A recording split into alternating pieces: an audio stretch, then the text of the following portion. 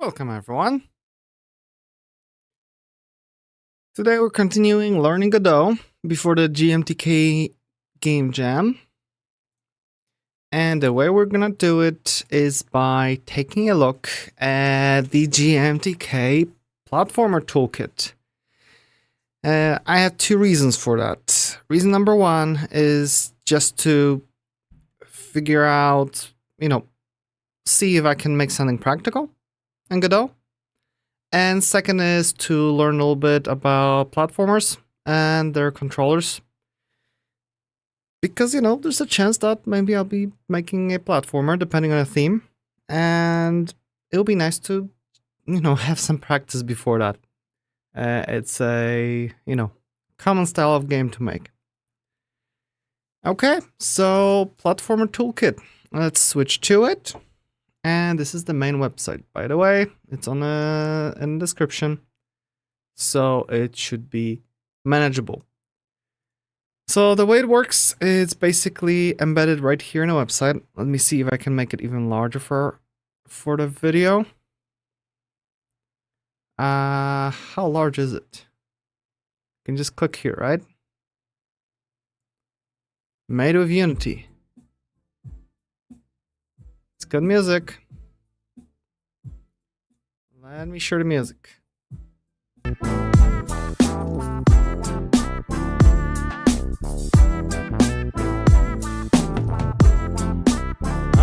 might have it too loud. Okay. Hopefully it's alright. Alright, so I'm gonna turn off the music because it's gonna be loud to just go through it. But we're gonna basically, the way we're gonna do it is first we're gonna go through what the toolkit is trying to show us, and then we're gonna try to go to Godot and try to replicate it piece by piece. One functionality by next, like, hey, let's get a good jump, maybe the up and down, how we're movement left and right, how we can figure those things out, feature by feature, getting a little bit better. We'll see where we can get to. Hi, I'm Mark Brown, and this is the Platformer Toolkit, an interactive game design playground all about platformer character controllers. So, I want you to meet Kit. She's the protagonist of this platformer, but I'm really not happy with the way she controls. Have a play and see what you think. You can use a keyboard or a controller. Hit the continue button when you're ready. Maybe I'm gonna grab a controller.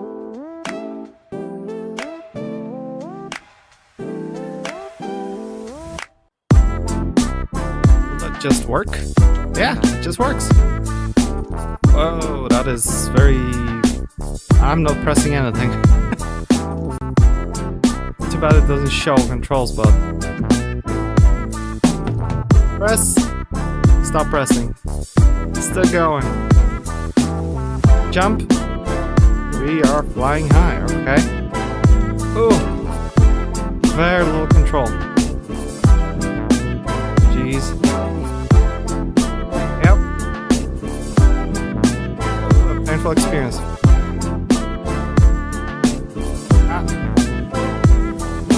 Jump.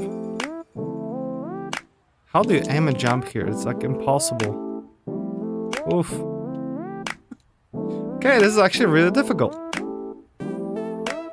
Okay, you need to go slow. Don't let the character get to speed. And it's locked here. Alright. Next. Okay, this doesn't feel great, right? Kit is really slippery, her jump is floaty, and the whole thing just feels a bit flat and lifeless. So, let's start tweaking things. You can now open the toolkit and get to work. Okay, so we've got the toolkit on top. Alright, welcome to the toolkit. This is where we can tweak Kit's variables to change the way she works, giving you a chance to see how different stats can change the way a platformer feels. We'll start with the run. You can grab this handle and move it up and down to change how fast Kit runs. And then this handle changes Kit's acceleration, or how long it takes to reach that max speed. And this one changes the deceleration, or how long it takes Kit to stop when you let go of the controls. Have a play and see how it changes the way Kit moves when she's on the ground. You can run around while the toolkit is open, or close it to return to the level. Hit continue when you're ready. That's floaty. First of all, deceleration, make it shorter. Oh wow, you can actually brake. Speed, please faster. Ooh, okay, now we're talking. Ah, look at that. Jump when I jump, it keeps flying. Only when on the ground, it slows down. But it already is better. I just don't want that fast. Maybe some 14. That's better. 13.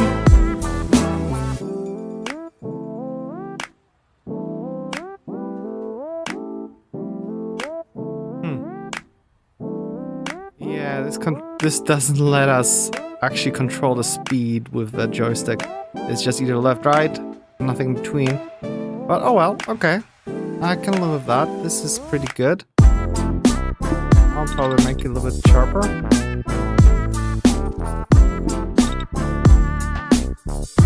Yeah, I kind of like sharp controls. Cool. I like it. Oh, she's still fast.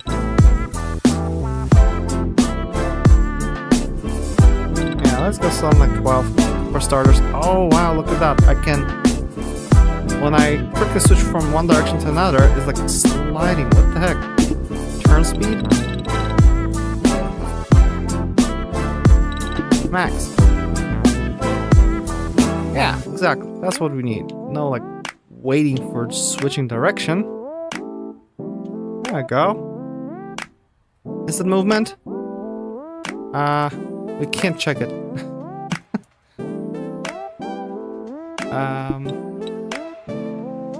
Weird. Yeah, like sometimes it hovers over, sometimes not. I wonder if there's something with the website? The website just went full screen. On its own. What the heck's going on? Weird. Yeah. Alright, next. So a really long acceleration means you have to build up and maintain speed, like Sonic the Hedgehog. But a really short acceleration gives you a character who is super snappy and responsive, like in Celeste. There's no right answer here, it depends on the sort of gameplay you're after. For deceleration, having the character slide when you let go of the controls can make it easy to tumble off the end of platforms. As for top speed, well, that kinda depends on how much you can see. So let me unlock the camera panel. Click over when you're ready. Okay. Camera. Okay, so here we can change how the camera works. We can change the zoom level. A wide view might be good for a very fast character, for example. In the top right, we've got a few sliders. Damping makes the camera slowly ease into position rather than snap into place. And look ahead makes the camera, well, look ahead, because the traps and pits in front of you are more important than what's behind. Okay, I like the zoom out for sure. Damping X, so it will be just a little bit behind, right? Yeah, behind the character. So we see even less when running. But makes the camera smooth. Look ahead should make it even it out. Oh, they're not synchronized. Oh. Less of this. This is too jagged. But look ahead, I wouldn't mind the distance. There's just no control or speed of that look ahead. Unless it's tied to the acceleration. Oh, it's tied to the acceleration, that's what it is. I see. So the closer we get to max speed, bam.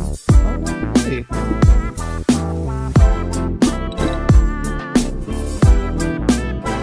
is, okay.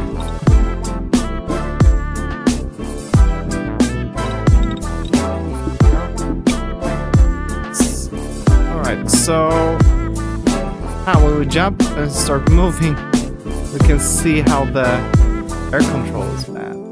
Huh. Okay, so that look ahead definitely not that much. 1, 2. Looks good. We have a little look ahead, so maybe damping a little bit less too.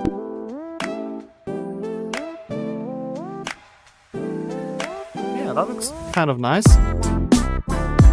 I like it. We stopped. No, maybe even less.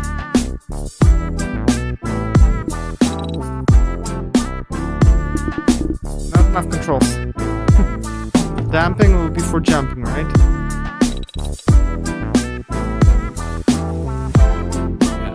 Yeah, nice and smooth. You don't necessarily want the camera bobbing up and down every time you jump, so this checkbox ensures that the camera will only move vertically when you land on a higher or lower platform. To achieve this, we make an invisible object that follows the character left and right, but not up and down. We then update the object's vertical position whenever the character lands on safe ground. If we make the camera follow this object, we get the desired effect. So ignore jump. And nothing changes until I get on the ground. Bow. Bow. That's where the Y damping could be larger, right? To smoothly move there. Yeah. This. Oh, nice. Oh, that feels good. That actually feels good. Huh. What does it look like without all this stuff?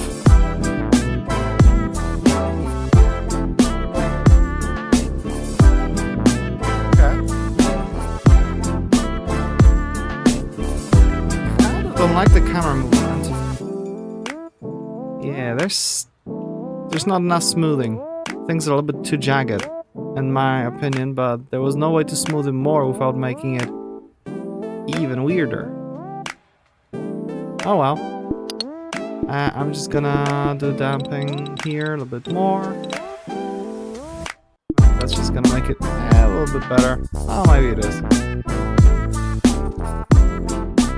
Yeah, that's a little bit better. Okay, what's next? There's a reason why game designers call it the 3 C's: character, controls, and camera. The way we track and show the character's movement is just as important as the movement itself. But now, let's move on to the most critical part of any platformer: the jump. I've unlocked the panel, so click over when you're ready. Oh, sorry. Just pausing my previews. Alright, so we've got the jump, right? Okay, this is the jump panel. The yellow curve illustrates the player's jump arc, and you can change that by dragging these handles. This one changes the maximum height of the jump, from a short hop to a big springy leap. And then this one changes how long it takes the player to reach that point before coming back down to the ground. There's one more handle though. In many platformers, the character drops faster than they jump, which can be achieved by increasing the player's gravity on the way back down. This handle lets you add a downward gravity multiplier, so see how that feels. Okay, so right now we have this jump, but yeah, it's so floaty. First of all, air acceleration can be max. I want to be able to accelerate in the air. Maybe not that much, but 70. There we go. It's just so handy to just... Let's say... here, right? God, the movement is still too fast. Way too fast. Something like 9. Yeah. Oh.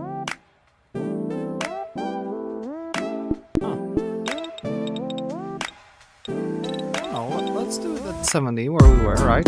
But we have air control and air brake. What's the difference between them?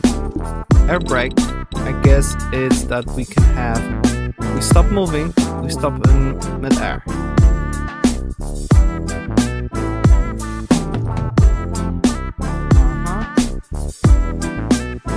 The look ahead is just messing with the whole thing. Let's turn off the look ahead because it just kind of confuses everything.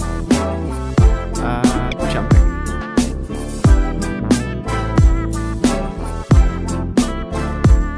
So brake in mid-air is actually too much.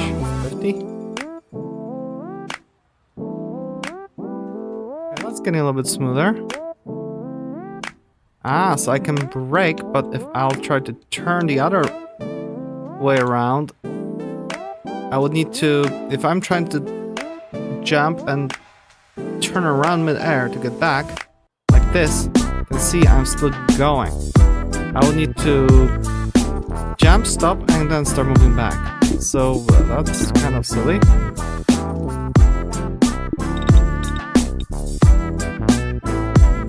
I'm gonna make everything to 50. Okay, that feels good.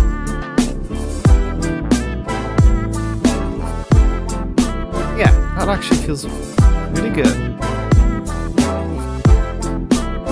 Although this should be maybe 65. Yeah, feels less like cheating.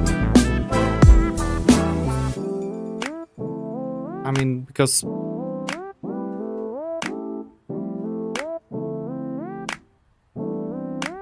Yeah, that's good. Alright, double jump, of course. Boom, boom. Now let's adjust the jump a little bit. First of all, this is a massive jump. Holy macaroni. I can nearly jump up here, while I wouldn't want to even jump here. So let's see, 4.3. Can still jump in. 4.2. Just barely, but maybe 4.4 just to make it a little bit more comfortable. Yeah, that feels good. That actually feels good. So, still high up, but not that crazy. You can barely jump here. Alright. Now the thing is that, what's this? Duration of the jump. If we'll make it max, the jump will be... Whoa! Okay, so that is more of an animation rather than gravity, right? Or maybe it is by gravity. I wonder how it's actually done, with animation or with gravity. Is it just a function and we just move Y? Or are we actually applying vectors or something? Don't know, but for sure not jump like that. And this will be bow, bow, bow. This feels more like Mario, right? Bow, bow, bow, bow. But wow, that doesn't give us enough time to even jump in there. Even though the jump is like that, there's not enough frames to get up there. 3?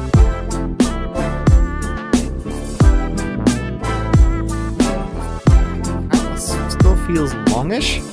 What if I'm going to change the down gravity? Because basically when we're going down, it will go a little bit faster. Twice? Oh, look at that. It's speeding up on the way down. 3? Still, the jump is kind of long. That way up feels forever. Yeah. And too bad this doesn't have a way of reading the controller's speed, because I can move slowly and test the jump. That would change so much. I've only like controls of space and everything. Might be better off at with keyboard and mouse here.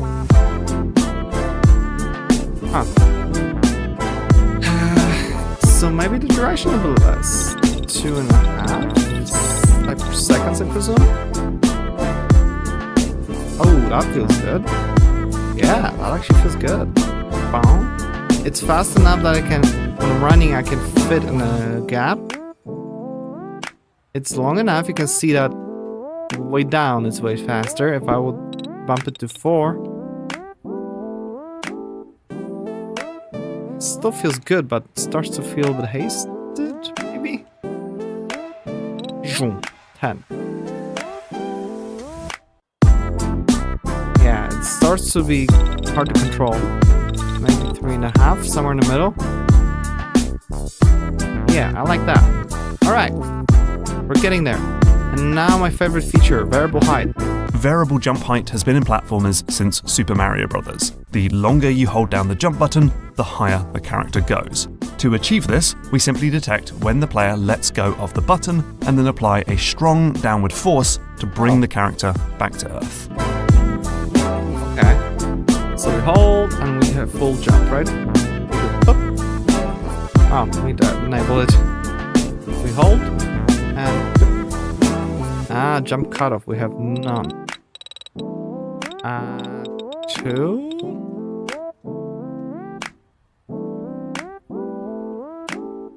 Okay, we kind of can do lower, right? What if we're gonna go and make full? I see, so it's like can do very short don't, which feels weird. 5. Still kind of too short. 3.5. Okay. Guess that's the smallest jump we can do.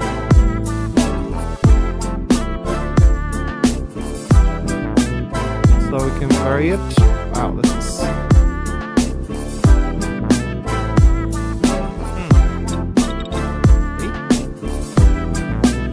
You can see, for me it was hard to control how long I'm going. Like, okay, one button here is manageable, just a little jump. While I should be able to just make this easily. Yeah, this is starting to get easy to control. Okay, wow, that's nice. Yeah, that feels really good.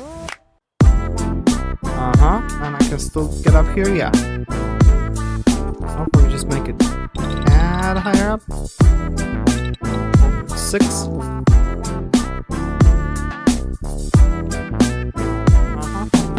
Still shouldn't be able to jump up here. Yeah, but here, yes. Okay, this feels good.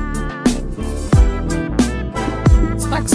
Getting the perfect jump can take months of tweaking and testing. It's the most important and common action of pretty much any platformer, and so a floaty, imprecise, or fiddly jump can destroy the fun of that game. Hopefully you've found some numbers that work for you, but we're not quite done yet. Let me unlock the assist panel for you. Yeah, that's the tricky part, right? The assists. Alright, let's talk about assists. These are almost invisible tweaks and changes that bias the game in the player's favour. Click on the question marks to learn more about how they work. You can also slow down time while on this panel to see the subtle tweaks working in slow motion.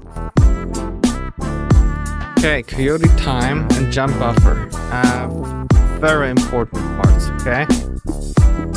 When you press the jump button, the game checks if the character is on the ground before letting you spring into the air, which normally works great, but it can mean you'll miss the jump if you're just a few pixels off the ground. These two features remedy that. Coyote time lets the player jump for a few frames after running off the edge of a platform. Meanwhile, if you're coming down to Earth and press jump before you hit the ground, jump buffer will remember your input for a few frames and then issue the jump as soon as you land. Yeah, so coyote time is basically when we're running straight, and you probably had it a few times when playing various platformers. When you're running, and you think it jumped off at the last moment, but you were kind of a smidgen too late, and you didn't bounce off. I'm like, I thought I had it right. So we can do it with coyote time. Let's see if I can jump off here too late. Wow, I was able to jump off way too late. Like between the platforms, right? Yep, that's way too much. I wonder if it shows up if we're gonna slow it down.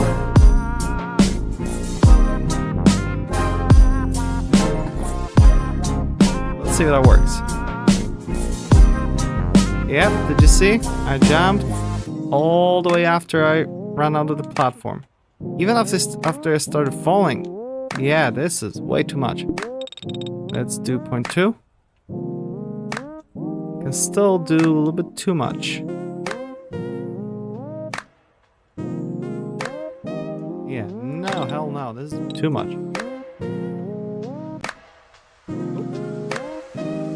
Come on.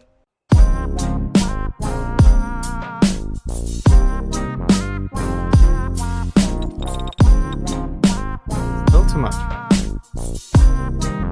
Look at that. It's this button. Oh, we can see our bounding blocks. So here it didn't work.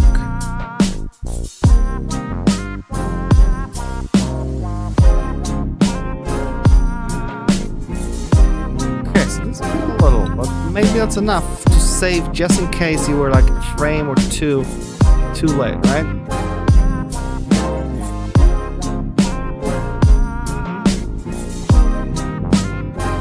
Definitely. And the jump buffer is basically when you're falling. So I'm gonna slow it down really. I'm gonna jump. And then the thing is like, press the jump button. Oh, nothing happened. Because when you're jumping around, here and us. Oh, I can make it. Let's jump up here. And maybe I didn't make it and I pressed jump too early. And the character didn't jump. We do jump here. And I press jump. And oh, no, nothing. So jump buffer should allow us to basically remember for a few frames that the player pressed the jump button. And press. And it jumped for me. Okay? Or I jump here. Release. Press. And I was able to make another jump. Release. Press. Wow, this is really long time. Not that long. And press. Really? What the heck? Does it work normally?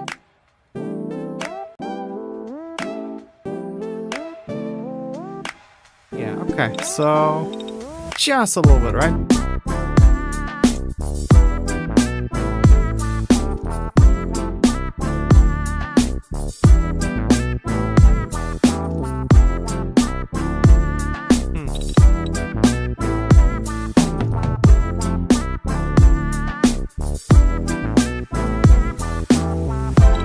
Behaves differently when the time is slowed down. Unless my character is just so fast that it just feels weird. It kind of is. Okay, but yeah.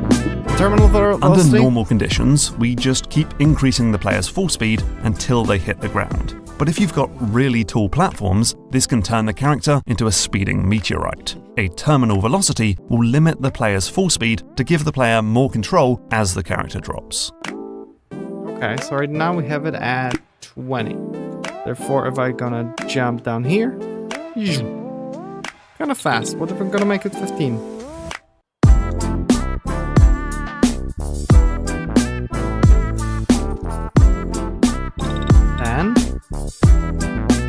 Oh, now it feels different. The falling is a little bit different.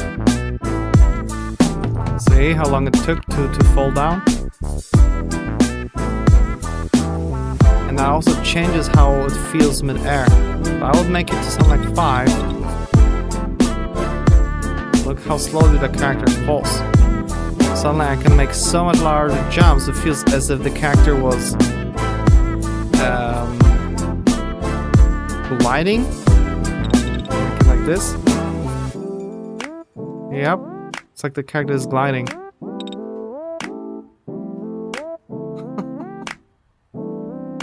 It's like something you would have usually as an extra item to slow down the fall or something. So I kind of like fast. Maybe a little bit less, 12.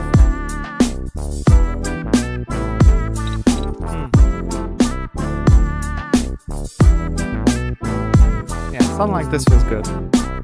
Around the corners. It can be annoying to miss a jump because you're a few pixels too low, or bonk your head on a ledge because you're a couple pixels high. There's a number of ways to fix this, but an easy solution is to swap the player's collision shape to a rounded rectangle. Hit the button in the top left to show your collider, and then see how that changes the way you interact with platforms.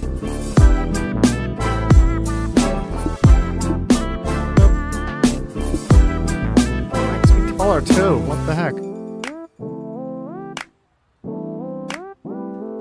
But yeah, I guess just round the corners so that you have the chance of just saving yourself the pixel or something. I don't know, just a low rounding or a little bit more. But at the same time, that means that you will start sliding off the corners a little bit faster. But I guess this is a little extra tiny feature, right? No big deal.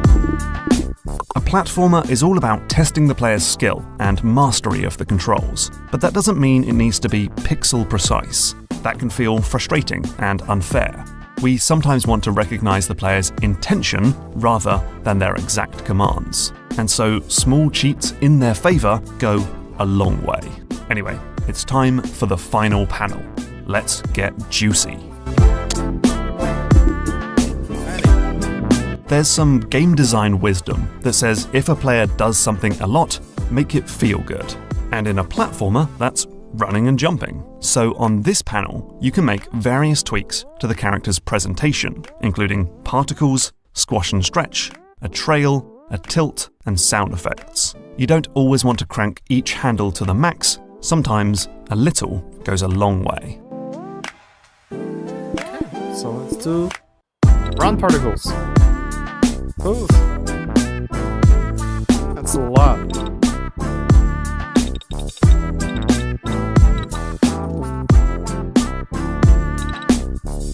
Yeah, I like that. Just a little bit. Up here and there. Jump. Oof. Yeah, that's good. Landing. Oh, that is some landing.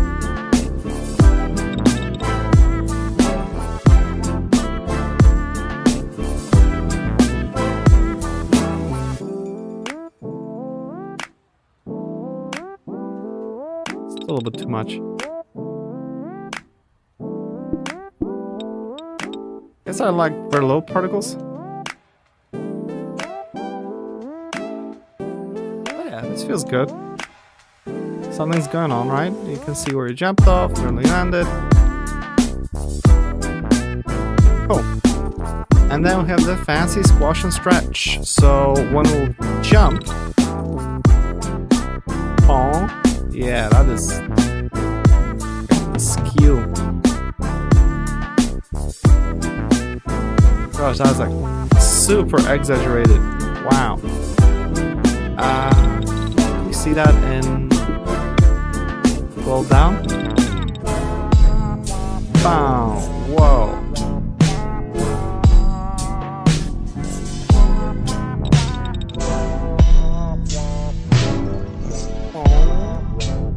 Only when jumping, like one, boop.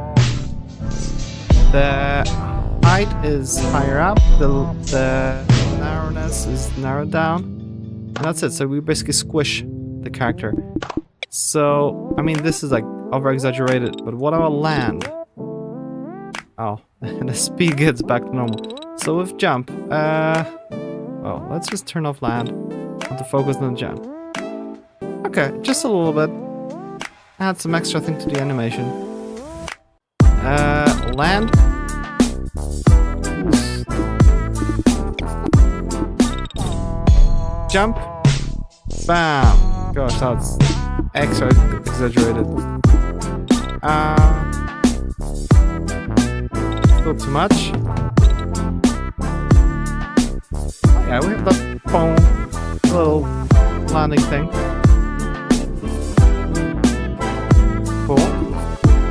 So what else? Trail. Oh, one of those, right? Some games, when you try to run as fast as you can, that trail kind of feels fun. But here, I don't like the trail. Lean, angle.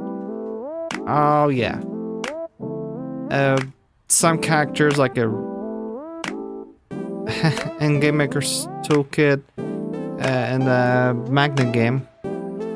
Yeah, that tilt works well because wow, this is max speed of a tilt, really? Still too slow. Should be instant. That angle kind of helps sell the fact that, you know, the character has some physics to it. Yeah, a slight tilt. I wonder what that would work like with like slower graphics instead. And there are sound effects, jumping and landing. Very small effects, but sure. Okay, so I got my customized player controller. So, making a platformer feel good is largely about tweaking numbers, cheating for the player, and adding juice. And so now you have all the tools you need to make the character feel the way you want. And now it's time for your final test. I've just unlocked the full level, and I want to see if you can make a character that feels good to control in this environment. Play with Kit's speed, air control, and juice to get something that feels tight, responsive, and fun. Now, it's important to note that in real game development, the level would usually be made to suit the character, not the other way round. So this stage will only support a very certain type of platformer hero. Yep. But give it a go and see what you come up with. Okay, so let's turn this off and actually run through the level. I need to run through the checkbox. Okay. This is easy. I like this character controller so far. I can just aim at things, no problem.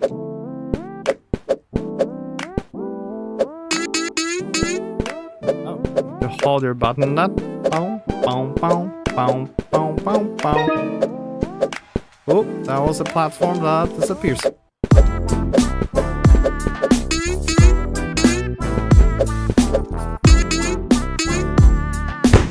I don't have enough air control here, right? Because my character has short jumps. Yeah,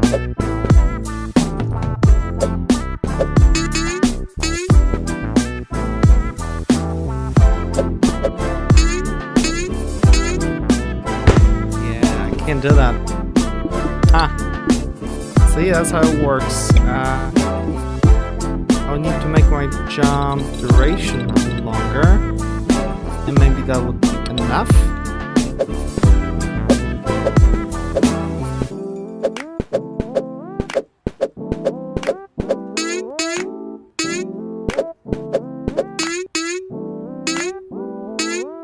Yeah, that's enough. Perfect. Still feels good. And now we have some Super Meat Boy kind of level, of just much slower and easier.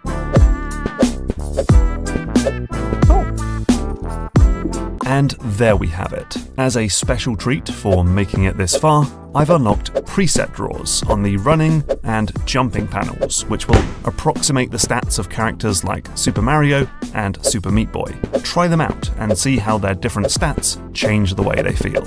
With all that being said, have fun, and thank you so much for playing the Platformer Toolkit. Okay, so let's just check out those presets and start coding.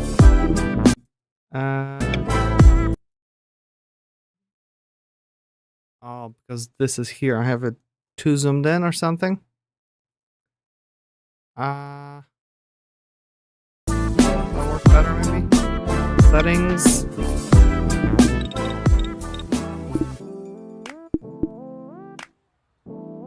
Okay, nothing here. Running. Oh, there we go. Running. Presets. What's this? Save. Okay, we're gonna save our preset. Here we have separate. We're gonna save it. camera, no presets, assists, no presets, and juice, no presets. So let's go to Mario. Wow, long start, long deceleration, and slow speed. And for jump, it's a long, low jump with only a little bit of down gravity. Interesting. And very little air control or acceleration, no air brake. Wow. Huh. Interesting. So what does it be like? Whoa. That is slow as heck. Guess I can zoom the camera in so it's visible a little bit.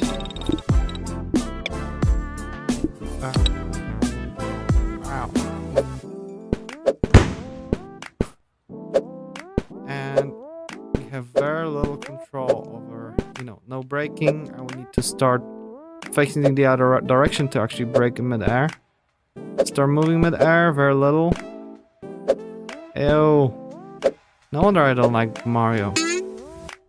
Holy moly, that throws Mario high up. But still kind of possible to maybe complete this level. Difficult to control when you want to run fast. Sonic? Never played any Sonic games. Whoa. Whoa. Okay, I see. Definitely not a Super Meat Boy kind of. Yeah, I can just jump over everything. I see. Okay, makes sense. You just speed up, and definitely then the level will need to really support that. Yeah. No idea what strawberry is. Very fast controls. Is that Celeste or something? I never played Celeste, but yeah, it can go fast. And a low jump. Okay, that feels good.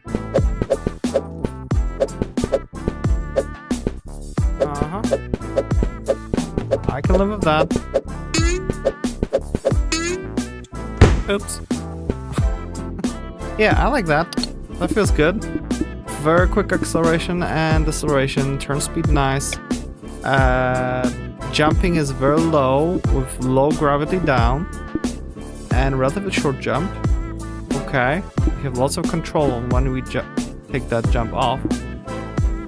And air control and everything, max. Love it. What about this? If it's a band-aid, it must be Super Meat Boy. Oh yeah, you needed to ramp up your speed, right? And then you can stop in the middle whenever you want. You have high jump, wow, very high jump with pretty strong gravity. Some of the variable height. And plenty of air acceleration to deceleration, whatever. And air brake was very slow. You would need to basically start moving the other direction to slow it down more. Okay. Yep, that's good. Whoa. That is some jump.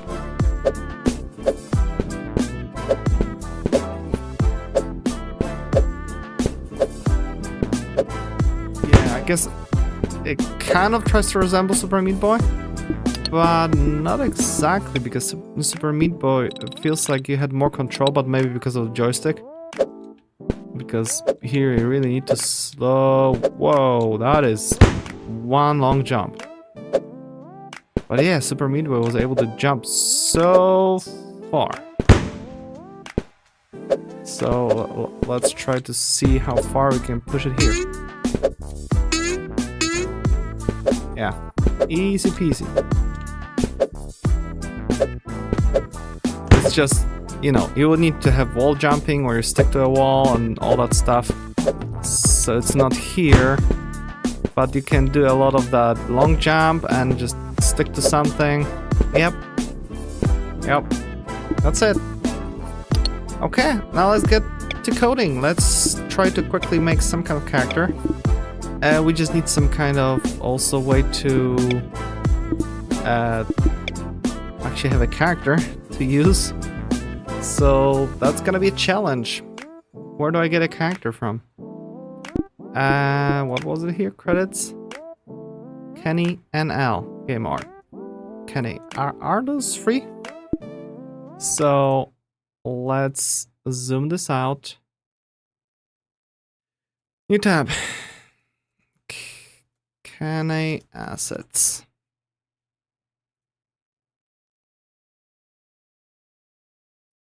Okay. We have Pico platformer. I want maybe not Pico, but something small. 2D.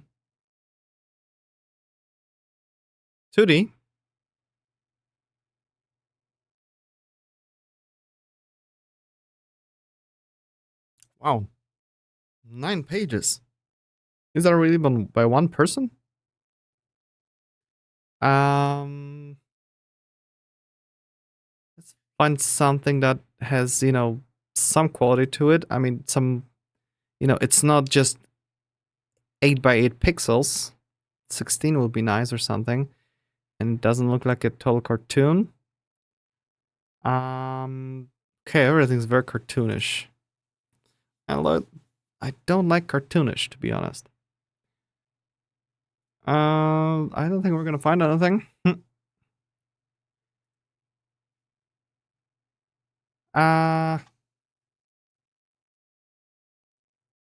Let's check here.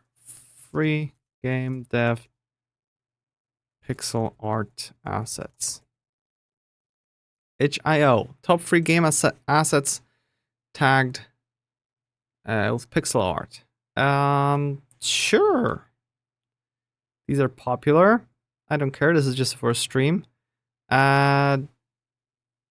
Sure, we have some characters here. That will be good. But do we have something more complete? Where we have maybe some tiles to go with? This kind of looks like that. Oh, this looks good. Yeah. Oh, this looks great. We have character. We have some platforms to quickly throw in. And backgrounds. Lovely. I mean, it already comes with animations, so we'll see how much of that we're gonna do. I'm gonna probably just grab a simple animation. We'll see. So, what do we have here? I'm not gonna pay right now. I'm just gonna use it as a test. Okay. So, maybe we should fire up Godot.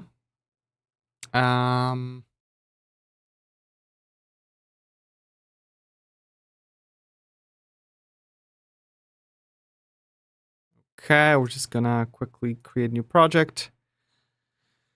Platformer Toolkit. Test. Okay. Nothing crazy here.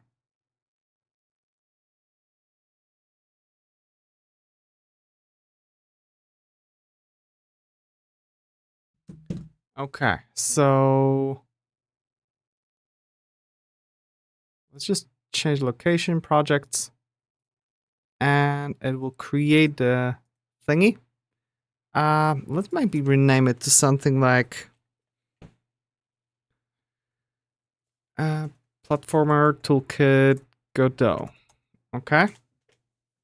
Just gonna name it their way.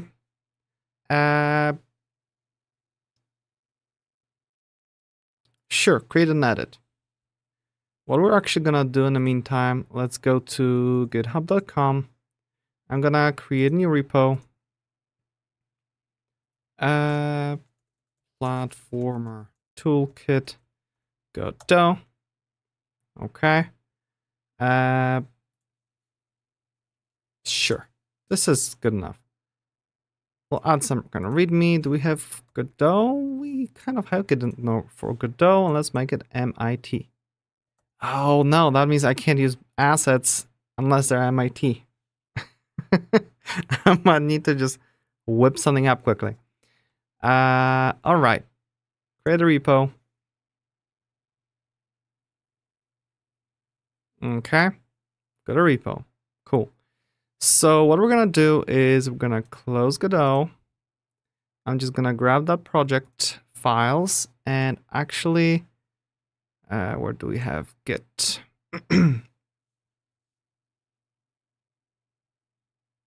Let me just pull that repo. Clone the repo. Platformer Toolkit Godot. Clone it. Okay, I've got it cloned. Now let's just move its contents, and I'm just gonna quickly paste it into new location. So bear with me.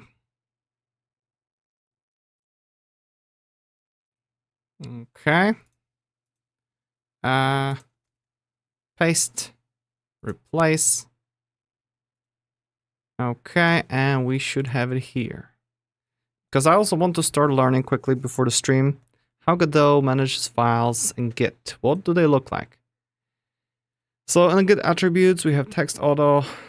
End of line is just line feed. Git ignore. So Godot just came up with just ignore the slash Android. While mono crash. Data, mono. I mean, this is for mono, so we don't need it really.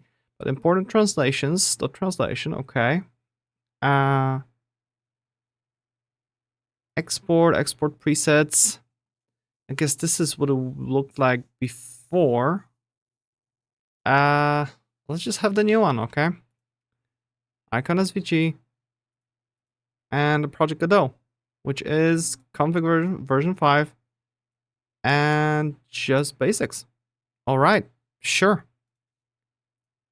Create new Godot 4.3 RC3 project.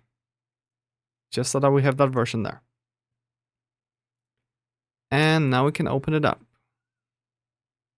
So let me get back to Godot.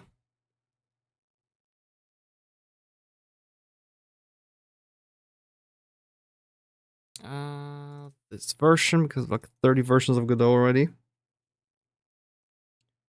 Okay, so this thing, we can't open it because it's a missing project. So import. What, I just give it a project? Repos. And we have the, there we go. Select current folder.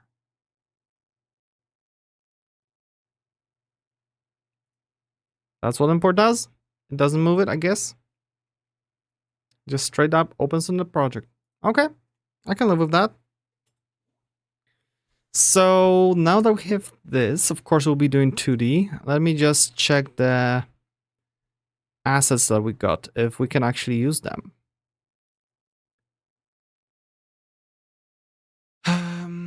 What is the license here?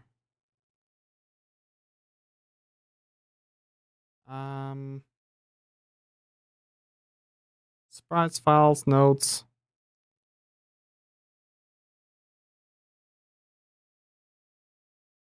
License, public domain. These assets are released under Creative Commons 0 license. Distribute, remix, adapt, and build upon the material in any medium format, even for commercial purposes. Attribution is not required. Okay, so I can release it. Let me just double check here. If my open source project uses MIT license,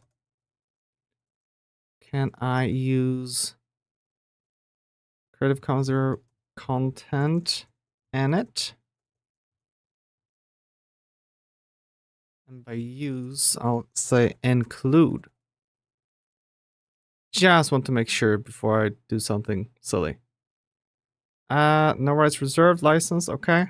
So yeah, just like I thought, we can do that. All right, so we got our assets. That's awesome. So I can just go to the repository and we're gonna create new folder. Assets, okay. And for now, I'm just gonna, we have the sprites and woof, there's a lot there. So let's create a new folder, sprites, And we're gonna drag everything that we had there. Bam. And this last picture is just some text, so we don't want that. All right. And that's it. Okay, sure, we've got our sprites. So let's start browsing them. What do we have here? Sprites, King Human, King Pig, just random pigs doing various things. King Human. Can I double click it to see it? Looks like I can. Oh, okay, so we've got a bunch of animations which are very strange size. Okay. Round. Fall. Idle. Okay. I can do that. Idle and run. Okay, so let's just create our new 2D scene. First of all, I'm just gonna commit the changes. So we've got everything in check. Okay, so let's do this. You know what? I'm gonna actually include the link to this here because at least some reference of attribution would be nice, right? So to do that, we're gonna do it in a way where we should have our README. Open an external program. There we go.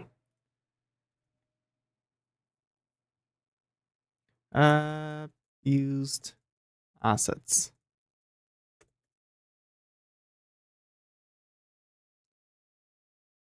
Let's do kings and pigs by. I'm gonna check in a second who made it.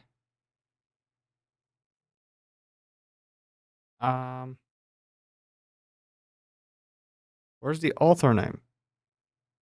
By Pixel Frog. I wish I could make assets that quality. Okay, cool. We've got attribution, so let's just push the changes. And we just put all the PNGs and it shows import settings here. Okay, texture, all that stuff. So before we do that, let's just do one more thing that I need to make sure. Keep local changes and overwrite. Wait, the following files are newer on disk. What action should be taken? Keep local changes and overwrite or discard local changes and reload? Local changes, that's what we get, right? Keep the local changes, right? And it's just a resource. So let's go to project settings and we should be able to find rendering textures, default texture filter. We want nearest, so everything is nice and pixel perfect. And we save it. I mean, the scene. Settings probably already changed, right? There we go. Project Godot, rendering. And this is default texture filter is 0. There we go. And so when we click keep local changes, keep local, it just deleted those lines for me? What the heck? Hopefully we already committed. So discard those changes. We have stage changes. Keep local changes on override. This is so confusing. What is local changes? Local to what? If we click discard. Okay, so I just click discard whenever I made changes outside. This is so confusing. Add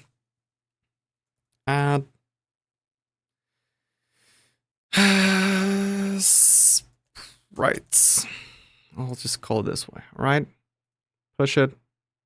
There we go. All right. Discord local changes. How many times will it show up? Okay, this upsets me a little bit. I wonder if there's a way to discard some weird questions like that. Not sure if it's due to Git or something else. All right, so if we have that now, again, discard local cancel. I move back to other screen, click back here, and it shows up. Do I need to like click something? I click other window, get back here, it shows up. I do keep local changes and override. And in here, it's gonna try to remove data. What the heck is going on? Discord. Something's broken. Other settings. Have something like Git. Version control. Yeah, it really tries to have Git enabled or something. I don't want it. It messes things up.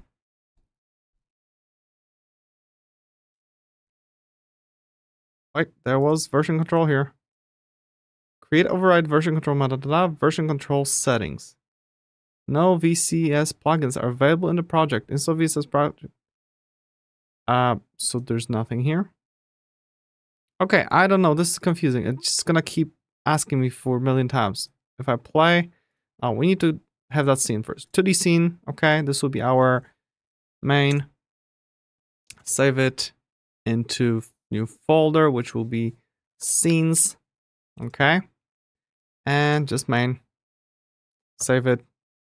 Run it. Set current, and this will be our main scene, right? So we've got this set up, and this is gonna ask me every time I close the game. Close it, and let's reopen it. This is ridiculous.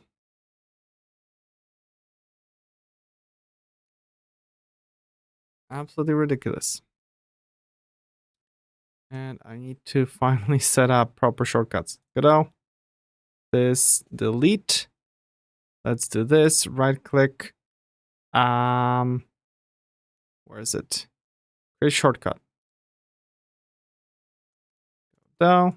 And let's paste it here. And I should have it not here anymore, right? This unpin. And this here. Pin to start.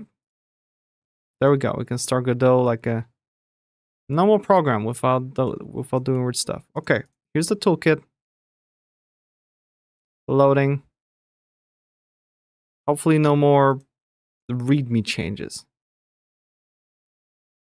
All right. So we've got our human. So let's create a new 2D scene. And we're gonna actually make a different type. What was it? Player? Character. Character body 2D. A 2D physics body specialized for characters moved by script. So this will allow us to, add some speed as a jump and maybe remove it at some point. Like increase gravity at some point. And basically make sure that when we hit a wall or some slide or something, everything is gonna still work. So, sure. Character body 2D. And we're just gonna make it player. And now it complains that we don't have the anything here. So let's add child known. This will be animated sprite or something. Animated sprite. There we go. So our animated sprite needs sprite frames. So I guess you just click here and I can load assets, sprites, king human, and this will be the idle. Okay, let's see how we can divide it. Vertically, we'll have only one. Horizontally, we'll have how many? Oh no, and this is like, what?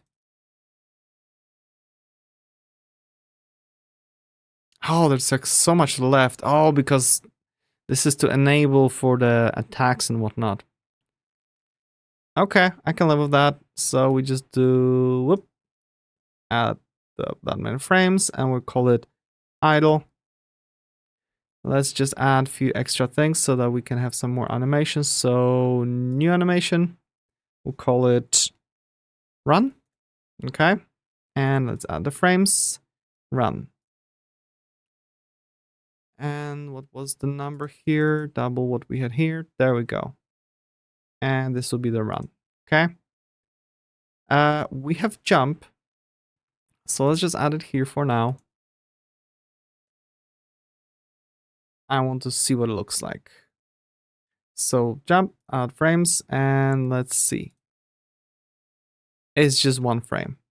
Okay, that works for us because that means that we just push him upwards and do all the skews and whatnot. See what happens. All right, there we go. Add one frame. Bam. I think it should be enough. Do we have ground? Oh, that's when it's landing. Sure.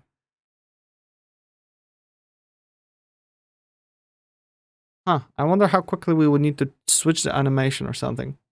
I don't know, I'll skip that part for now. Fall, Doran. Wait, what is fall? Oh, when facing down. Sure. New animation. Fall. So basically, depending on the Y speed, we'll be able to switch the frame. Okie dokie, come on, fall. I need the sprite.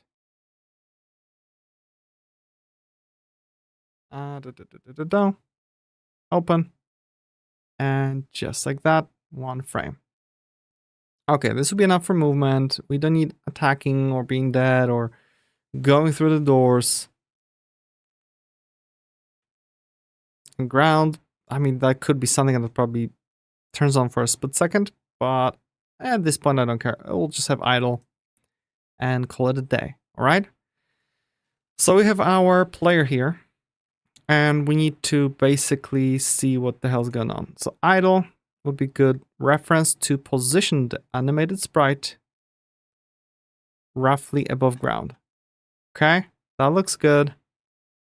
I think the hammer will be behind the character, so, you know, this should be good. I hope it's gonna feel well. All right, so if that's the case, let's save it, of course. Scenes, player. There we go. So what else? Because we have the sprite, if we're gonna play it, they're supposed to be 10 FPS, right? So let's make them all 10 FPS. And 10 FPS and 10 FPS, even though some run. Holy moly. But he's not touching the ground much. Oh no, he is. He is. Okay, that's gonna be good. Cool. So this is the fall, this is the jump. And now idle, we're gonna make it into autoplay. Only one can be autoplay? Yeah, so this is the one that we start with. Okay, I see. This is like per whole animated sprite. So if we're gonna go to main, we can plop our can we just add like a scene? Player. Now this is gonna search for nodes, not for actual scenes. But here it is, right? Oh, child scene. Control Shift A. Player, there we go. We don't need to search through other stuff. But our player is still unhappy because we need to have the bounding box. So let's define the bounding box. Add child node, and this will be the polygon. Collision polygon, because we're gonna make it nice rounded corners, just like they suggested. Maybe not extremely rounded, but something. So, okay.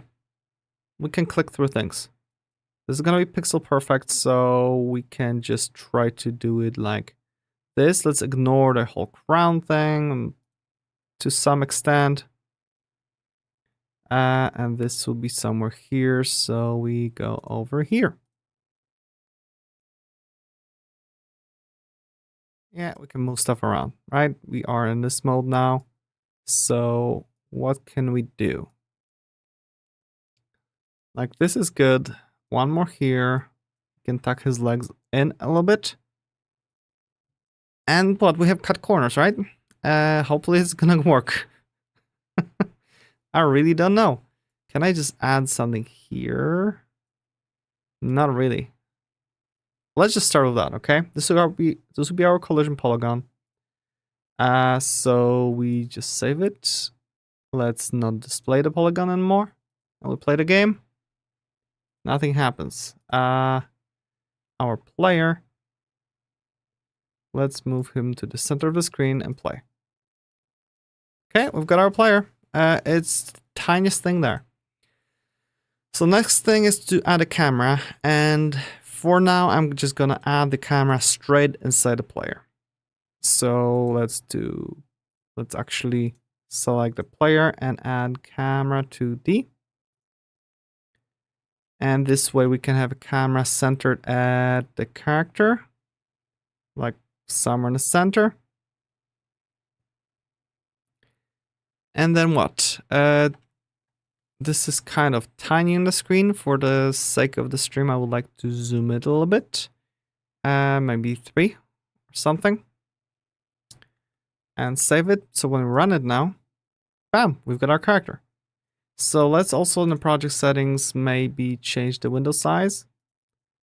920 by 1080. Okay. There we go. Mode will be windowed, sure. Huh. I wonder how making it, adjust to the screen, how would that work? Resizable is on, okay. Borderless and whatnot. Alright. So if I play it, I can resize the window, no problem. Okay, that feels good. I can make it full screen if I want. It stays the same size. Great. I really like that part. So, okay, this looks good. So now before we go on with the player even further, let's create one extra scene. It will be no 2D. I'm gonna say it world for now. And what we can do here is add a tile map layer. Okay. So this will be the obstacles, or like mid. Let's call it mid. This will be the thing that we are walking on. This is the new system in Godot 4.3. You don't create just tile set anymore or tile map. You just create layers so you can manage them yourself, and I find it a good choice. So let's create a new tile set. Square and whatever tile size. That's a good question. So we've got the sprites. Box, bomb, door, tile sets. Decoration, terrain, 32 by 32, okay? 32 by 32. And we have physics layers and whatnot. Huh?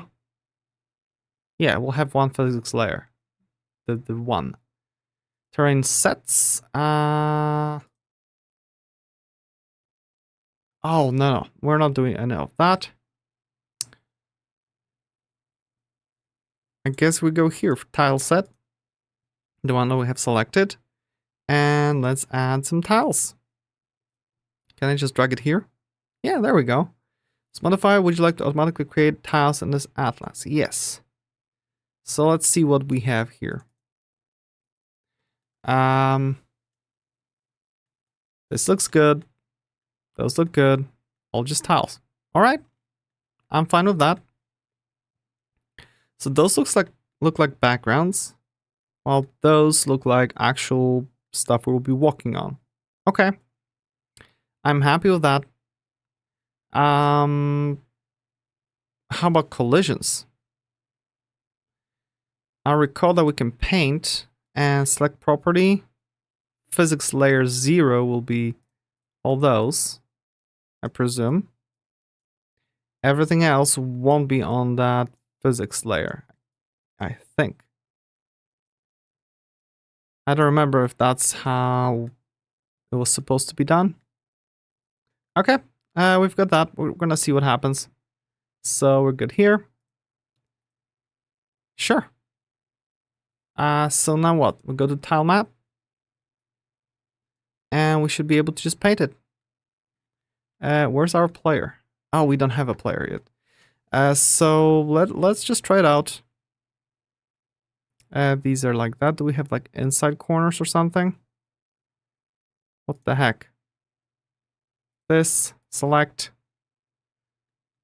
Let's see. We can paint it like this. We can paint it like that.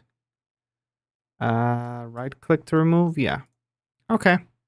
Let's just try to make something here. Maybe an extra platform here in the middle. And another one here so we can jump around something. And this and that. Bam. Bam. Oh, that's how we do it. Okay, just corners here. All right, that looks good enough. I'm just gonna, yeah, that's good. That's good. We can jump down here and around. Okay, it's gonna be a tiny space and on purpose. Mm-hmm. Let's just do it here.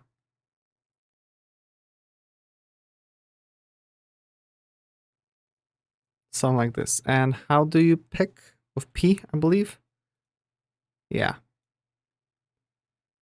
P to grab this guy.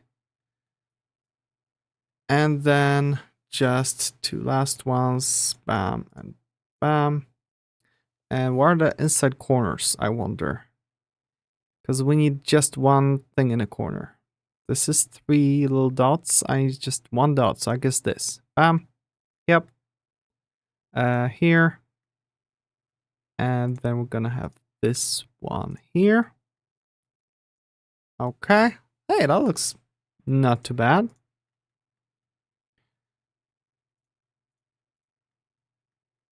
Okay, this looks good. I like it. We just grab the rectangle tool and we just add some stuff in the middle. I'm not gonna bother with decorations right now. This is just so that we have something to run around and test basics. There we go. Beautiful. We've got a first level and something like this. In theory could work. Oh wait, I can do this. Look at that. Bam. We have better platforms. Huh. Go figure. So that's that. And then for the outer layer, I would like to have just a background. So we can fill it in with some of that in the background. I just want to test it. So click on the world, new tile map layer.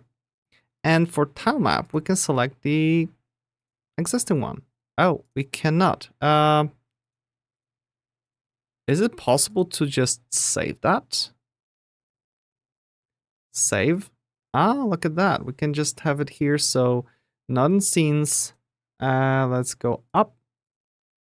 And in assets, let's make it new folder, tile, sets. And this will be the basic tile set. All right, so we've got save it here. And in here, we should be able to just reuse it. Quick load, basic tile set, and they both should share it. So we want the background to be, the background to be drawn first. So let's do back. And background should not have any physics, right? Collision enabled, false for the back. Cool. So what we're gonna do, we're just gonna grab this and kind of fill it out wherever we have to. Sure. Let's actually make it like this. Okay, because the platforms won't be doing anything here. Okay. Why am I enjoying it?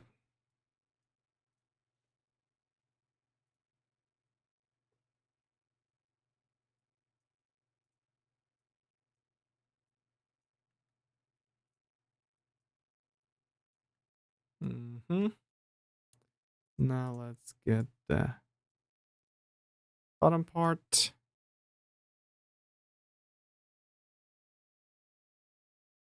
And the corners.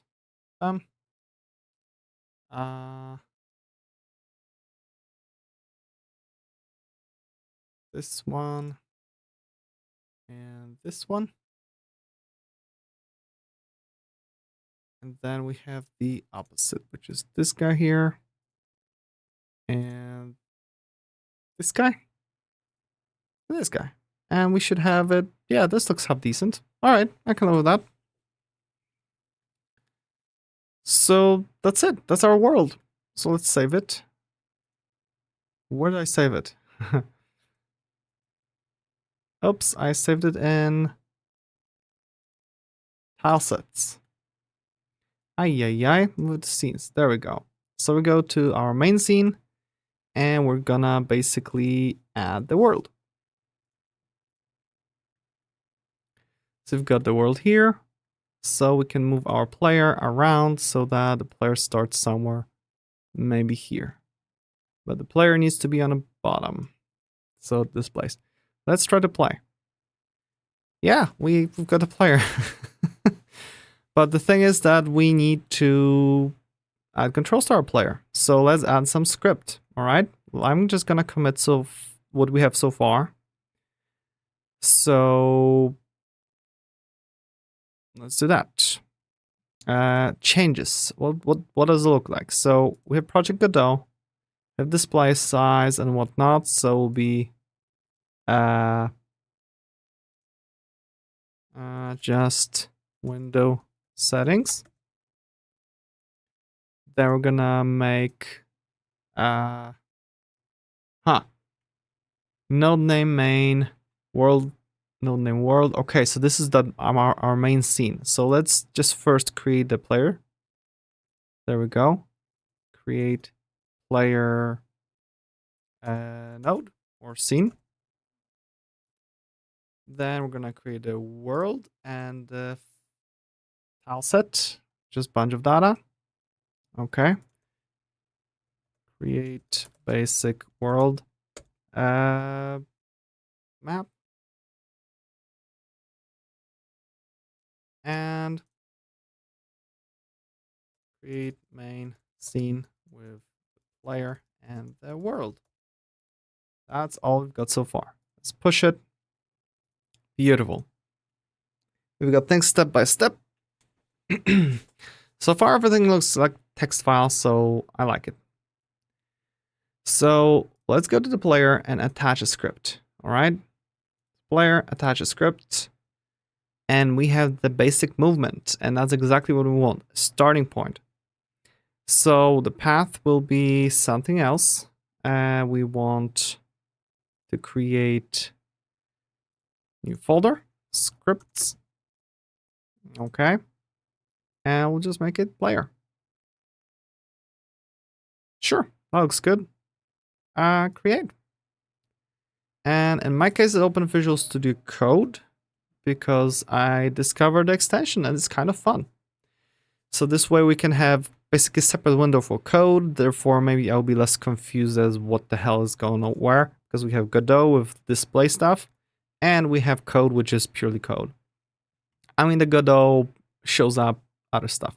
Open scene to see the preview or whatnot. So, you know, I could open a scene somewhere.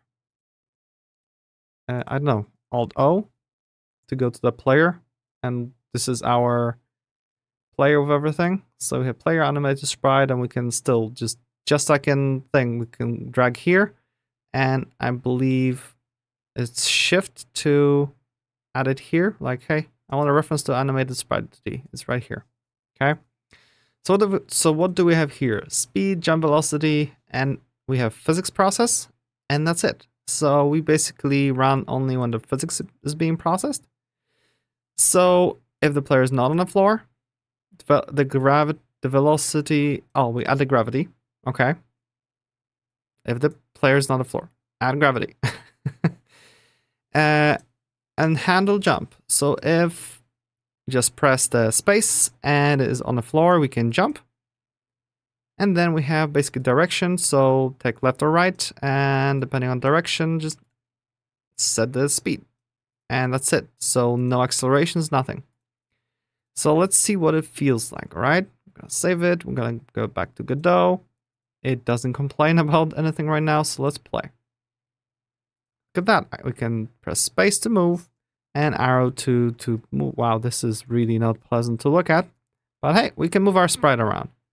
And that jump definitely will need to be higher. Okay? So that's probably the first thing we can change. So let's see. This is constants. I want to make them in... What the hell just happened? I want to make them export var. And we'll call it not capital speed. We'll just need to do the speed. And we're gonna do the same thing here for jump velocity. We want it adjustable. So let's do jump velocity. All right. And we can probably make it into sliders, right?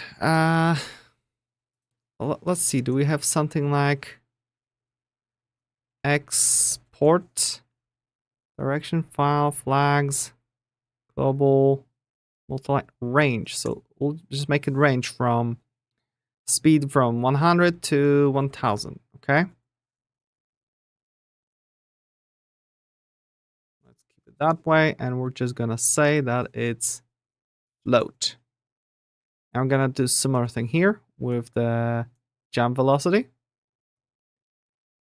And we're not gonna make it negative. We're gonna adjust it ourselves. So be from 100 to 1000 again. Also float. So here we have equals jump velocity. So let's do negative jump velocity. And that's the only place we have it. All right, cool. So we saved it. Let's get back to Godot and see our player. When we click on it, we can adjust the speed and we can adjust the jump velocity. Cool. So let's do jump velocity something like 500. And speed we're gonna make 250. Let's see what it looks like. Okay, now we can actually get somewhere further. Speed is good enough. We can jump here. We actually can jump here. Okay, this is already an improvement. Beautiful. Oh, this is where the coyote time will be helpful because I'm already trying to jump and falling off. Yeah. All right. Can't get there, but I can jump to here. So now before we start making all the proper arcs and everything, let's just get our animations in check. So how do we do that? I'm thinking maybe we'll just have a separate thing that we won't be running during physics process. We're going to run it into func process. And we'll have delta. Although I don't know if we'll need delta, so let's do underscore delta. So this is where we'll basically decide how to flip the sprites and whatnot. And I think we'll need to also have like offsets or whatever. So let me think. So depending if... So basically, every single animation, we need to properly flip to left or right, depending if we're moving to the left or we're moving to the right. Okay? So this is probably somewhere where we could already utilize this direction here.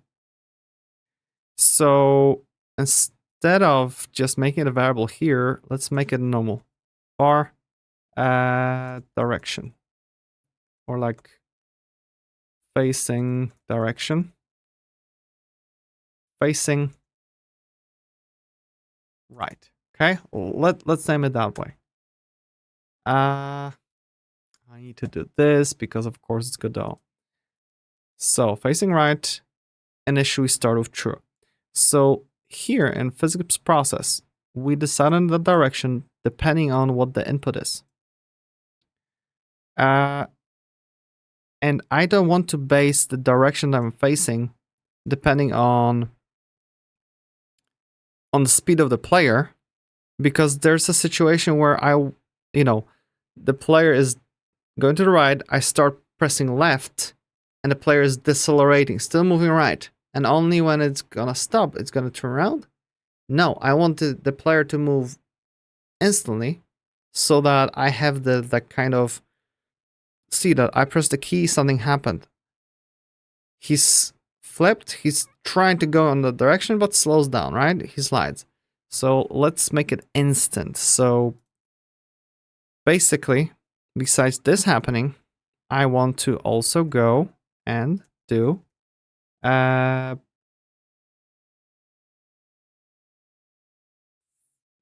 what would it be? If direction is not 0, okay? Because if it's 0, that means we didn't press anything, and therefore we don't want to react at all. We don't want to change the direction. So if direction is not 0, or do we need to check for that? Probably not. So let's do if direction is larger than 0, as in not 0, facing right, it's true.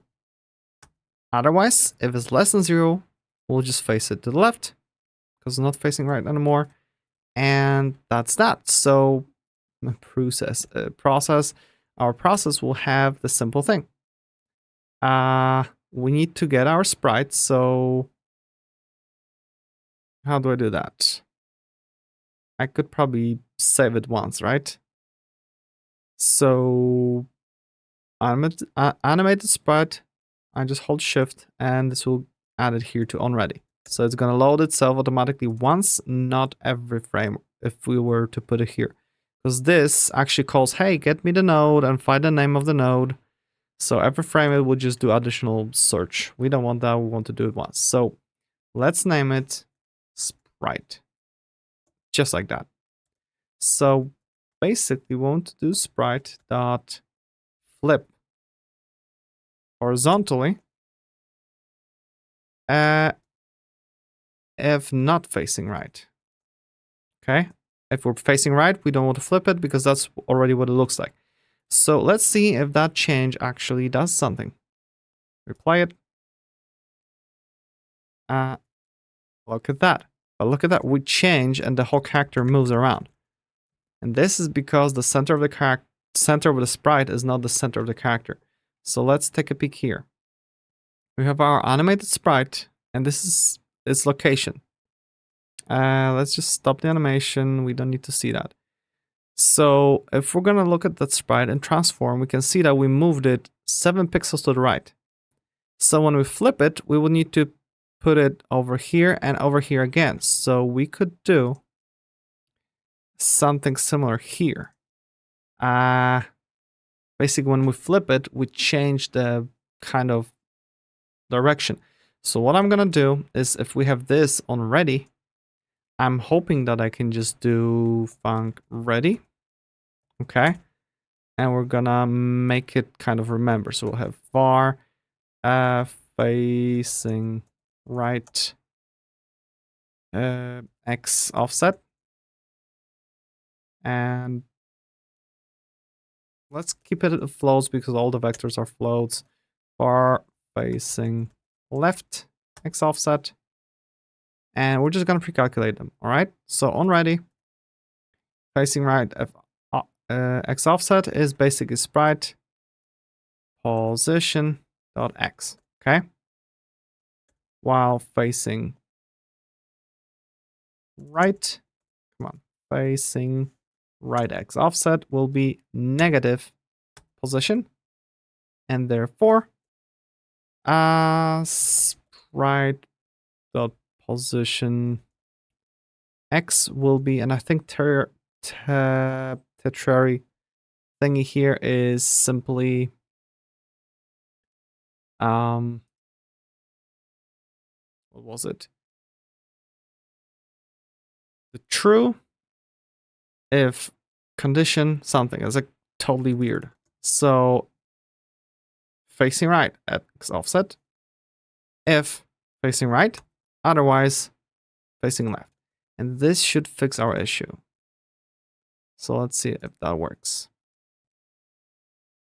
Ooh, it's even worse, I think. What? Can I see the transform of it?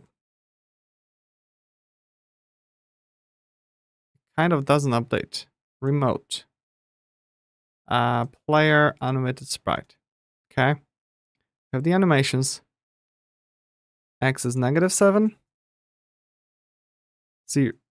Oh, it says the 0. What? Why? Why? Why does it say it's a 0? That doesn't make any sense. It should be 7. Oh, it says it's a 0. So what the heck? Facing left, facing right. Oh, duh. Left.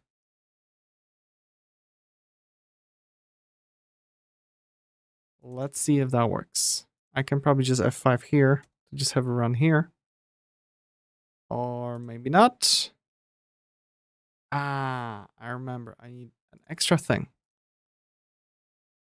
It'll be just a second. I need to copy the VS Code thingy. Paste. Okay. F5. And game show up on the wrong screen, but what? Why is it so fast suddenly? What? What the hell just happened? I guess we're gonna go to normal standard to Godot play. Okay, look at that. Now our character actually stays in place. Oh, this feels good. And even though we're still moving in some direction, it just always changes. So, okay, that feels good.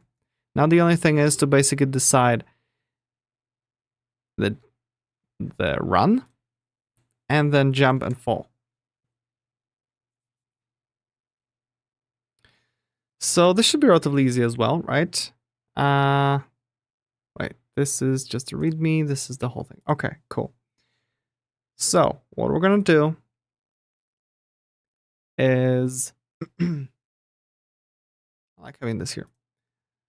So basically what we're gonna do is in our process, let's just add a comment. This is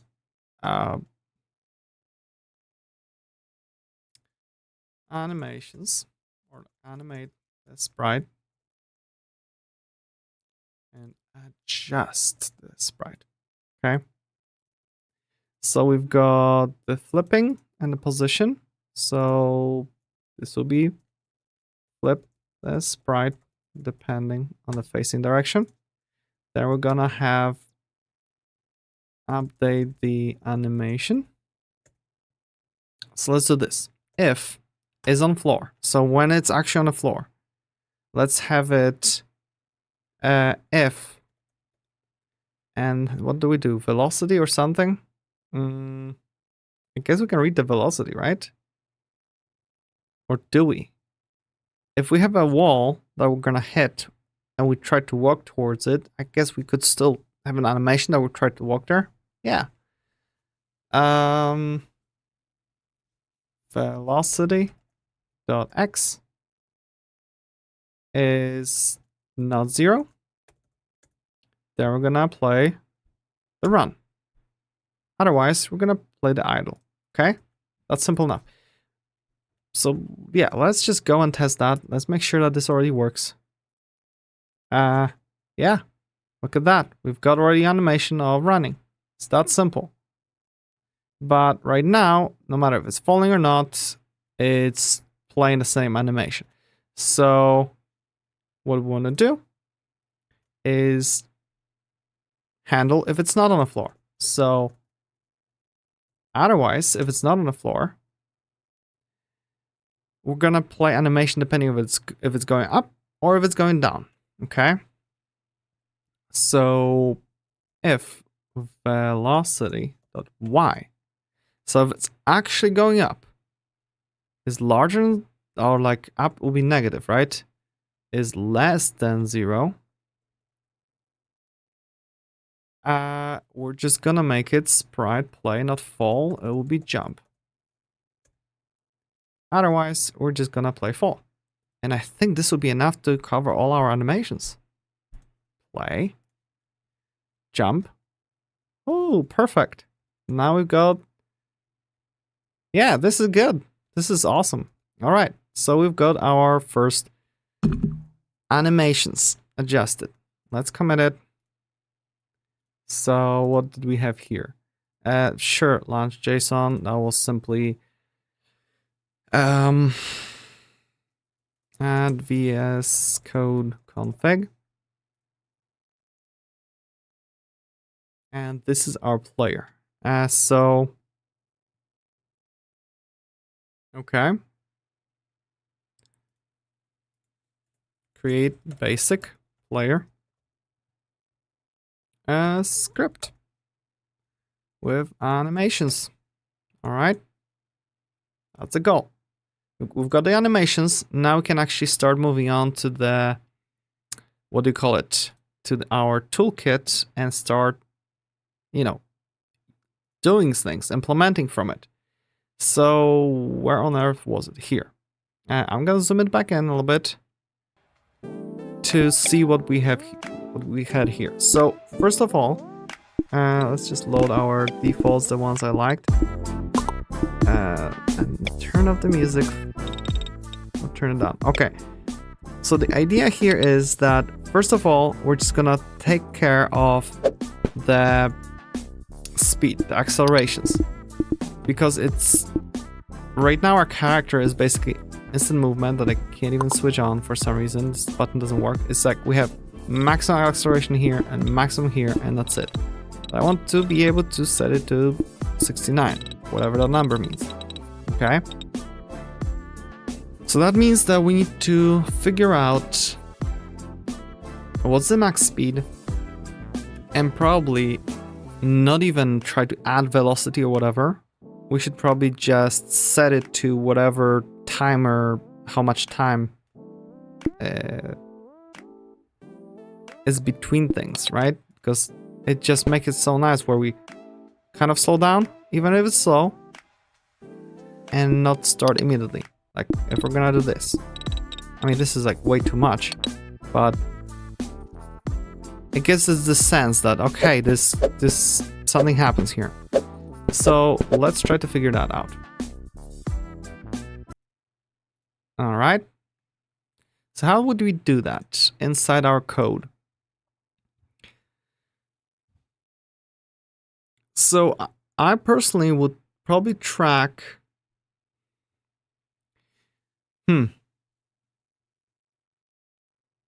Oh, I don't know if we need to track anything per se. Like, how much time is left or something. We just need to have an acceleration and a maximum speed. So let's add extra things like export. Okay, so we have speed. Okay, we've got that. We use it here and there, and that's good. But let's do export range, and this will be basically acceleration. But what will be the value of acceleration? Do we want it to be a percentage of max speed? Where 1 will be instant. What are numbers here in the toolkit? So this is 2 to 80. So I guess 100 will be like full. Just weird numbers. Increase 2% every frame or something, while here, or every second, while here will be like 80% per second or something. So let me think. Yeah, let's do it that way.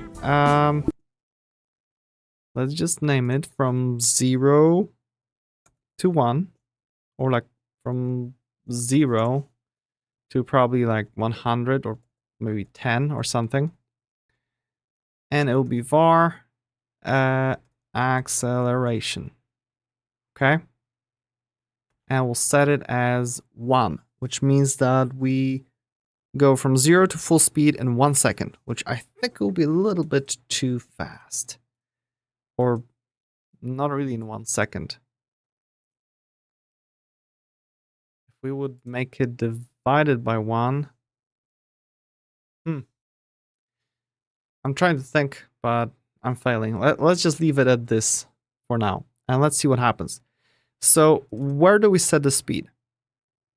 We use the speed here. Depending on direction, we set the velocity to the direction times speed.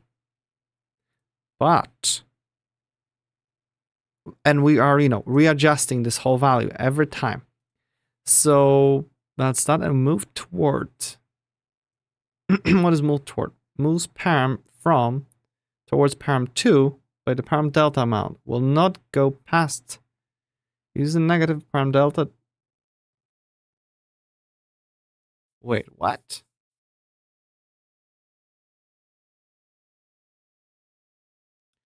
So we get the direction in which we're going. If the direction is positive,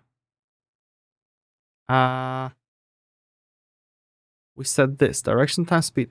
If it's not positive, we go from 0 in the other direction. What the heck is move toward? Moves from, which is this value, to toward 2 by the delta amount. Oh, so we're moving the current velocity. Oh, already existing velocity toward something at the speed. Oh, so we already have a slowdown. So this is probably more like when this is not 0. If we have any direction chosen, we calculate. Otherwise, we have actual deceleration. So we don't have acceleration, we just have the deceleration. Let me just see that, because this is... And at what rate is it? At the maximum rate? That's what it looks like. Wait, I need to play it from here. So right now it's like instant. Yeah, it's instant. What if I would make it so that instead of slowing down at full speed, we just divide it by 5. And what is the speed float? So 5.0. There we go. Save. Run. Will we have actual deceleration? I think kind of. Let's see. Even slower. Divided by 50 to make it drastic. Yep, that's deceleration. I run and stop. Okay, so we should have the same thing with speed, right? Basically, okay, this is gonna be helpful. Let's just use that.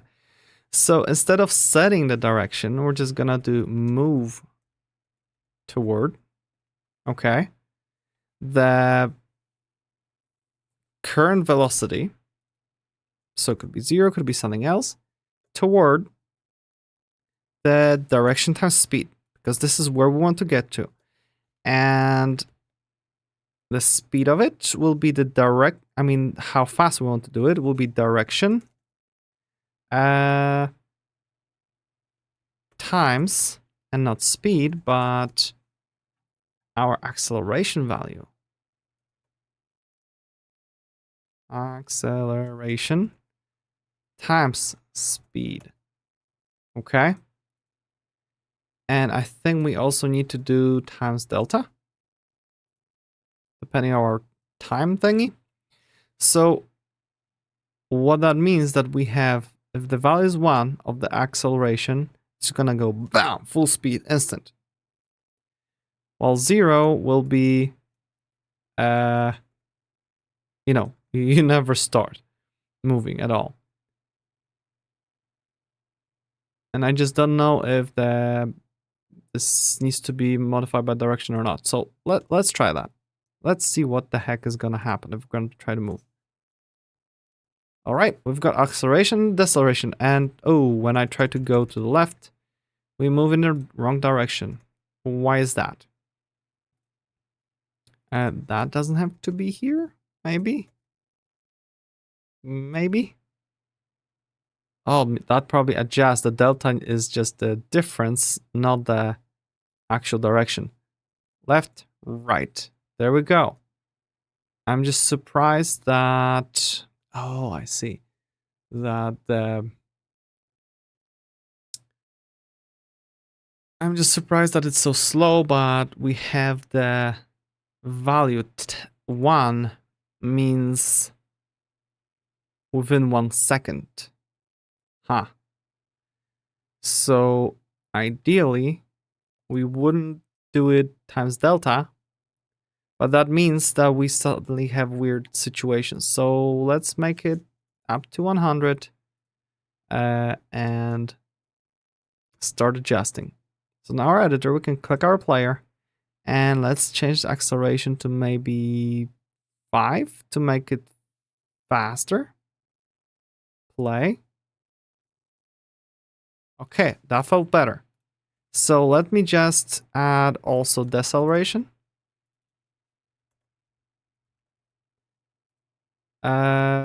Okay, same value. And we're gonna use it here. Instead of speed divided by this, we're just gonna do this weird thingy. So it'll be deceleration times speed times delta. And yeah. Here we can make it also both, we're gonna make them both 5 and see what it feels like. Huh, that actually feels so much better. Although it's a little bit still too slow for me. I don't mind the speed for starting, but I would like the stopping to be faster. So let's try to do 10 for stopping. Sometimes this is kind of logarithmic or something. Oh. A little bit too fast now. 7. Okay, that feels good. Yeah, I like that. Okay, so we've got our acceleration and deceleration done. That was a little bit easier than I expected. Thank you whoever made the template to discover there's move toward. Kind of LERP or something, but probably not really smarter. So I'm happy with that. So let's push that code as well. Yeah.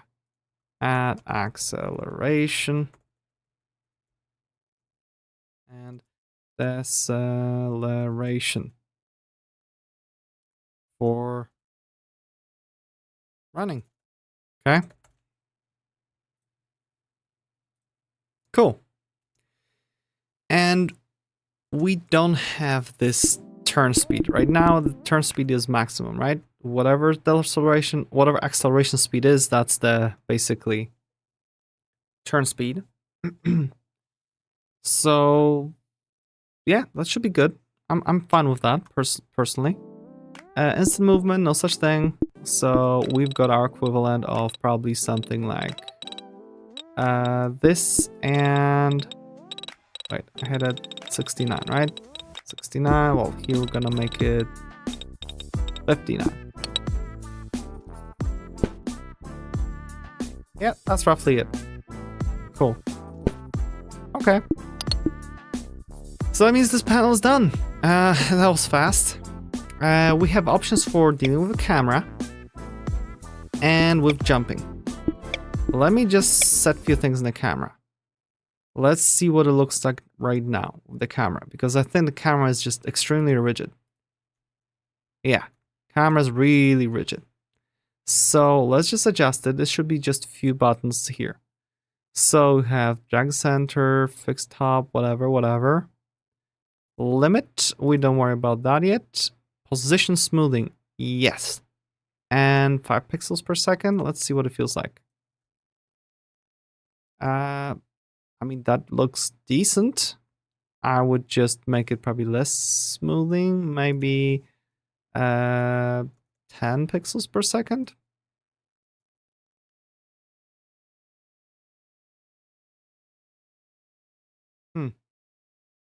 Not sure about that. And the character kind of wiggles around. That's weird. What the heck's going on? It gets blurry as I'm running. Don't like that part. And yeah. Oh, it actually stops when we get to the wall. Even if I'm pressing run, it doesn't. I guess the thing is that when we process the animations, the velocity is already after physics happened, possibly, and therefore it's set to 0 because we tried and we can't move anymore. Okay, I'm fine with that. So let's make it maybe 7, because 5 was too little. Yeah, this is better. Camera moves. It's not too fast. It just feels better. A little bit more polished. Okay, cool. All right, so if that's the case,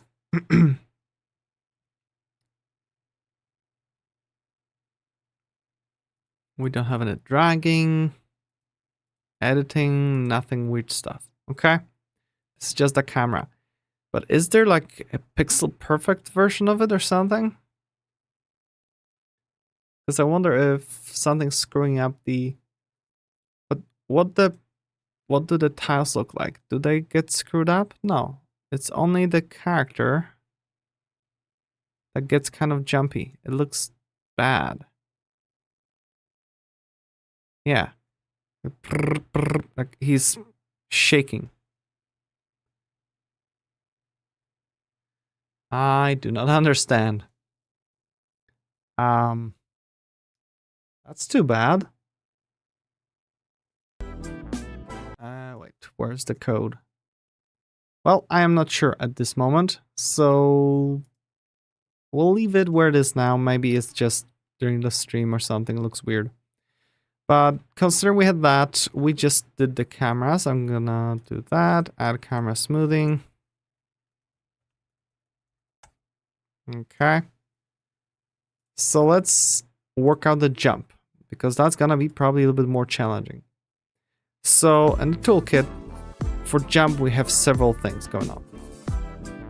For the jump itself, we have how much kind of energy are we getting from the jump first, and then how much gravity we have going down. So basically this duration is kind of multiplier of the gravity up and down, while this basically adds extra gravity when going down. So sure, I can see that. Here it just calculates depending on what the jump height we want, but we're just not gonna do this calculation. We're gonna have like gravity multiplier to decide the duration, and we have the down gravity multiplier, which will multiply it extra on top of the other one. So just that. And then air acceleration, that will be something we're gonna take care later, because that will basically mean that we have different way of changing the acceleration depending if we're in air or we're on the ground. But it should be easy. So let's take care of the jump first, because that's kind of something. So let's look at our jump code. We have handle jump. If the jump is pressed, add the velocity. Okay, that's it. So we have the jump velocity. And additionally, we have if the player is not on the floor, then we're gonna simply, apply the gravity. Okay, so let me think. Get gravity. What is get gravity? Returns the gravity vector computed from all sources that can affect the body, including all gravity overrides from area 2D nodes and the global world gravity. Oh, so we can, I guess, have areas that modify the gravity. So we probably want to leave it the same. We just want to modify it by our multiplier.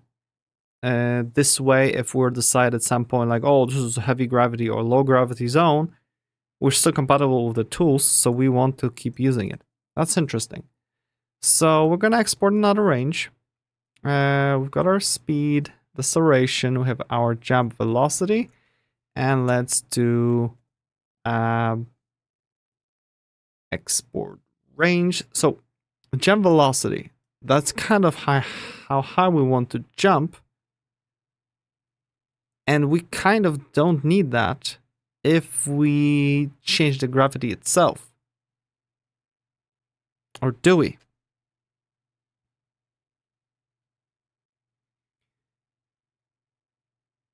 Okay, I just realized one thing. I want to see what it looks like, like in the toolkit, because we have two ways that we can start falling. One way is when we jumped and suddenly jump kind of stops and we start going down, it pushes us down, right? You can see how fast it goes. I can try to make it as exaggerated as possible. Gonna make the duration of the jump a little bit longer. Jump, bam, jump, bam. It goes down really fast.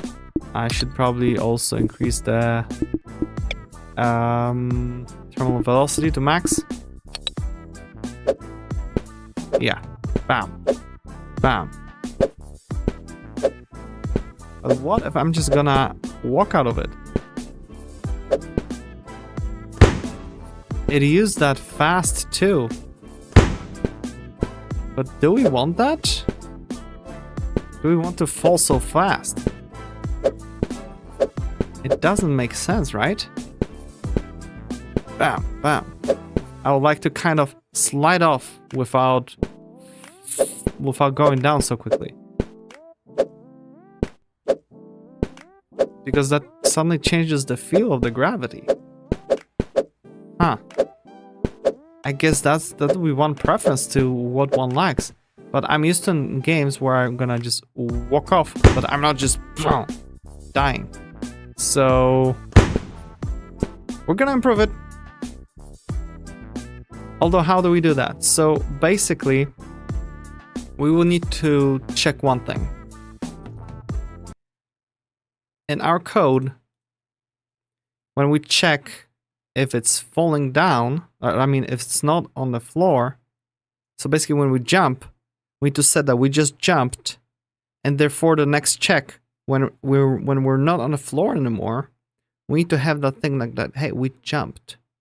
Therefore, when our velocity is starting, to go down because we stopped going up, when we detect that the player is going down, we increase the gravity for that time only if the player actually jumped first. So let's do that.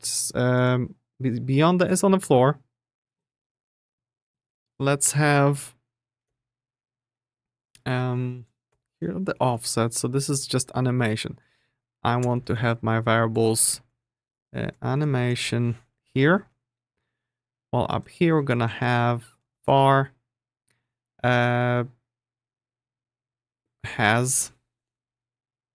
is jumping.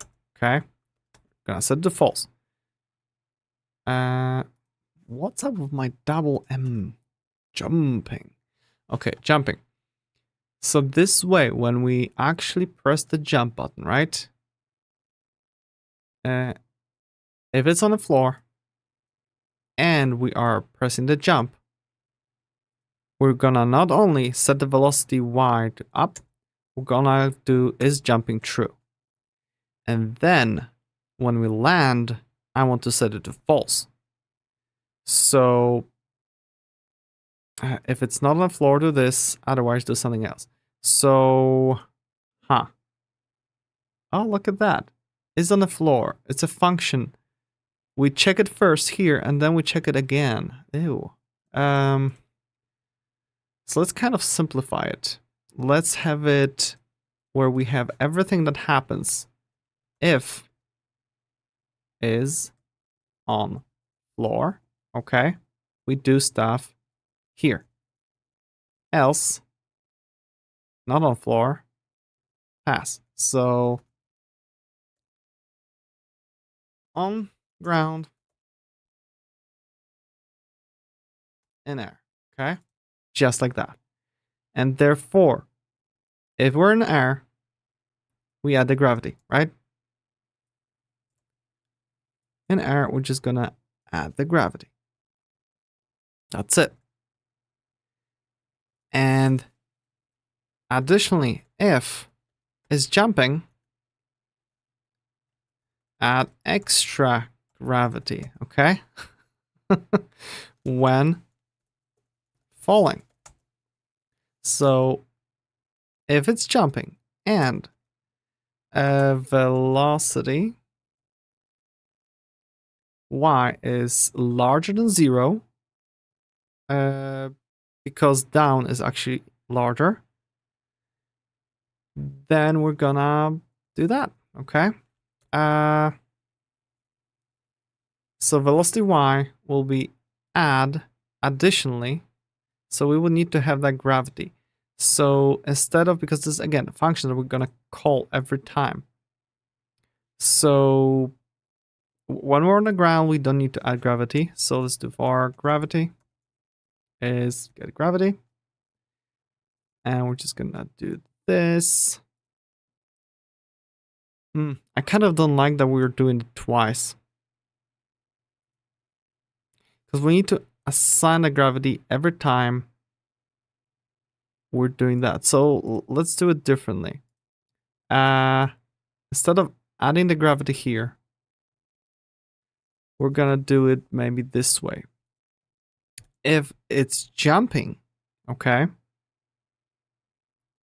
and velocity y is less than 0, what are we doing here? If it's jumping and falling, then our gravity will be this. Otherwise, because otherwise means we don't care if it's jumping or not, as long as it's going down. Yeah, only then we're gonna change the gravity. So otherwise, we're just gonna have the velocity y plus equals gravity times delta. Sure. So we had our multipliers that we needed. So it's jumping, and then we're gonna have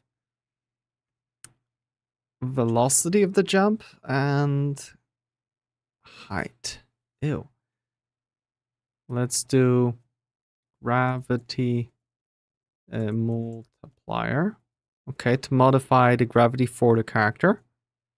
And that would be from 0 to something like 10. Before our normal gravity. And then we have another one, which will be gravity fall multiplier, which let's say we're gonna set as 2 by default. So if we have the normal thing, our gravity will be just get gravity times gravity multiplier. That's our default gravity. So if we're not jumping and falling at the same time, we're not gonna do anything.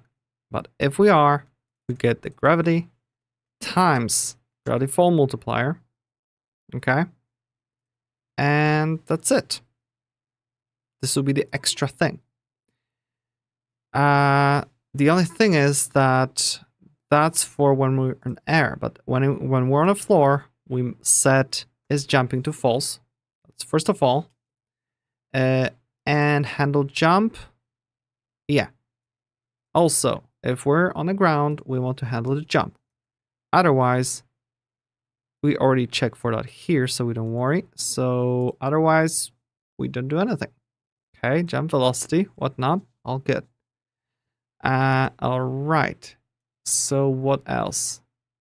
And then we have the direction, depending of, in this case, no matter if we're in air or not, but that will be a separate thing. So we're not touching the left-right movement. This would be all just jump right now. Let's see if this works or we just completely broke everything. Because I kind of went all over. Where's the game? Oh. What? Okay, we got an error. Player GD 44.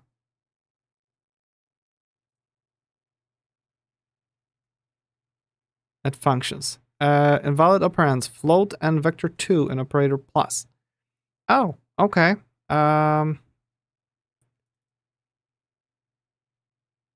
Isn't our gravity already vector 2? Yeah.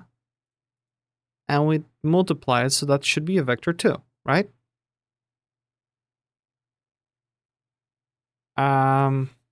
Is it?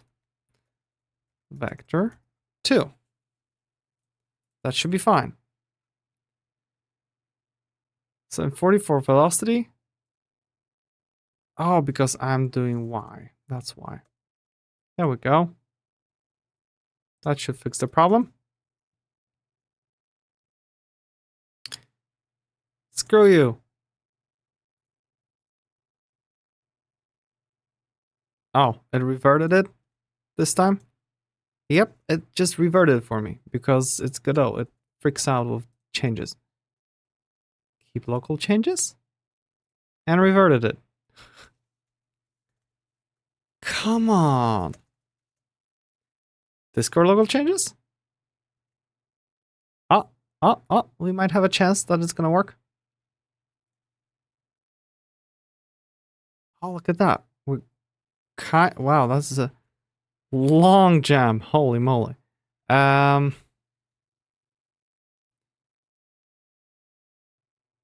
Yeah, going down is kind of faster, right? Wow. While here, we're just falling slowly.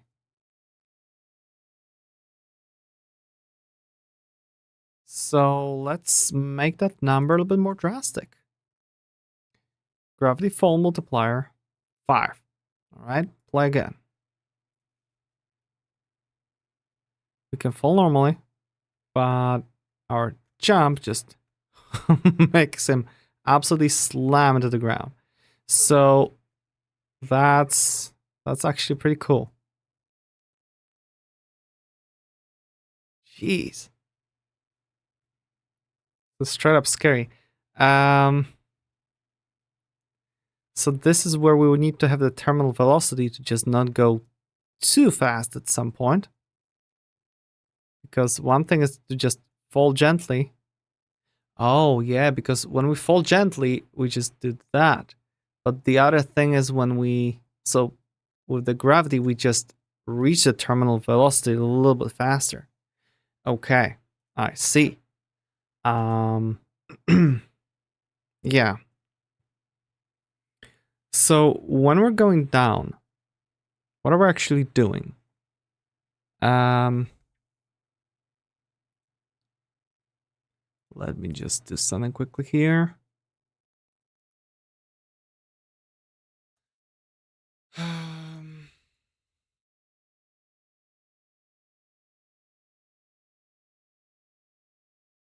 didn't connect the YouTube chat.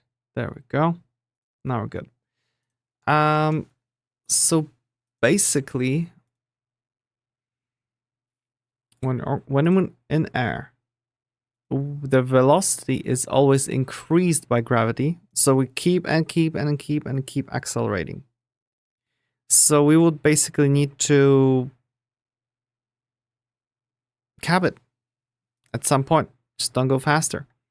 So let's do a separate Y velocity cap.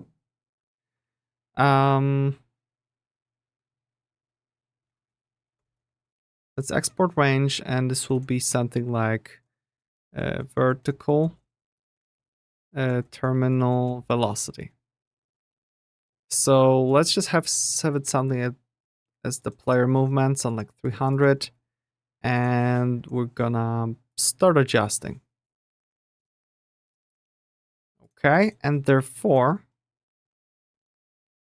when we're in air going down, we adjust the velocity here. We just also want to make limit vertical velocity.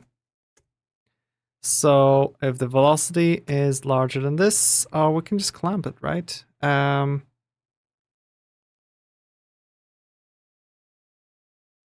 Let's also make like a XY velocity difference or not.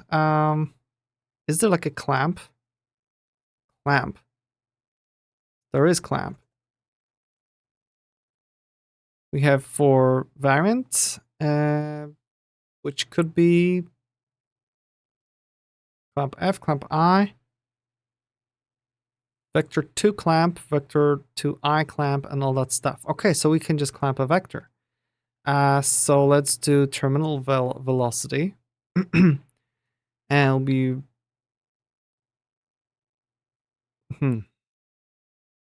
That's the vertical and horizontal. Vertical and horizontal.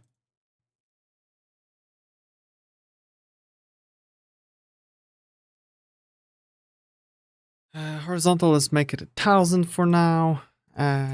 Don't care too much, because what we want to actually do is turn it into a vector.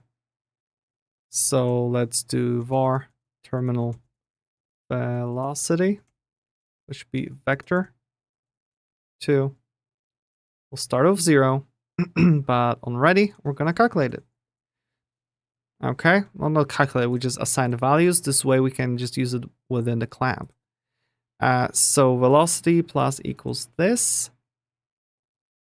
Can we rewrite it as like a single statement? That's my question, because that would be the most optimized. So velocity is velocity dot, and not weird move towards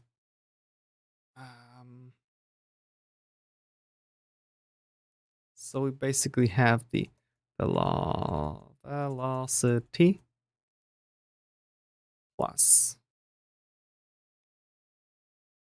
this thing. Okay, so that's another parentheses. And at the end, we do clamp F. What? Oh, minimum floats and whatnot. Oh, clamp. Can I give it a vector? Yes. Minimum and maximum.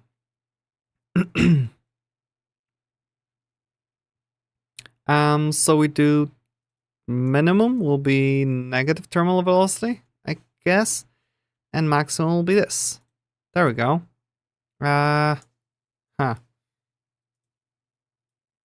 Let's hope this is correct. But what about jump? It should be like really fast up. So we don't want to limit the velocity going up.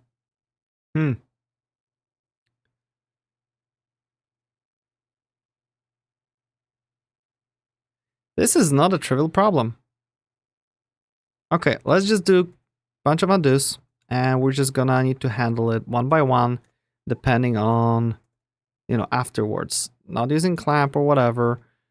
I mean, using clamp. So velocity y is velocity dot y dot clamp, and now negative is going up. So we do whatever, right? Well, down will be the terminal velocity y, or like, geez, oh yeah, y. Although it will probably be better to just do horizontal terminal velocity, and this needs to be f, I presume. Wait, vertical.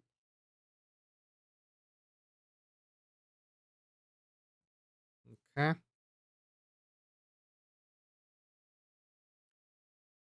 0. Why are you complaining? Cannot find property clamp F on base float. Oh, of course. Clamp F. The value is going here.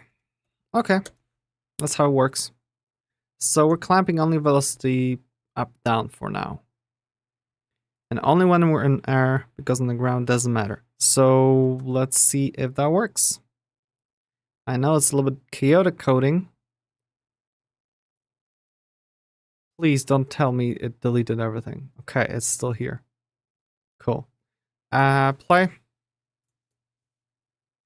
See, when we're falling, we're not falling too fast. No matter if we did it from jumping. But when we jump for a second, we have a fast speed, okay? What the gravity does is we just instantly start falling down quickly. Bam. So, in my opinion, we should make the things adjustable a little bit more. And we don't have the everything here. Why is that?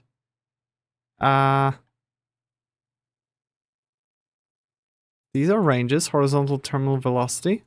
What's going on? Now it showed up. Okay, so I click here, click back here, and now it's good. Okay. So horizontal terminal velocity. Does it still work? Yeah. So, and it disappears. What the heck? What's wrong with Godot? Need to restart it once more.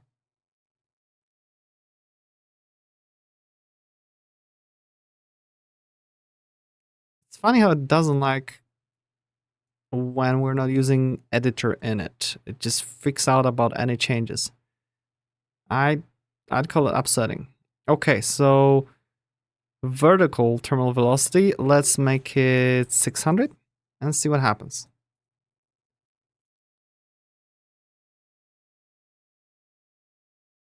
It's a little bit too fast, right?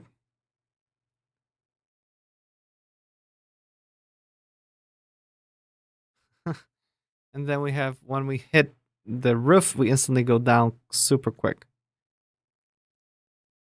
Let's make it 450 maybe. What does this feel like? Okay, that's a little bit more manageable speed of going down, right? So now let's make the gravity fall multiplier maybe not 5, but something like 3. Let's see what that looks like.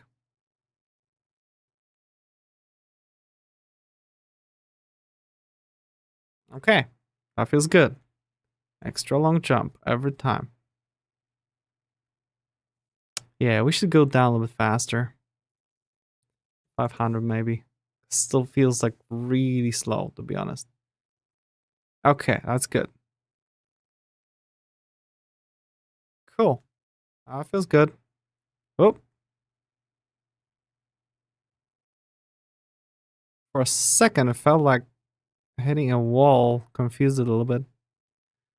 And, we can't make it. But okay, that actually feels good. I will probably reduce it, maybe not 3, the gravity fall multiplier, 2.5 maybe. Yeah, we still have that characteristic going down. Yeah, perfect.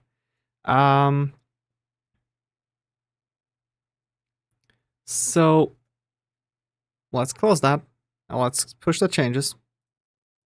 So it will be at the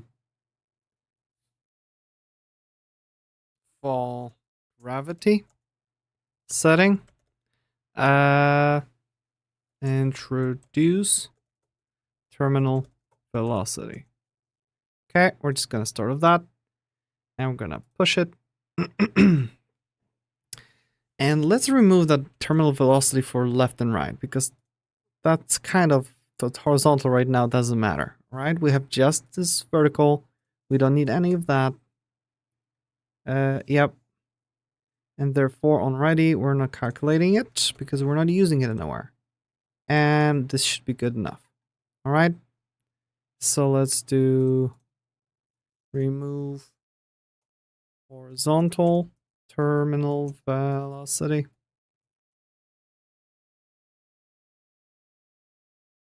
Just those 3 lines removed. Beautiful. Okay. So what next?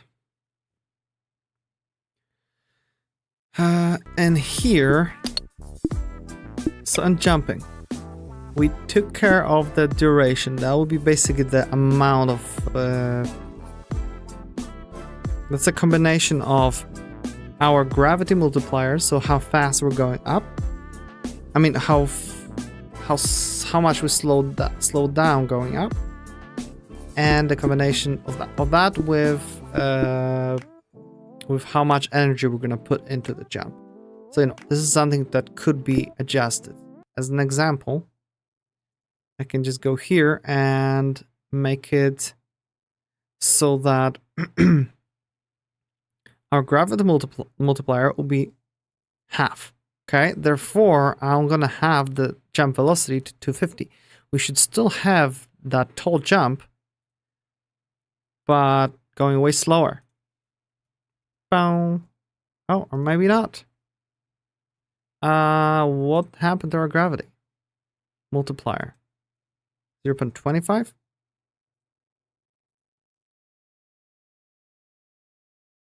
Okay, that's what happened. Bam. Bam.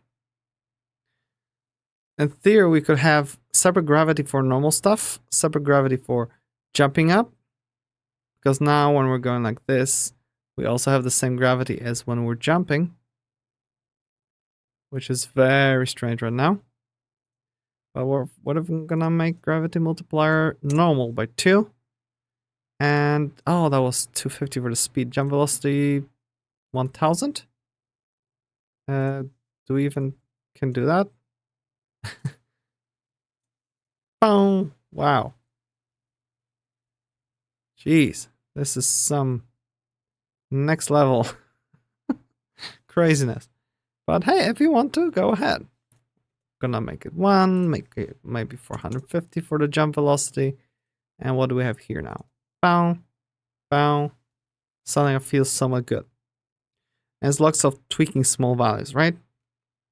Now we can't jump up here. That means we need to jump through here. There we go. Now the level is a little bit more interesting. And it starts to feel fun, actually, to start, moving around. So now, if we have this covered, even though we don't have, those user-friendly parameters, I don't care too much because, we can understand it to some extent. The air acceleration. So we basically need to have the same thing as acceleration and brake for when we're in the air. So we can now easily differentiate between that because we already have our code prepped for that. So in our physics process, we have wait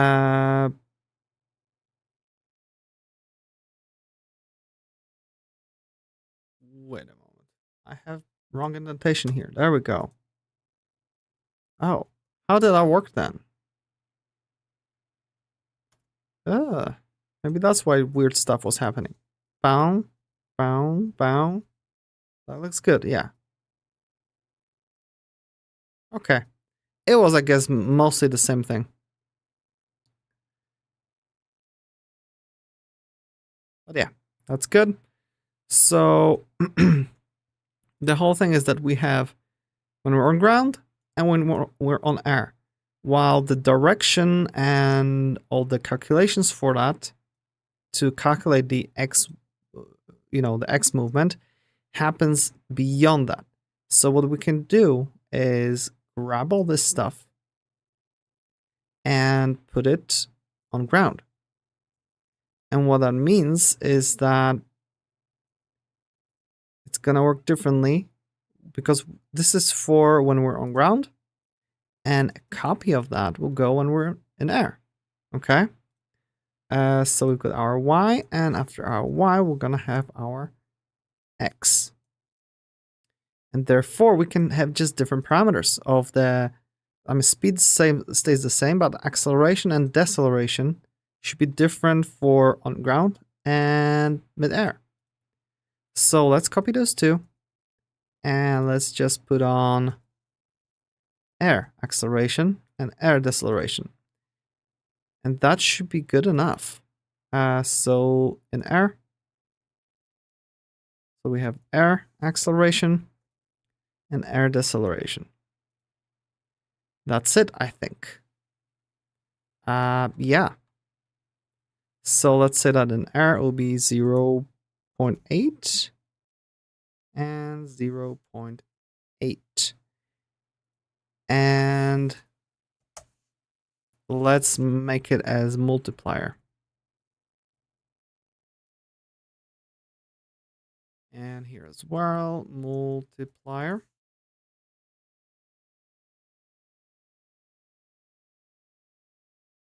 And this way we're gonna calculate our own values here. This way I can just have,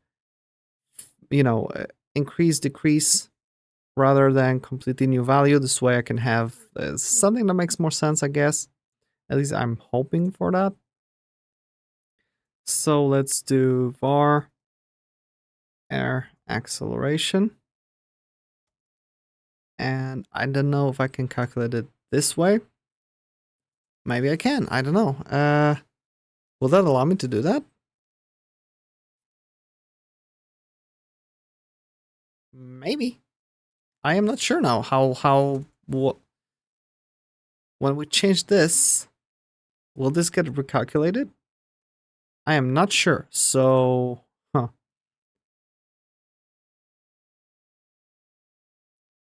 gonna recalculate them separately on ready.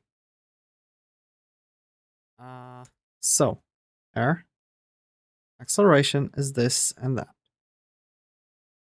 Okay. Do we? Nah. Because I'm kind of torn, because now that means that if we're gonna change the deceleration, the air deceleration will change as well. So maybe tying them together is not a good idea. Yeah, we're just gonna make everything as manual as possible, and this way we won't screw up anything really.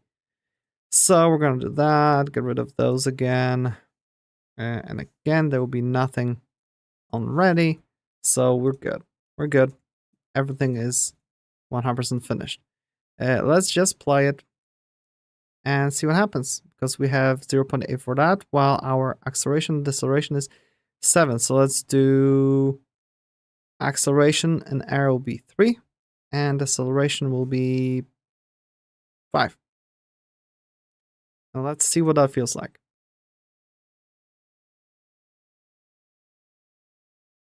Yeah, it's a little bit slower. Here we can move like this, while if we're gonna move like that, we can move in midair, but it's definitely slower. So, yeah. So if we're gonna do this, from here, jump and move. Like, jump and move. While first move and jump, it's gonna be different. Yeah. Okay. That's all it is. I'm just gonna make the acceleration maybe 4, just to be a little bit closer.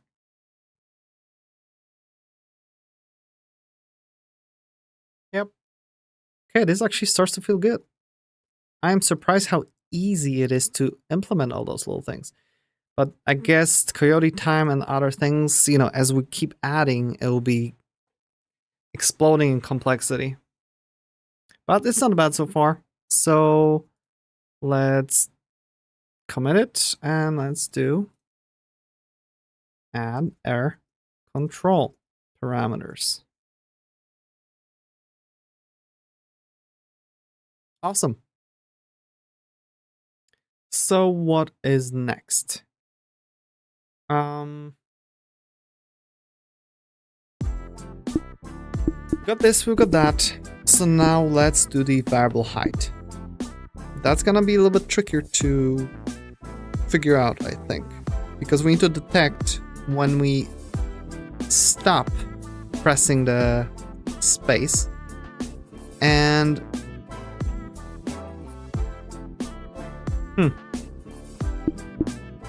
I wonder, this jump cutoff wasn't explained what this means, but I already have an idea for a few things. So what if when the player stops pressing the space and the character is moving up and jumping, right?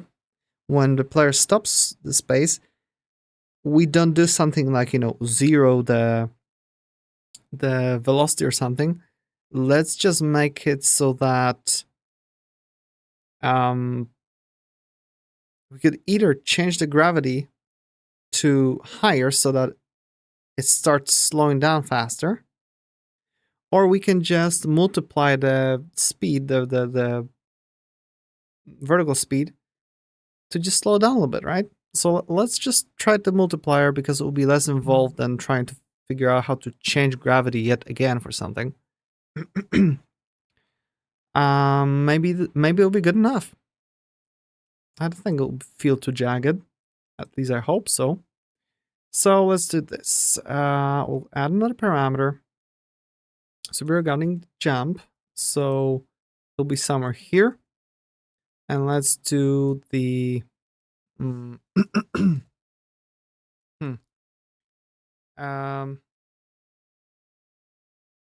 jump, release,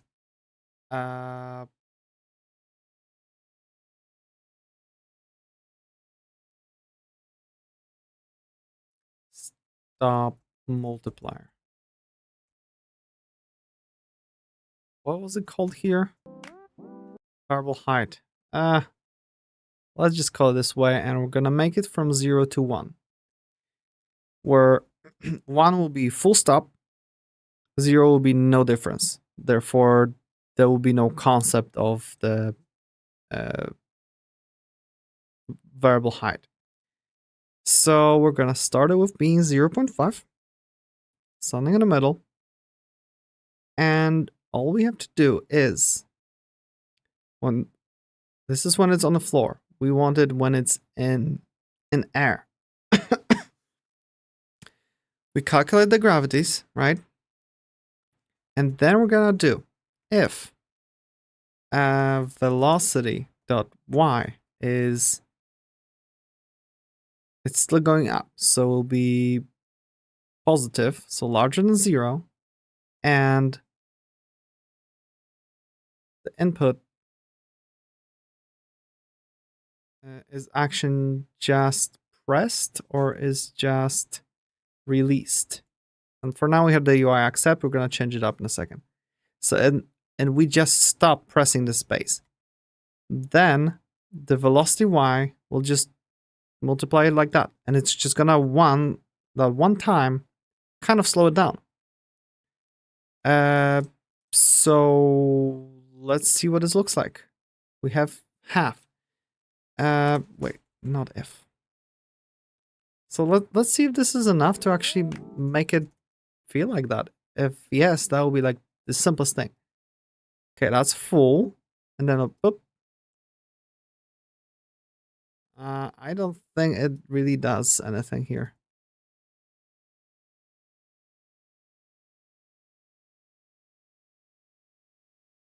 Yeah, the jump is exactly the same.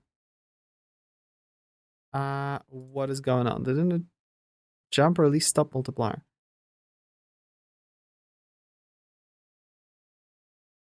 Velocity y should have changed. If it's larger than 0.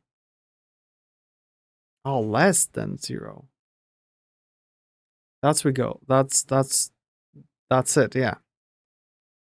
So let's try to play it again. Yeah, I can just do a little jump or long jump. Huh. Interesting, it's that simple. It doesn't feel jagged either. It feels like it changed the velocity. So let's also make it not as strong. Let's make it that, Because if I would make it 1, it's just gonna instantly stop. Right? Or no, no difference? Oh, because it's multiplier. Yeah. So it's the 0. Yeah. Up, up, up. That is jagged. Holy moly. So let's do it like 0.7 or something. What will this feel like? This is the smallest jump I can make then. And this is the tallest, smallest. Nope, we need more. 0.6. Interesting, like very, very, very little difference there.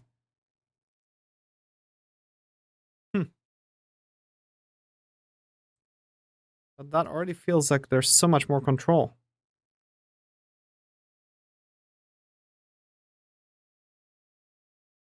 Okay, I must say, I like it. And the higher we are, the less difference it makes when I release it. Okay. I had no idea it's gonna be that simple. Yeah,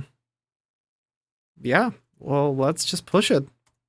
I thought that this would be the problematic one, but nope. So we're gonna do this and make it implement variable height. Variable height jump. Okay, push it. Okay, so I think we're starting to get to the point where we need to improve our world a little bit. So I'm gonna go to the mid and we're gonna grab those tiles. Can I like select or something? Select. I want to select this thing and move it all the way here. Okay, that's good. I can just start pasting this. Cool. Okay, that feels good. And maybe I'm actually gonna move this whole thing. We have a wall and we're just gonna move it here. Perfect. Copy, paste this thing here. Oh, oopsie.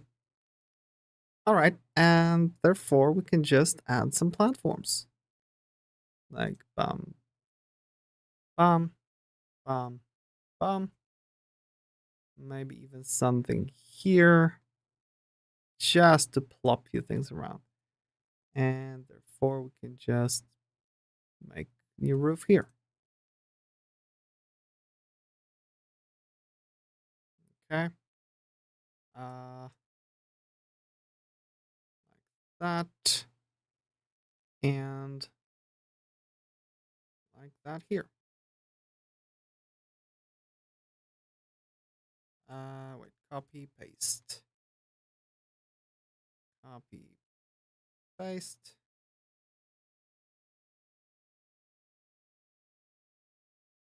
Copy and paste, and therefore,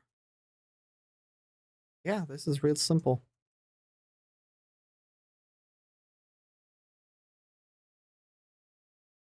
Alrighty, good.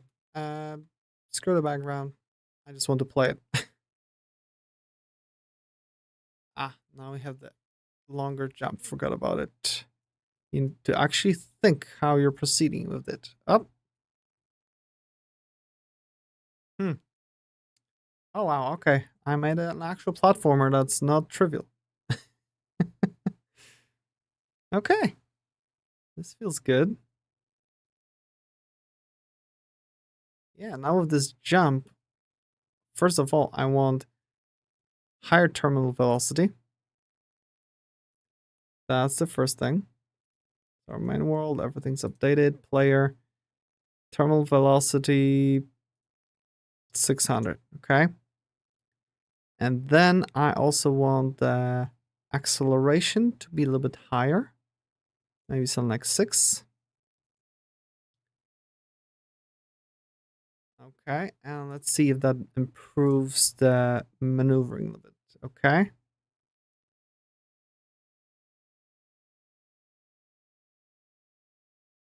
Okay, this starts to feel fun. Can I jump all the way there? Yes. Wow, this is awesome. Huh. I would I wouldn't expect that much from that little work. Huh. Because this starts to feel fun. Okay. Great. And falling with some terminal velocity. Huh. Yep, yep.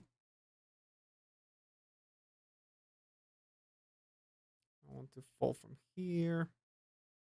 Gosh, that terminal velocity still seems a little bit too small. 750. Come on. I want to see the speed.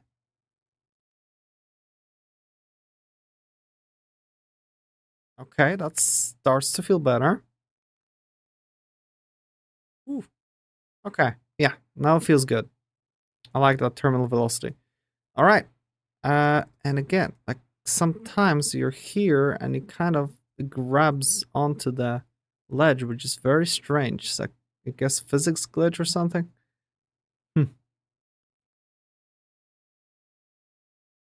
Yeah, that feels good. All right.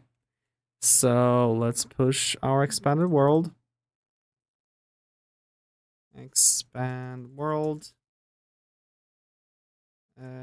Adjust player parameters, and that's that. Okay, good. So what else do we have in here? Because we went through all that. I'm not bothering with double jump. You just add extra jump with some variable. No big deal. With camera, in theory we could do look ahead, or sometimes the way it's implemented is that the faster you go, the camera kind of zooms out instead of just, you know, moving left or right, so that could be something. But then it would ruin pixel art. What else? Assists. That's where the tricky parts start to begin. But I think I have idea for pretty much everything. For terminal velocity, we already have it set. Around the corners, we already have it set.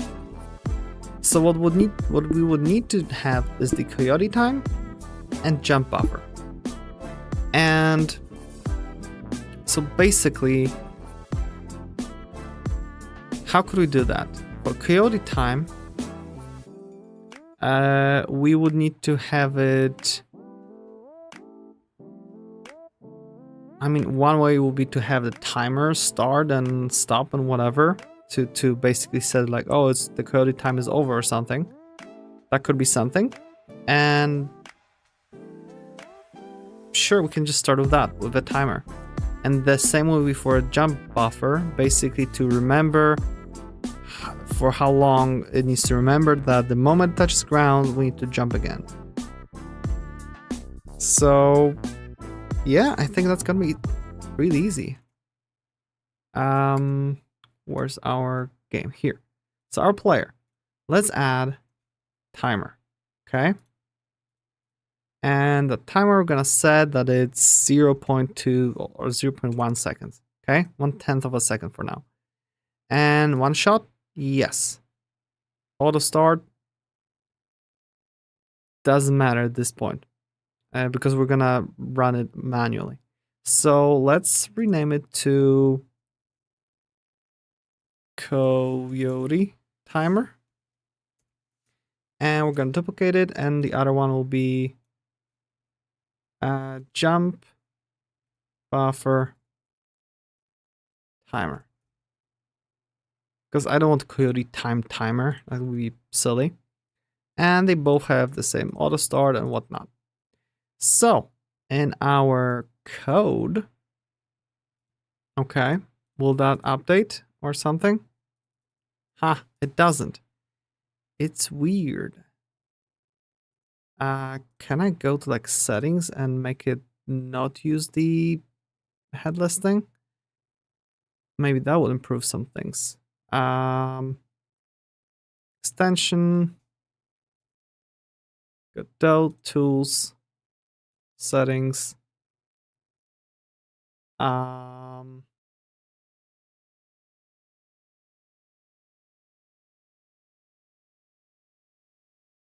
LSP headless. Whether to launch the LSP as a headless child process.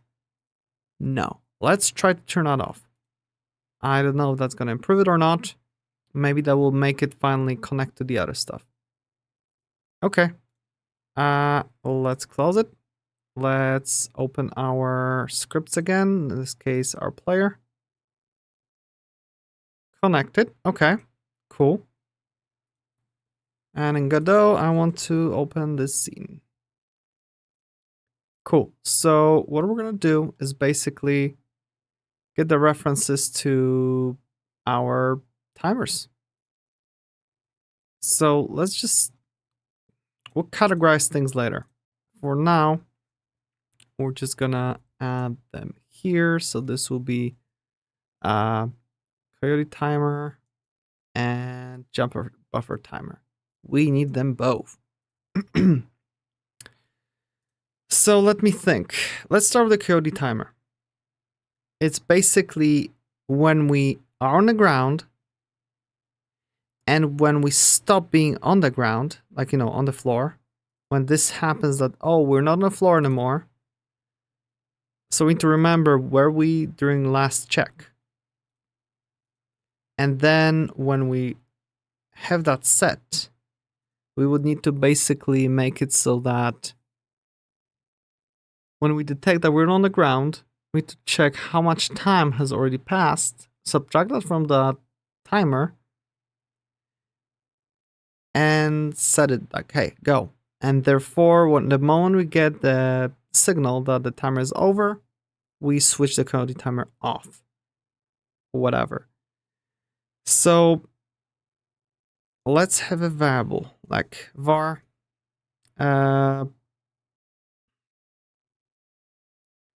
so is coyote sure false, and var is jump buffer false. This will be basically variables to check if we enabled the thing. Okay, but then we have var is last. Oh, let's do was on floor. So we're gonna set it to false, as in it wasn't on the floor initially, and then basically, if it's on floor, we do was on floor is true. Okay, that's it. We just set it that now it is already. While if it wasn't on the floor, so let me think, because we don't want to enable the coyote timer if we just jumped.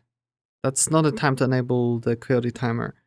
We want to enable it only when we lost ground without jumping. So if it's on floor, we're good. We just said that it was on the floor, and we probably want to do it at the end of it. Okay, in case we were checking something. Was on floor. Done. Okay. An error when we are done processing it. Was on floor. False. Because by the time we finish that, we're not on floor anymore because, whatever, we're marking it. Therefore, if one frame was running this, was on floor, so true. Next frame, it's set to false. We can see that this is different than that. So when was on floor, but now it's in error, do something. So if we're in error, we don't process, we don't have the process for jump, but we want to add it.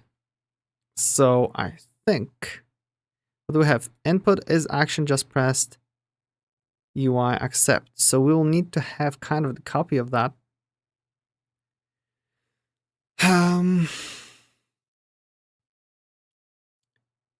So let's create a function, attempt jump, or like func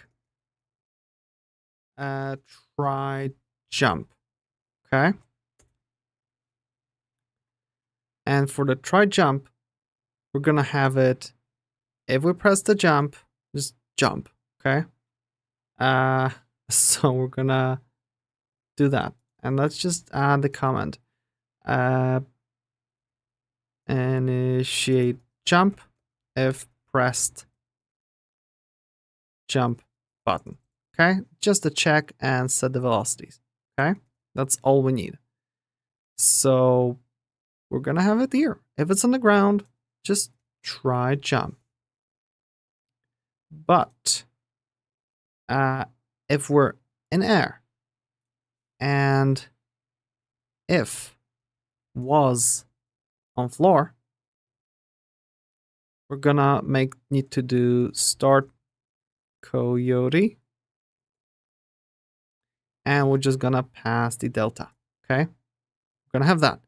If it previously was on floor, start coyote.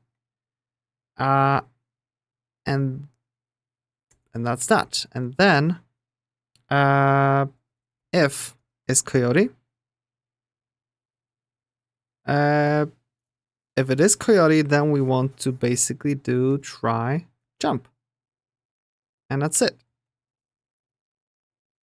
So if was on floor and not is jumping. Because that's the thing. We don't want to enable that because the moment we jump, we have the previous frame was on floor, but this one isn't. Therefore, we will think it's coyote, but not really. So that's that. And yep. So let's get the start coyote. Funk start coyote. So we'll have the coyote timer. And start. Start, I believe, takes the time that we want to set. So we need to do coyote duration minus the delta, because that's, we already lost footing since the previous frame, and we want to know how long we did that. This way we can have things somewhat precise. So in the coyote duration here. So let's do it here. Coyote duration. And that'll be in seconds from 0 to maybe 1 second, right? I mean, it doesn't make sense to be that. We'll just do 0.1.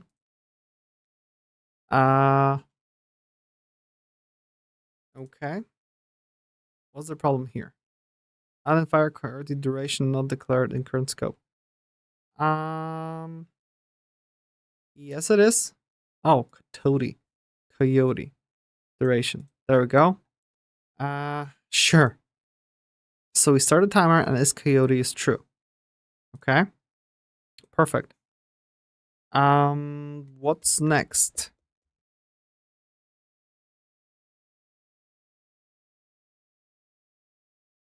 Yeah, I don't think we're gonna be using that after all, because we'll need to extra logic for falling and not falling and whatnot.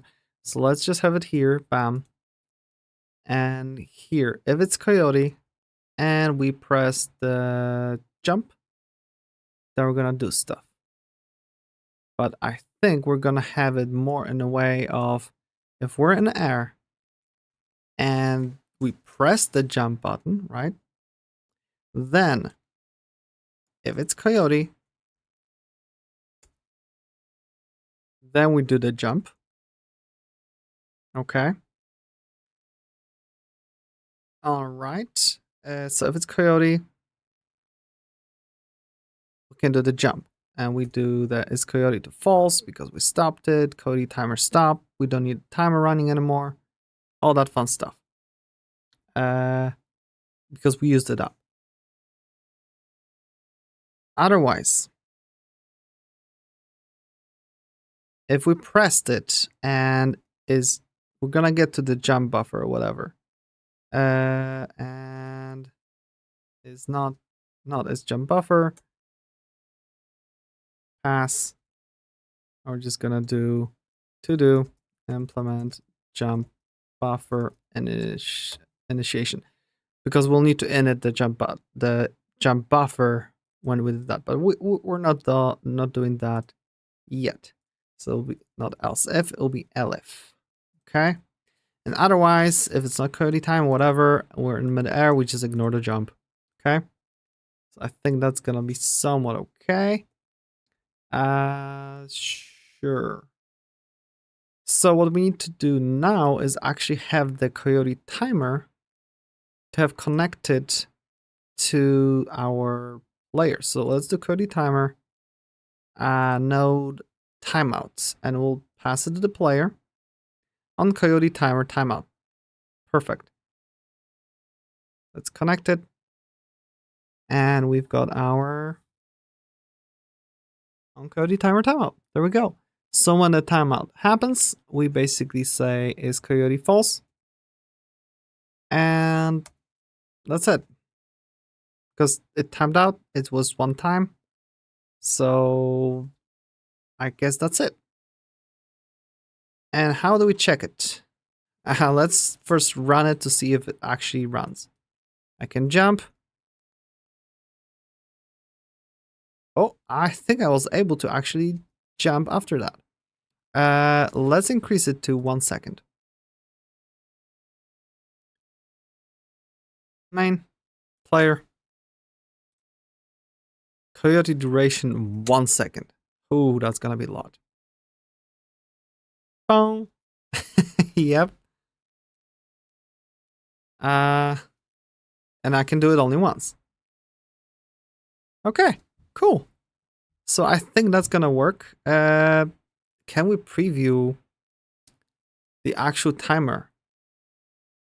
Remote main Coyote timer. Do we see how much there is left or something when we're playing? No, we can't see it. It's not like updating live.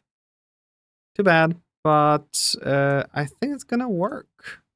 So far, so good. So we do 0.1 second, and for that split second, we can still jump. So I want to actually see it. Can I? Is there console? No, there's no console. I think it was somewhere here. So basically on ready, we can set engine dot physics ticks per second, script changed, timescale is 0.1. So we're gonna run the whole thing 10 times slower, so we should have 1 whole second before the Coyote time runs out, because we do it times 10. Play. There we go. So we run and we jump. So that's how much extra leeway we have, really. So that's good. Gosh, that's really slow. So I think 0.1 seconds is actually a little bit too much. Or is it? So let's see. If I'm going to go here and run this direction, 0, 1, bam. Yeah, that is actually increasing so much more when it comes to the jump length. Whew. Okay, let me get back there again and see if I can actually do something about it.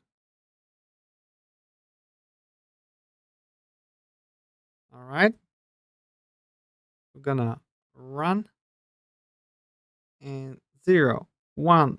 Oh, I wasn't able to do it here. Okay.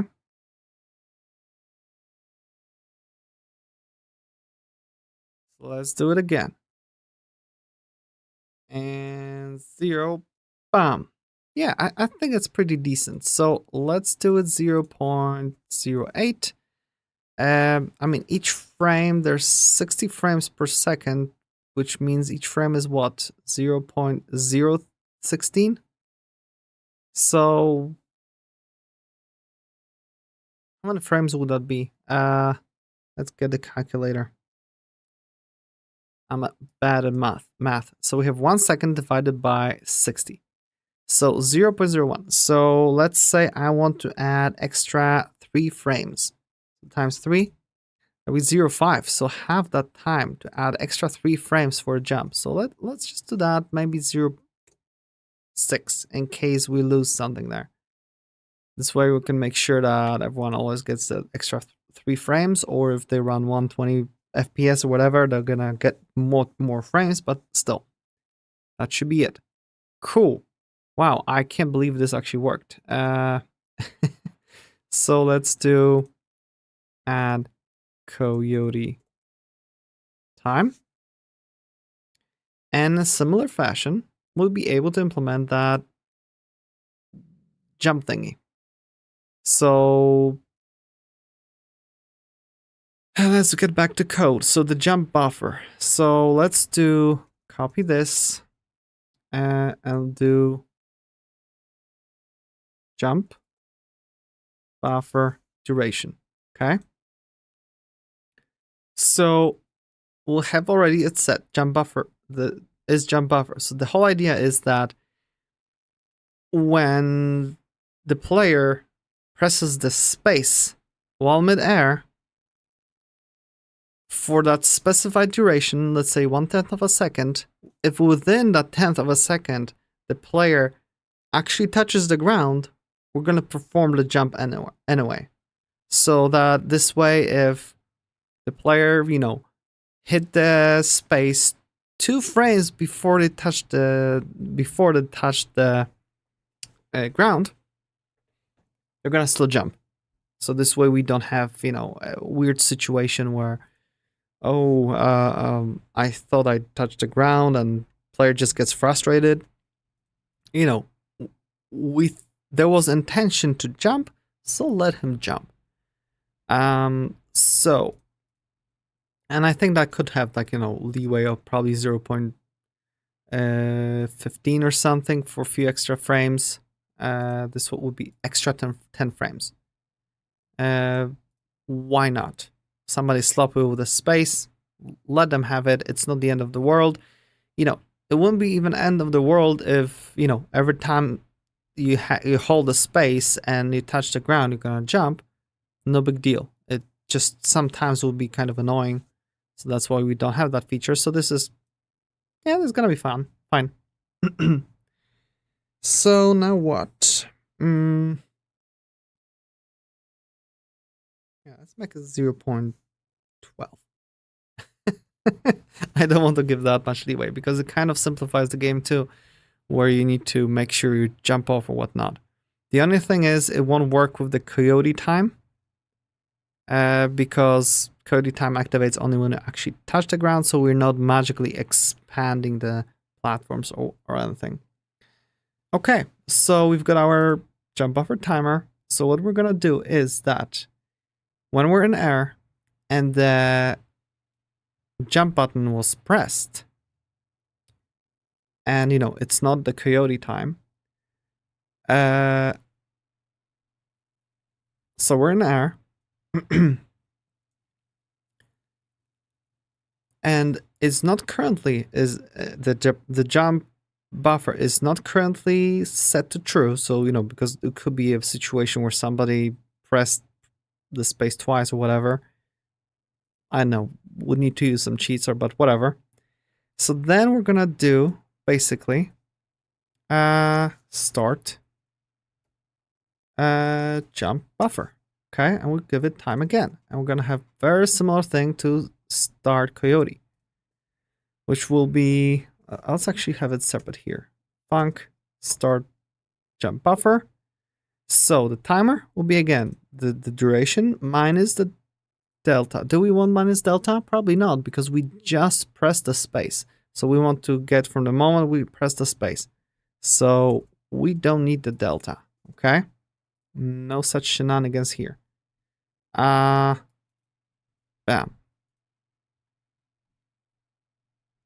Alrighty, and then we do is jump buffer to true, and that's it. All we need to do now is basically hook up the jump buffer and have the on jump buffer timeout.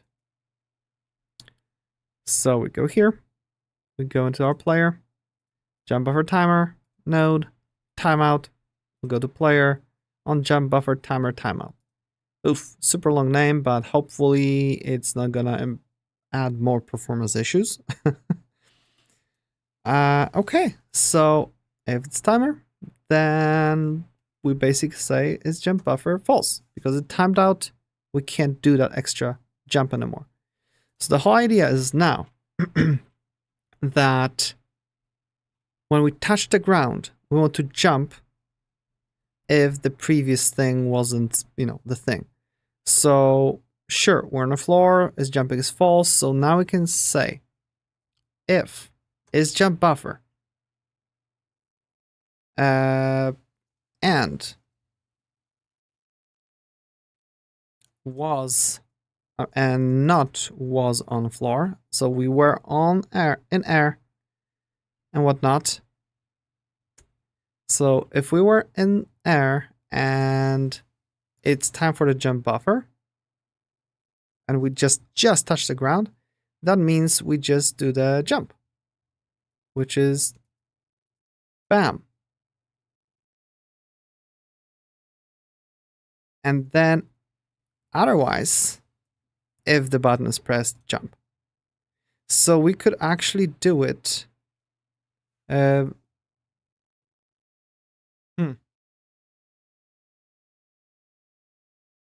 me think, because this is exactly the same. It's just a jump. So what we could do is probably just, because we need to set the buffer to false, and so it'll be is jump buffer false, and what was it? The jump buffer timer stop. We need to stop it too. But that's it really. Nothing else. We have a bunch of this code copy pasted here and there and probably somewhere further, but for now it should work. I think that's actually all we need. Let me think. We have the detection that we press the space when we're midair, and then we allow it for a few frames until the timer runs out. We allow it to do it with the moment we touch the floors, we jump again. So yeah. I think that's it.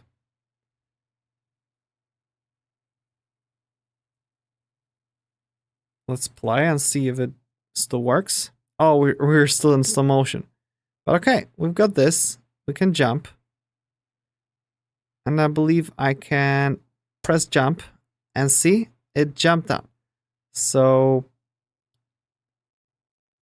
you have this. I press jump before it touches and it works. Okay. If I'm going to do it now, it jumped. And if I'm gonna do it now, oh, it still jumped. Wow. How long does it take? Jump? What?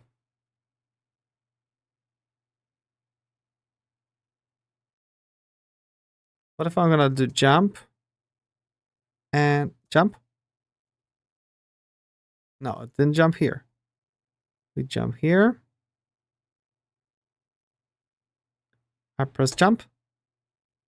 Okay, maybe it's just because it's so fast. And I have it double the time than for a coyote time. Huh.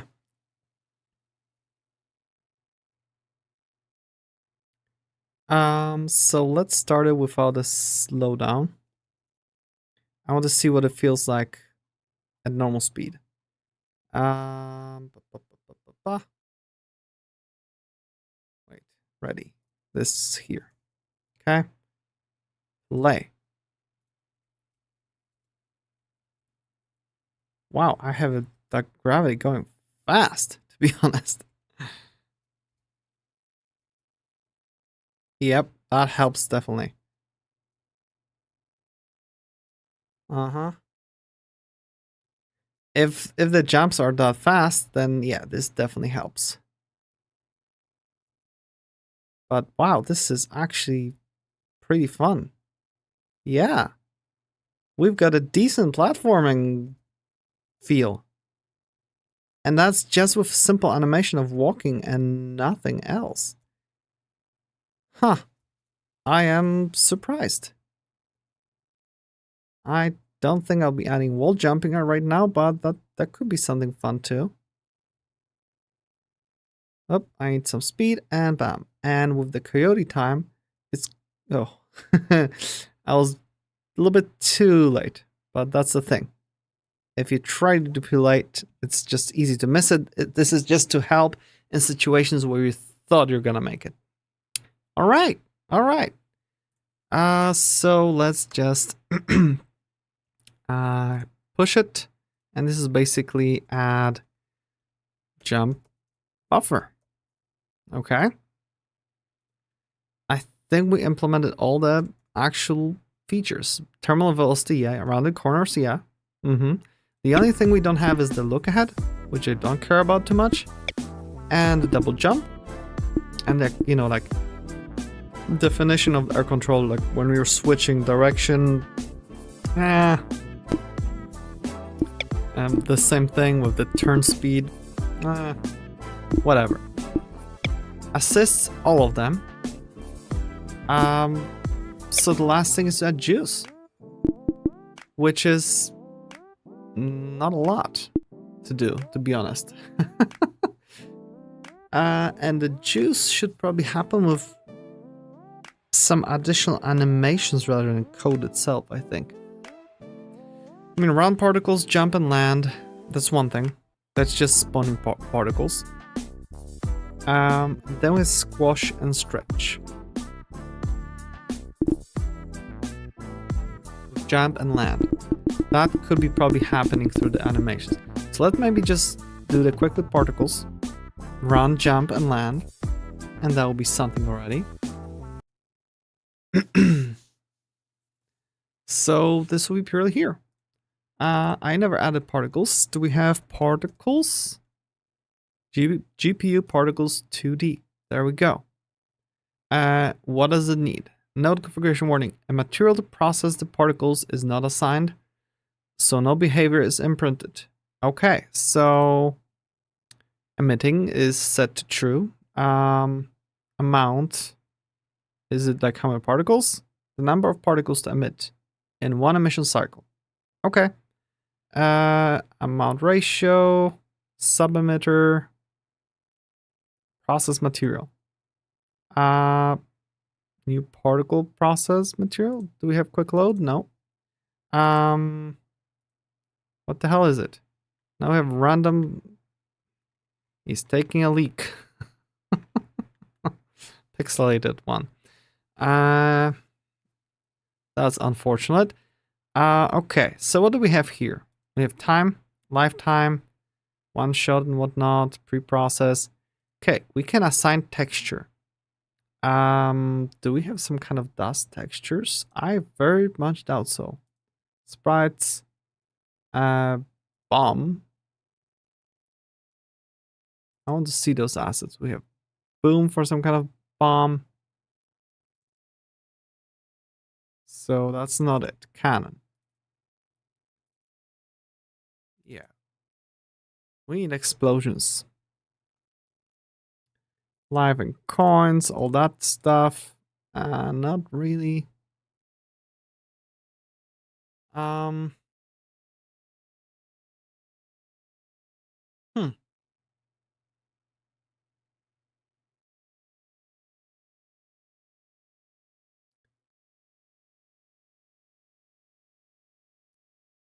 We just make one simple thing.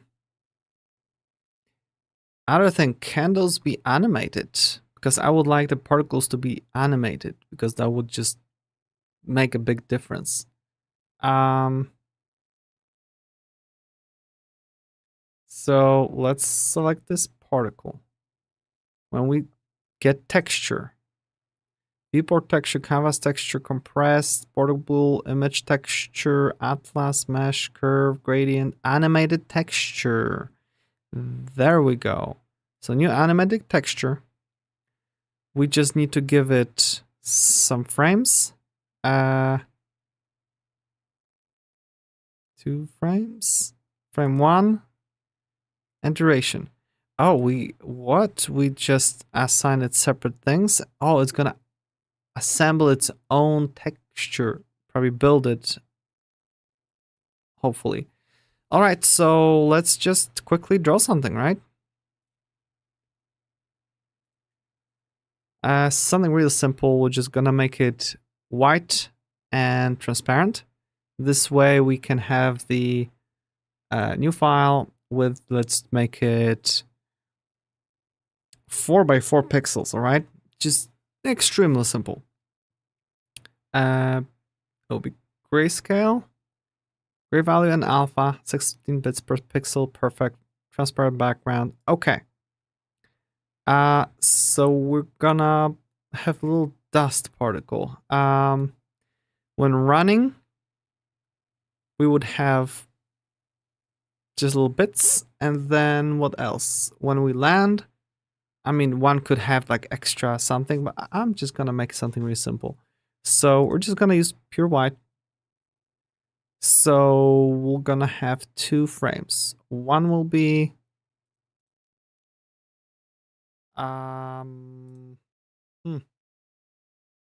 maybe literally just something like this.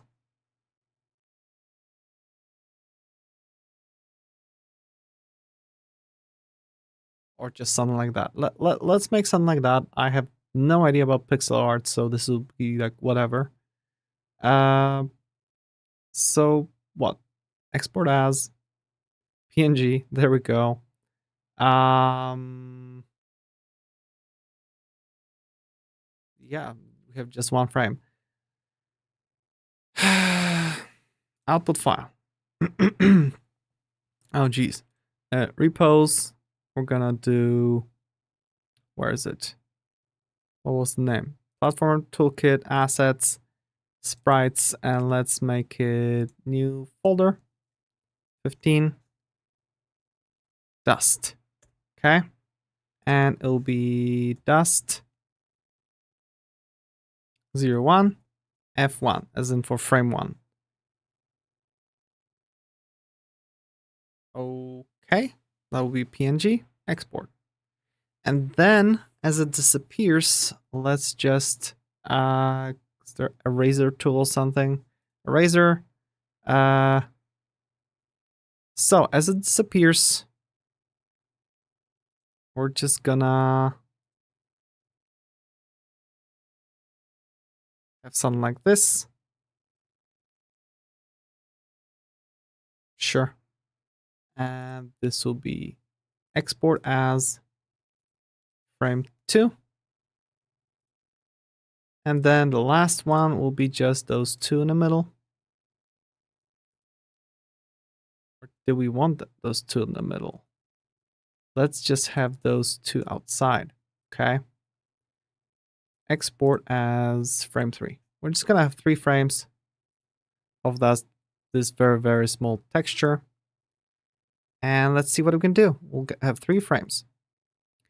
15 dust. So frame 1, frame 2,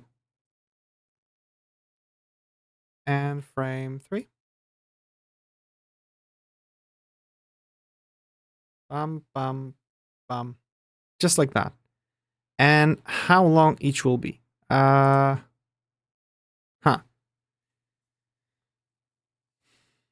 0.1 seconds.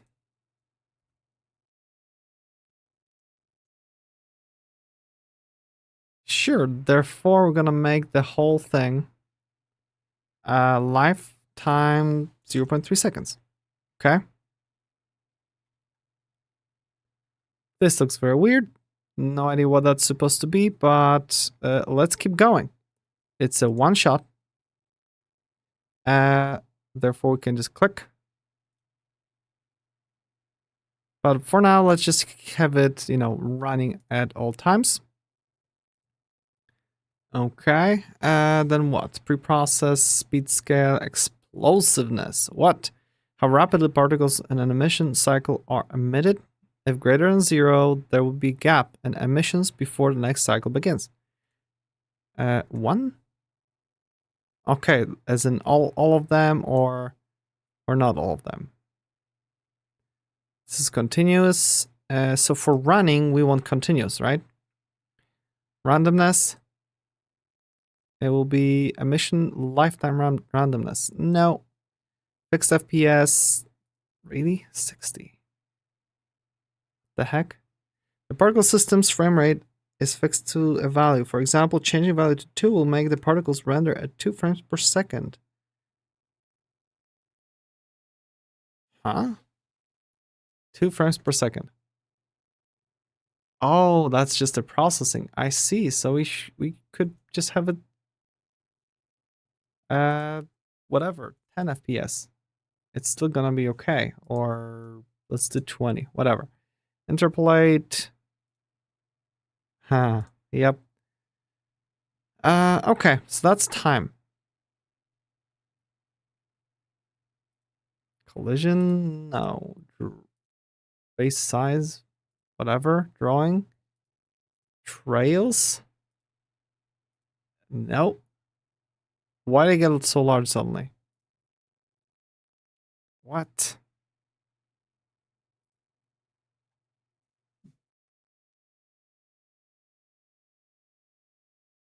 I guess we need sub-emitter or something. Or not. What are all the settings for the particle system? This is like, there's nothing here.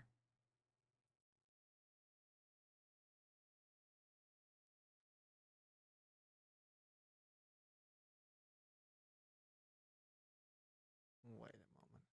So sub-emitter. Do we need to like emitter sub GPU? 2D, 3D, and that's it. Huh.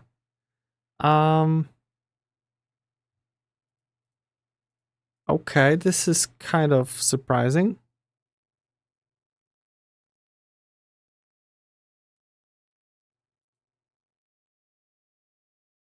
It's like a node itself. Nope. Okay, this is not going well. Quick tutorial. That's what I need. Godot 2D particles tutorial. Particles 2D in Godot. In this video, I'm going to walk. Okay, he talks fast, whatever. Particles overview. And talk about how to use them. So the first particle that we can set is emitting. This just means whether the particle is emitting or not. You can control this via code to turn your particle system on and off. You can also just show it and hide it as well, but better just to turn it off if it's not, or turn emitting off if you don't need it. Amount is the amount of particles that we're going to have. So in order to actually see this, we're going to add a material to our particle. And this is the core of the particle system in Godot. You need to add a particles material here to start seeing and being able to edit some of the particle properties. You can also control a particle via shader. If you want to write shader code yourself, you can absolutely do that. You can kind of mix the two also, but we're going to just use the user interface-based particles material instead, so we can look at all these properties in the editor. So new particles material, and you'll see immediately we've got particles that are dropping. So before we edit our particles material, let's keep going through the other properties we have available on our particles 2D. We have time. This is just going to be the larger, anything to do with the lifespan of the particle. So if I bring this down from 1 second to 0.5, you'll see our particles are dead. They go away after half a second. If I do 2, you'll see they go much longer because they're lasting for 2 seconds. So we'll just keep it at 1. This amount right here, let's fast forward. Come on. Emission rate is the lifetime of your particles divided by the amount of particles. So right now, every 1/16 of a second, 1/16, we're going to emit a new particle. And so you can alter either of these particle system that's totally controlled by code, like a splatter or something like that, that only needs to be emitted one time to make it so that your particle appears as if it's already run in the background. Godot will steer midway through it to see that it still has a lifetime of those. At 0, the particles will be continuously emitted at a constant rate, whereas with explosiveness, they'll be emitted in bursts. So if I set it's a percent in a single one, but there's 16 particles and it's a percentage, I probably won't need to change these. We're not really going to go over them. So let's keep that there for now. And remember, we're trying to make a confetti explosion particle. This drawing stuff, you really won't need to touch this. A lot of this is just for editor visibility. You can change how this blue rectangle is drawn. Actually apply texture to your particle. Godot uses a basic, just a white square to start. If you have a special texture, and then instead of a square here, you have whatever texture you add. So let's get to the majority of what we're going to talk about, which is our particles material. So if I click on this, we're going to see a whole host of new options here. We're going to try and cover almost all of these, but some will skip because they're just not really that important. Okay. So I see. That's the part I missed. Oh, because I was working on a texture. I see. Flags. Align Y, disable Z, yep. Damping as friction. Whatever, we don't need that. Spawn. Position. Shape offset and scale. Emission shape point. We kind of want a box, I'd say. So box extends, we have what, 20? All right, so we're gonna do 16 pixels. 8. Okay. This will sound like 6. And Y will be maybe 3. That's good enough for me. So that's position. All right. And shape offset, I would like maybe -5 will be making it higher up. -1 should be good enough. Huh. For a second, I thought I heard myself. First try. All right. Angle, no angles, velocity. All right. So we don't want position. We want velocity. So right now direction is x1. Really?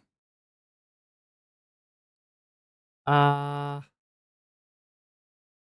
probably have accelerations, gravity, right?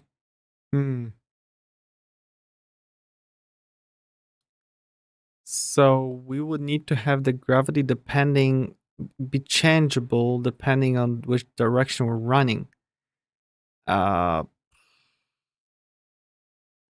Yeah, because I'll make it 100 here and 0 here.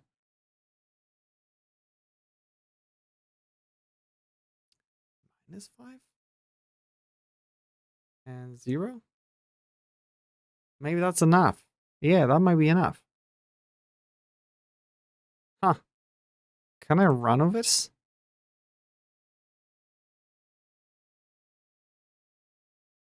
And that kind of looks nice, right?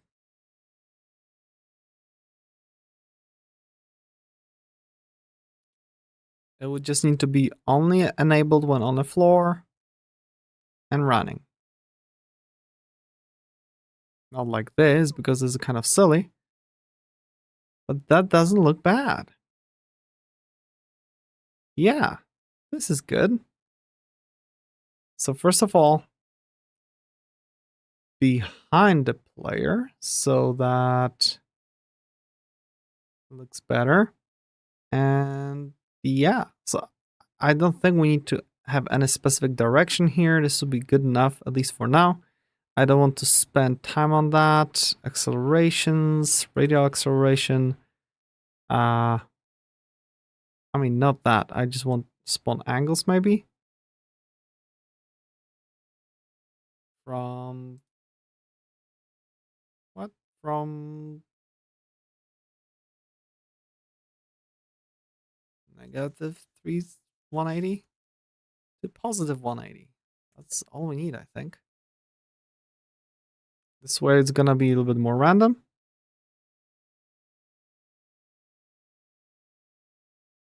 Yeah, I think this is good enough. Okay. Yeah. Okay, so that's good. So let's name it as run particles. Okay. Gonna have run particles. We're gonna save it here. And we can just go to our code. Okay. So again, doesn't see that something's going on here. Okay, so we've got that part. So on ready, we're gonna add another thing. Let's do particles. And we're just gonna drop it here. We've got our run particles. So we don't want to decide on them during physics processing. We want to do that during normal processing, because that's where animations happen. So if it's on the floor and we're running, we're gonna do emitting. Is that the parameter? Yeah, just emitting on. While if it's idle, we need to do the opposite. So if it's on that, on the floor running, we need to emit them. Otherwise, everywhere else, we need to stop emitting from this one. So we'll do false. And also here instantly false for emitting those particles. So let's try it. Do we want to do it like this, or do we want to do it, because this is gonna run anyway every frame. So let's do it this way. It's just false by default, and then we override it with true. So let's see how it works.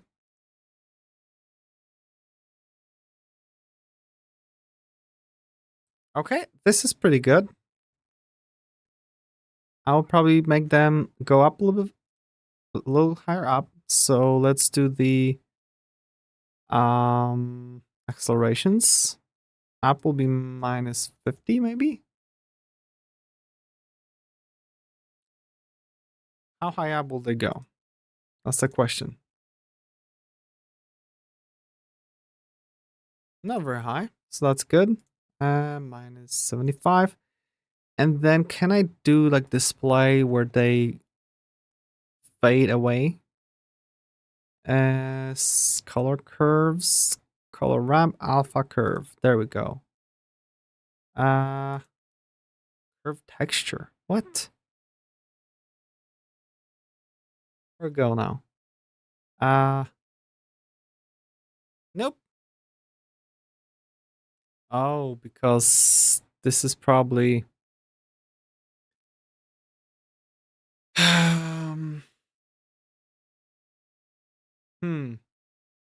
If I wanted to fade away, I will need to create a whole alpha curve. Seriously. Can I make it in the texture? Nope. Can't make it into the texture.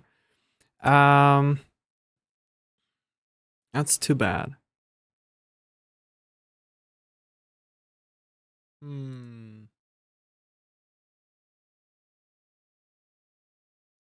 Alpha curve. The alpha value of each particle's color will be multiplied by this curve texture over its lifetime. But is it from left to right? Maybe. New grayscale width will be 16. Well, let's just do 8. Height will be 1. Okay. And we're just gonna add a bunch of colors. This is the starting point. This is the ending point. So, yeah. Then what? We have something here. And here. Maybe here. Here. Here. Wow, I'm making it a little bit too... Yeah, because this should be a nice curve. That's not easy to do.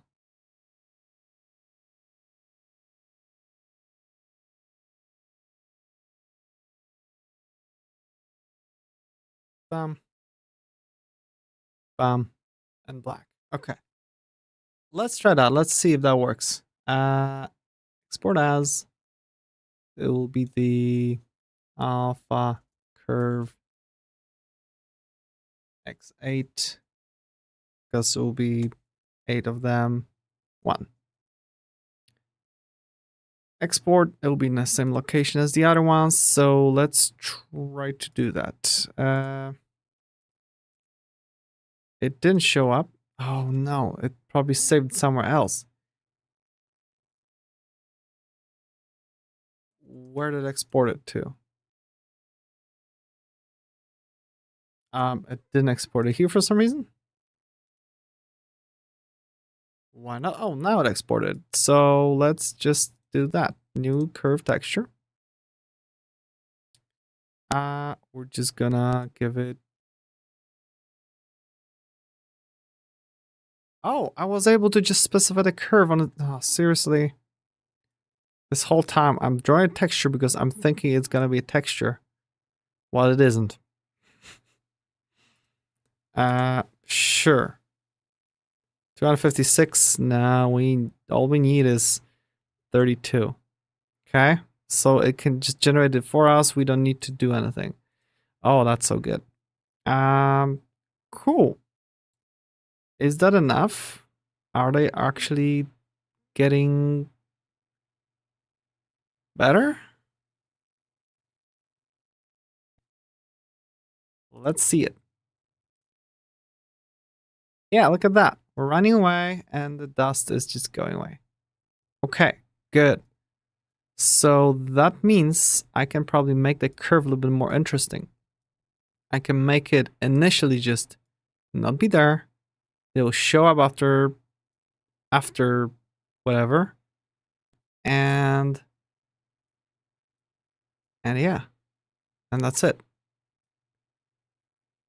So as I'm running, they don't show up right on my feet. They just show up after me a little bit. Okay, that's good. That's very good. Wow, this actually changes so much. Cool.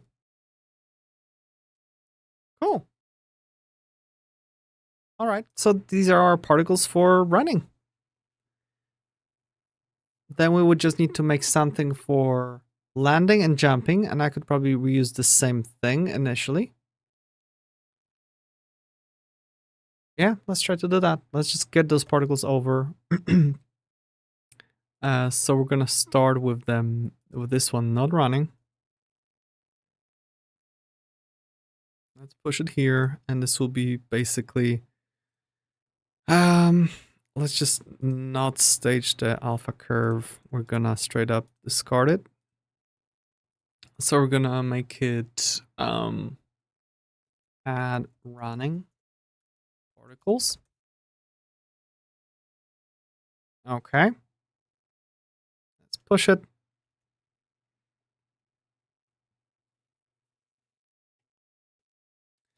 And now we can continue, and I will duplicate those particles because it kind of is already that. Let's do jump particles. And the way we're gonna do it is let's make it emitting. Okay. And now what do we do here? So in our process material, first of all, the curve will be make unique. Okay. Oh, and it crashed. Of course. Why not?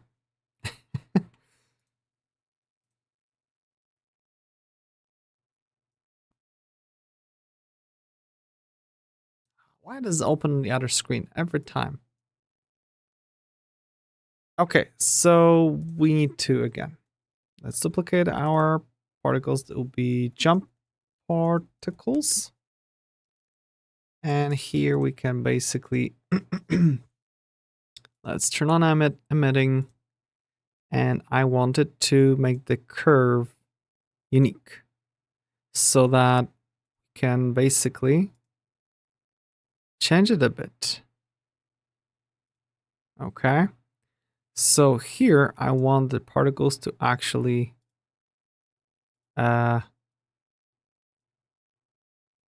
start from being there, or maybe not either. Let's also do it a little bit like that, just faster, whatever. It's unique, whatever. That's what matters. Just keep it like this.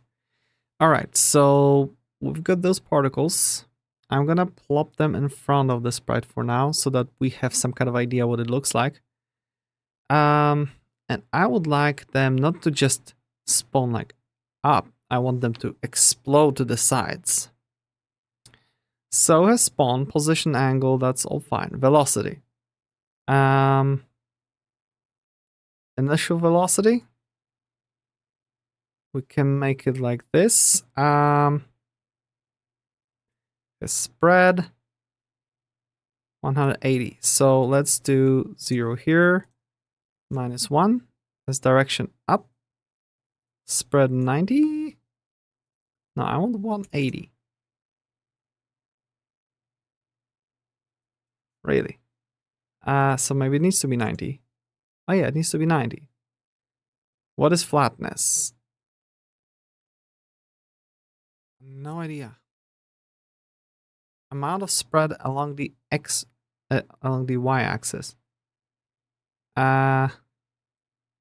So right now this is a little bit too fast, I'd say.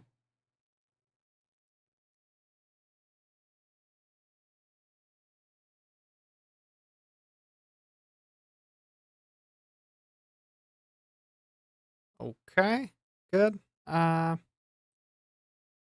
something matters, I just wanted it to have this whole explosiveness or whatever set. Time, explosiveness.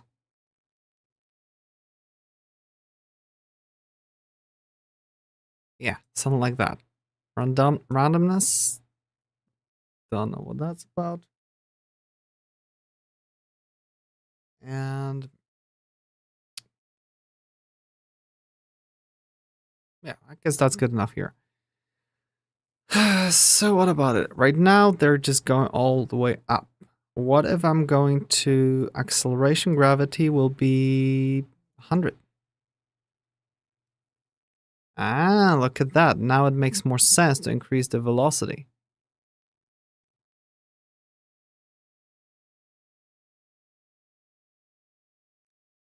Okay. Spread a little bit less.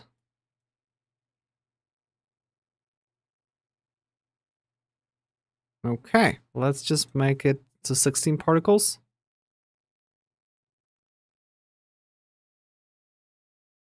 They show up a little bit too high, it feels like. But I can live with that for now. This should be good enough, I hope.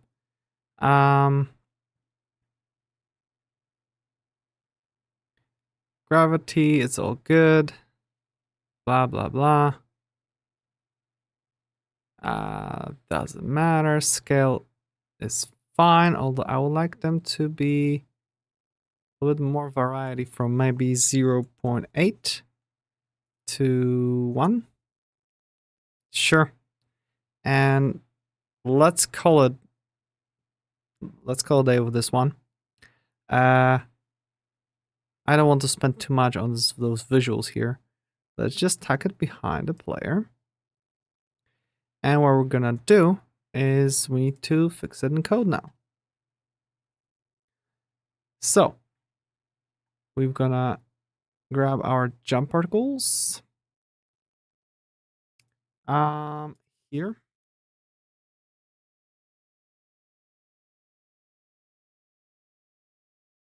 And we're also instantly gonna do land particles. Just as if, you know, we have basically, in this case, it will be duplicate, but this will be land particles. And what we're gonna do here is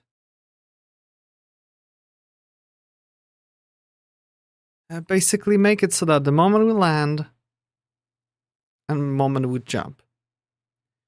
So now it starts to make more and more sense to actually move that beginning of velocity and is jumping to true as jump. So let's do that. We have process try jump, not try jump. Now we're gonna just do jump, right? Because we don't use that try jump anywhere in the first place. So this thing's gonna go into jump. Okay. So we go here. And additionally, we have the jump particles emitting true. So let's just go back to them quickly. And jump particles, we're gonna set it into, first of all, we're not starting emitting initially. And we need to do one shot. Okay. The same thing for landing. It'll be just one shot. Where's it? Time. One shot. Okay. This way we can enable it and it's just gonna last for that single time. It switches itself off and then we can enable it once more. So for when we have jump, we just set them to emit. And after a second, they're going to turn off anyway. After 0.3 seconds. So let's just use that jump everywhere we are supposed to. So the jump. When we're on the ground, we jump here or we jump here. Okay. Then do we perform an actual jump anywhere else? I don't think so, because we just do the jump, you know, in it or whatever. So the only extra thing is if it was not on floor, we want to do some extra stuff. So if is jump buffer and was on floor and not was on floor, we just do our jump. But we would need to also have extra thing. If was, if not was on floor. So if it's on the floor for the first time, land particles emitting is true. Okay. And then we have our further checks. So no big deal. So this is basically display the particles. But no, this is bad because we're doing it here. Look at that. I shouldn't be starting emitting them here. Or no, let's do that because we're going to save some stuff. Yeah, it's going to be good enough. This is not too crazy. Let's see if it's going to work. Bow, bow, bow. Okay. Bow, bow.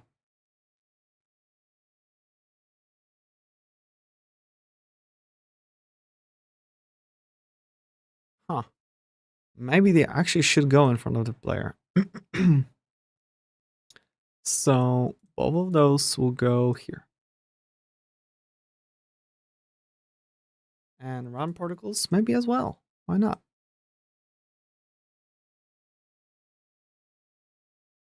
Bam. Yeah, this works. Huh. But do we always show this whole thing?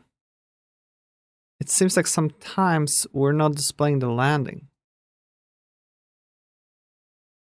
See, jump and no landing. Jump, there's landing, but not here. How interesting.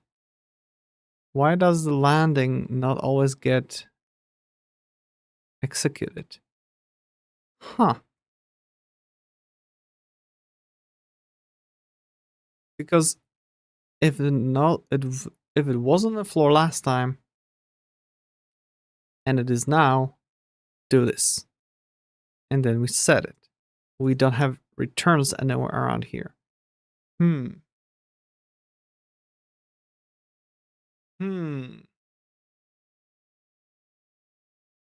Not sure.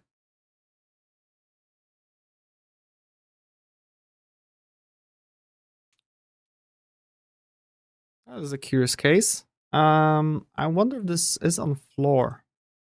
Because this is like a normal thing. Where is on floor? Ceiling on floor. Oh, is on floor. Is on floor only. Returns true if the body collided only with the floor and on the last call, move and slide. Otherwise returns false. Okay, so is on wall. Look at that. We can just check if it's on wall and whatnot.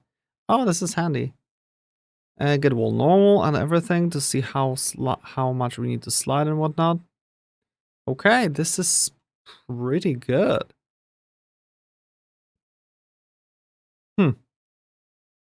But still, oh wow, just try to do it. There's not much else we can do here. So,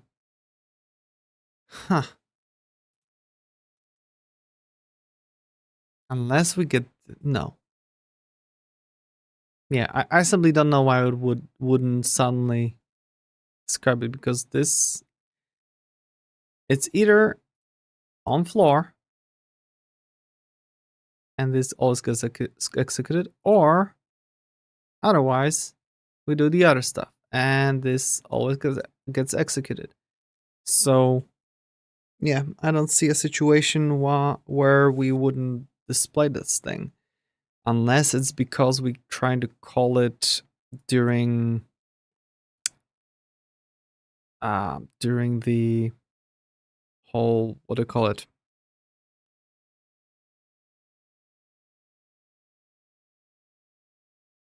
During this whole thing, the physics process, and that maybe screws it up. What if I'm going to put it somewhere else instead of here? What if I'll do it in process? If it's on floor, okay, and node was on floor. Let's see if that improves anything. I ever doubt so, but maybe.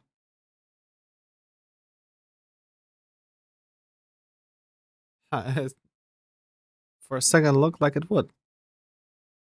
Yeah, not always. Like here, I just jumped up.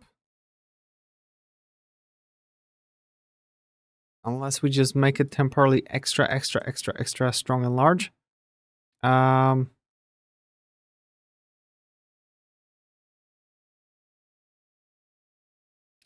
Let's do the velocity from 40 to something like this. Play.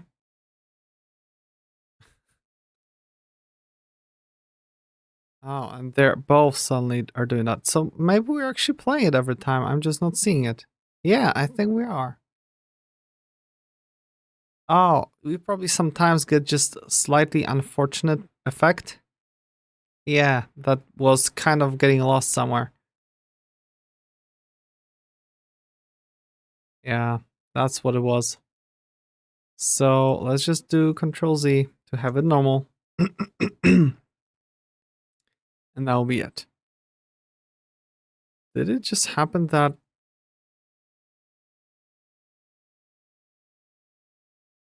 Huh.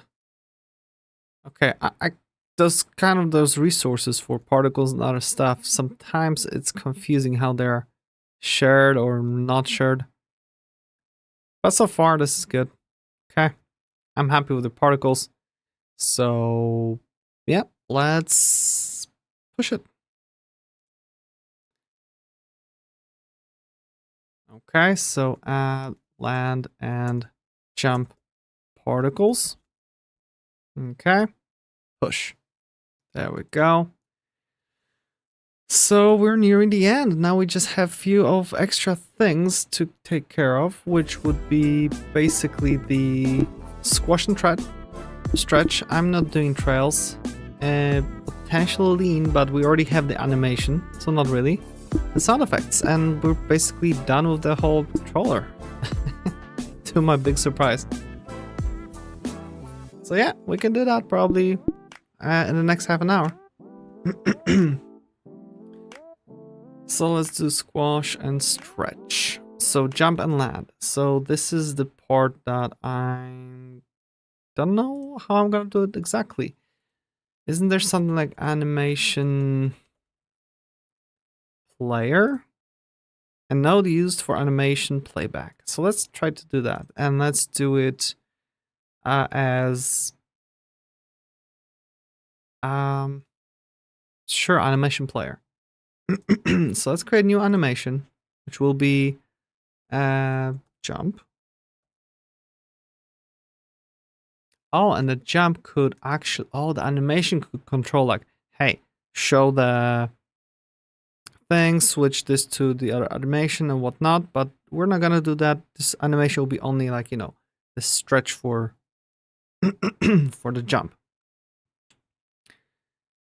So we're gonna have some things to modify. So what we're gonna do is take the animated sprite, okay? And we're gonna make it so that our transform will be animated, okay? Create a rest track and whatnot. What we want to have here is basically we start at this position And then how fast that animation should be. We have whole second. This should be probably very, very, very, very short. So let's say that the duration is 0.2 seconds or something like this, like that. Can we zoom in? Yeah. So at the end, we want it back to normal, right? Please. Okay. 1, 2, 3, 4, 5, 6. Okay, 6 frames. So our frames will be where we will basically narrow it down, kind of. And just very little. Okay. 0.95. And we just plop it here. Wait. Boop. We're gonna have that, but we're also gonna stretch it like this, like maybe 1.1. So it's boom. And then let's also add skew. And end it with the same one so it doesn't change. And what does skew do? Let's just do a little bit like 3 degrees. Bam. So we just have this little animation. Let's see if that's going to be enough to apply during the jump to actually make it look like something's happening. Because, you know, that's very, very, very little animation. So in our layer, when we have jump, we also want to add the animation player. So let's get a reference to it. Okay. And this should be relatively simple. So on jump, we get the animation player, play the jump, right? Let's see if that actually works. Also, is it like looping or something? Where do you check that? It's not looping, so that's good. Let's see. Oh yeah, you can see a little bit of that boom boom.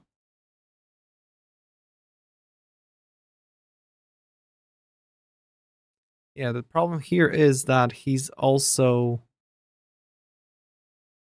has that hammer, so that thing that threw me off initially. So let's get back to our animation player, to this little thingy. In this frame, we want him to squish him a little bit more. So here. And this frame, we want to squish him a little bit more. Maybe 0.875. Okay. And we're gonna make him 0.2 and stretching. So let's do that. The only thing is that we also need to adjust his position temporarily. So that means that we need to set the position that was before. Oh no, but that means the flipping won't work, because depending on which is if it's facing this direction or the other, it won't work. So let's just undo. Let's just have it this way. And let's see what it looks like if we stretch him so much.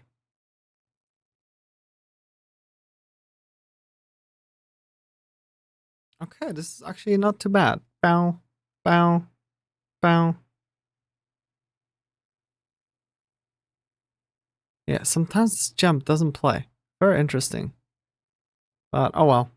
That's just particles doing their thing. Okay, cool. So that means, oops. That means I'm just gonna fix it. So if we do the jump, we have is jumping and whatnot, and then all the animations and whatnot, I'm just gonna make it just jumped true. Okay. And what we're gonna do is create a variable just jumped.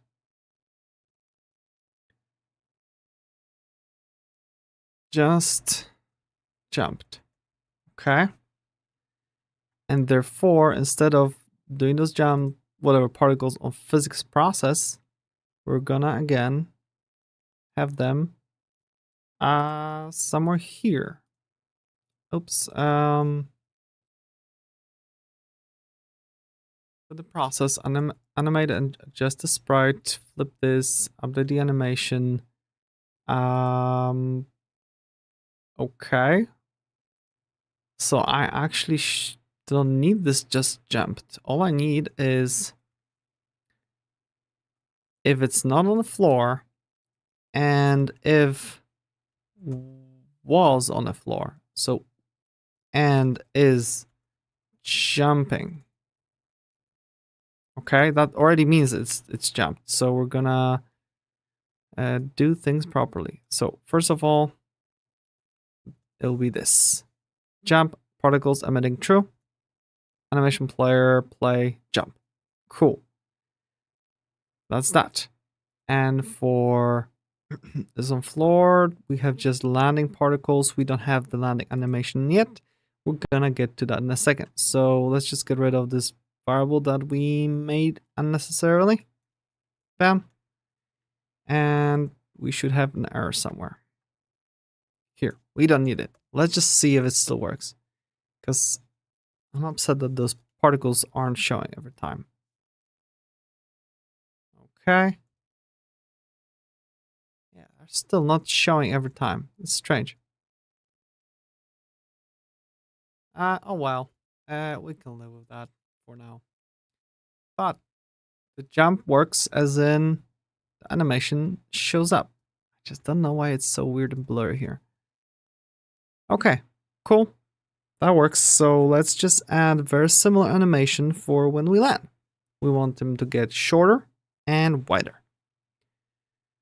So we can get back to our animation player and we're gonna create a new animation. Okay, this will be land. And we're gonna have very similar situation where we're gonna make it to last 0.2 seconds. Right? The other one was 0.2 as well. Yeah. So that's a good speed. And we're gonna make it so that initially we have the scale. And we are not doing anything with what do you call it? We're not gonna do anything with skew because we just landed, so no need for skewing whatever. Usually when you jump, you just make this kind of stretch yourself in one direction. So let's leave it the way it is. So after landing, we're again normal, but in the middle, we just have a few frames here. So in the middle, we're gonna make him wider. Like that, 1.15 maybe even. And shorter, like 0.9. I wonder if we can make just... Yeah, because I'm afraid to set the position. Because suddenly we would have a situation where, depending on how it's flipped, we also adjust the position. So I am not gonna try to touch that. Yeah. I guess with some nodes and whatnot, we could mitigate it, but I'm not attempting that right now. Okay, so... Wait, I didn't make it in the middle? Oh no. 1.15 and 0.9 and make this here. Okay. Boom, boom, boom, boom. Should be good enough. So that's land. Let's just add it to code. We have only one spot for that. The same spot when we were playing the land particles. Animation player, play fall. Not fall, land. Okay. Yeah. Wow. Ooh, that was actually...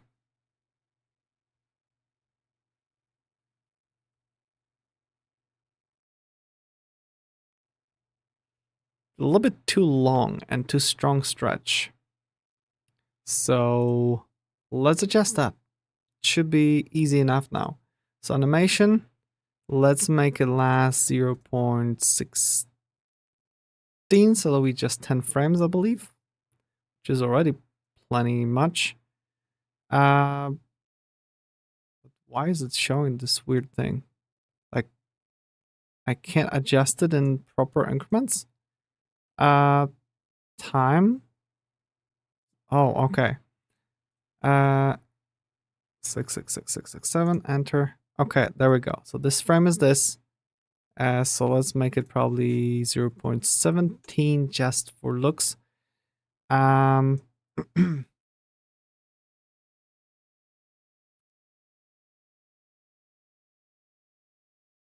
where's the beginning here? Okay. So we make it only that much shorter.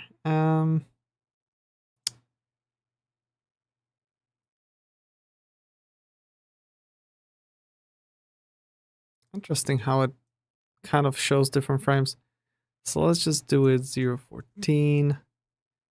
And in the middle, we're not gonna have it stretch so much widthwise, maybe 0.8. And 0.875. Maybe that's gonna be a little bit easier.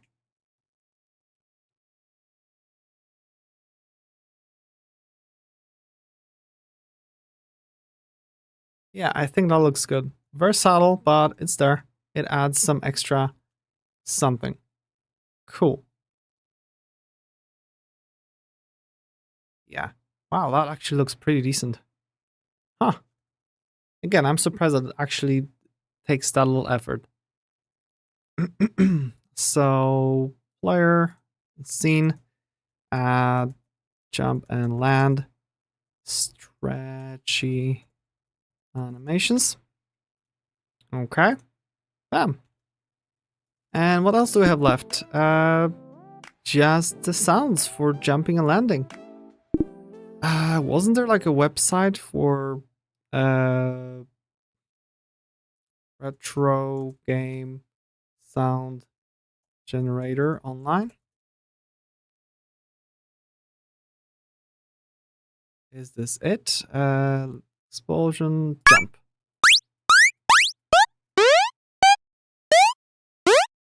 Wow, okay. Sample rate 44, sure.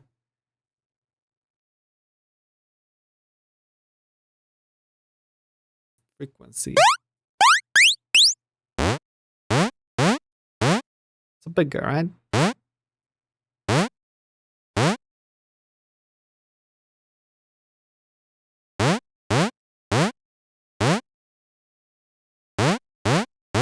Huh.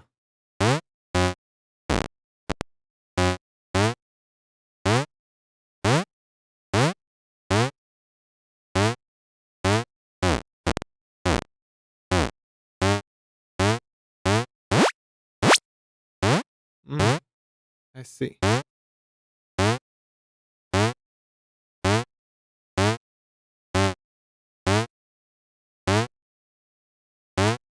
Kind of like this thing.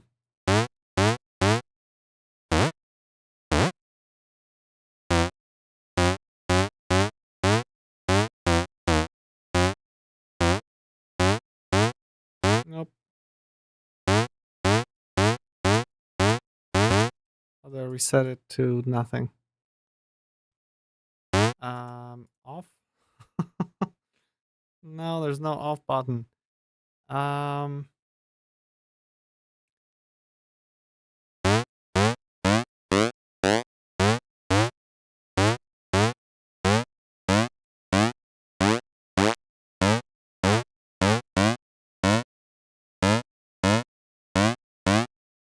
Okay, that's good. Flanger, no. Low pass filter, no. Hmm. Sure. Download. Bam. We've got our jump. Now we need land.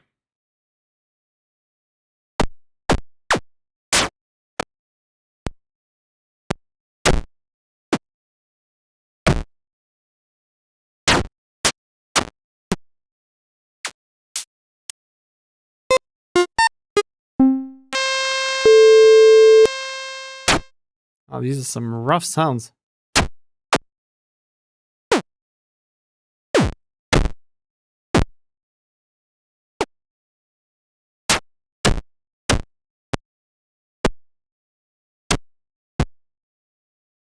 Yeah, let's just grab that one and we'll have our sounds. And I wonder if we could find one for like running.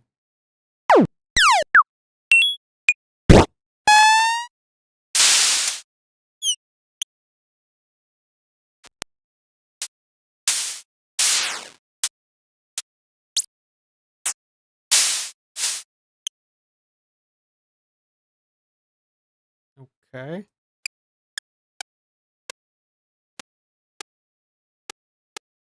Still a click. That'll be good. We'll just repeat it and with random it'll be as in it's running, and maybe that'll be enough. So let me just grab those files and let's put them in our assets, and we'll just make it new folder sounds. I'm gonna paste it, and we're gonna have jump, step, and land. Okay. So here we can basically add the sounds. So it'll be 2D. Wait, audio, stream player. Okay. And now what sounds? So we need the assets to reload. Of course, they have been reloaded for some reason. I have it in proper spot. Oh, they just showed up. Yep. So our audio stream, let's start with a jump.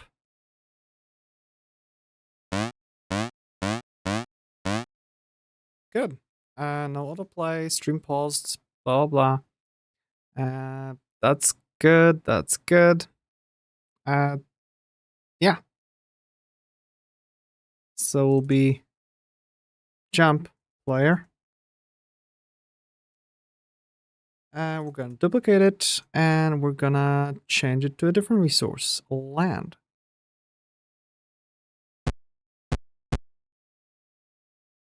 Land player. And one more, which will be the step player.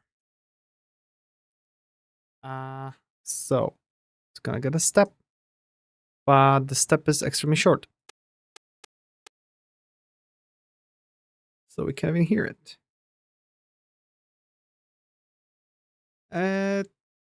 Eternal Niles followed on Twitch. Thank you so much. I hope you're enjoying the content.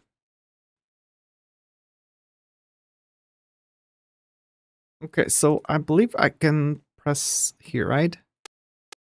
Can I do the loop?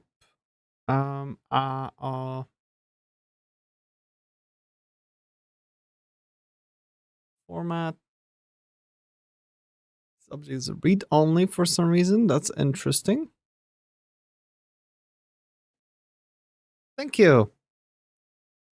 Yeah, I'm actually really surprised by, I don't know how long you've been watching, but in what few hours, by being a beginner, I was able to make a, recreate the whole thing, like pretty much all the settings from the platform thing. Acceleration, deceleration, the speed of running, the jumping height, how, the down gravity multiplier, the duration of it, the variable height jump, the acceleration and deceleration for mid-air, assists like coyote time and jump buffer and terminal velocity and rounded corners, and now finishing all the juice stuff besides just the trails and lean. So I'm just shocked. Just in a few hours, and I would never expect it to be that simple. We have particles. I can just press jump a little bit or longer. So that's that.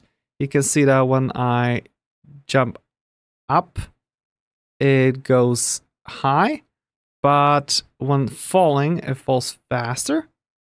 Additionally, you know, we have the deceleration, accelerations, mid-air, different values, whatever. You can set it to whatever you want. And on top of that, the terminal velocity.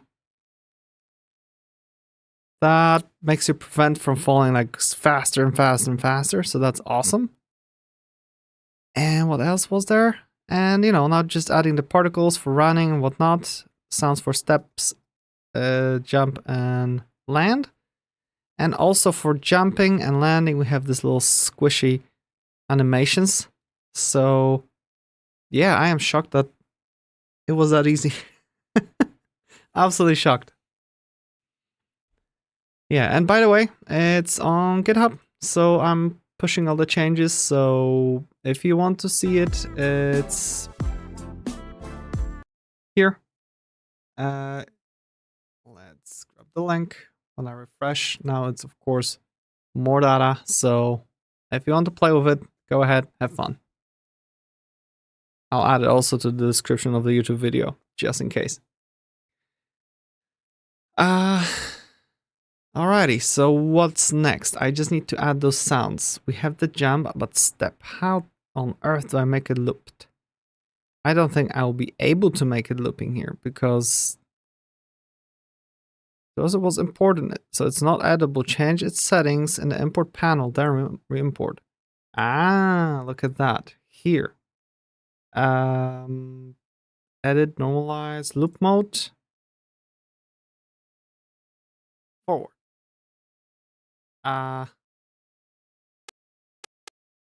What's gonna happen? I'm gonna play it looping because it's just super short click. It even fails to display the waveform.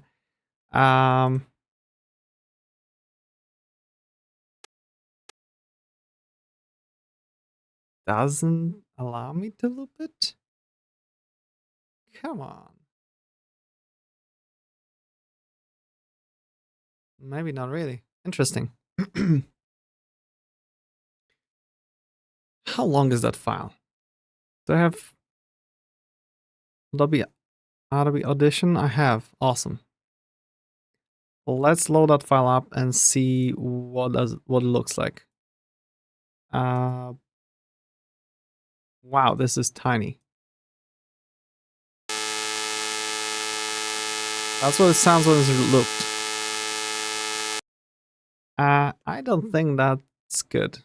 Can I just copy it and paste a bunch of times and kind of reduce the amplitude?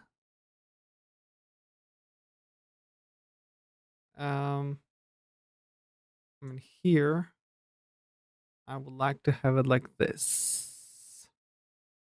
There we go. Still not long enough, but we can keep adding.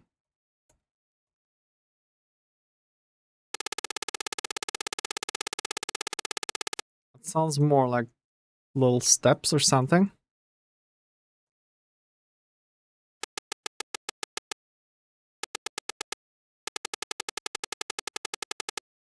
Kind of.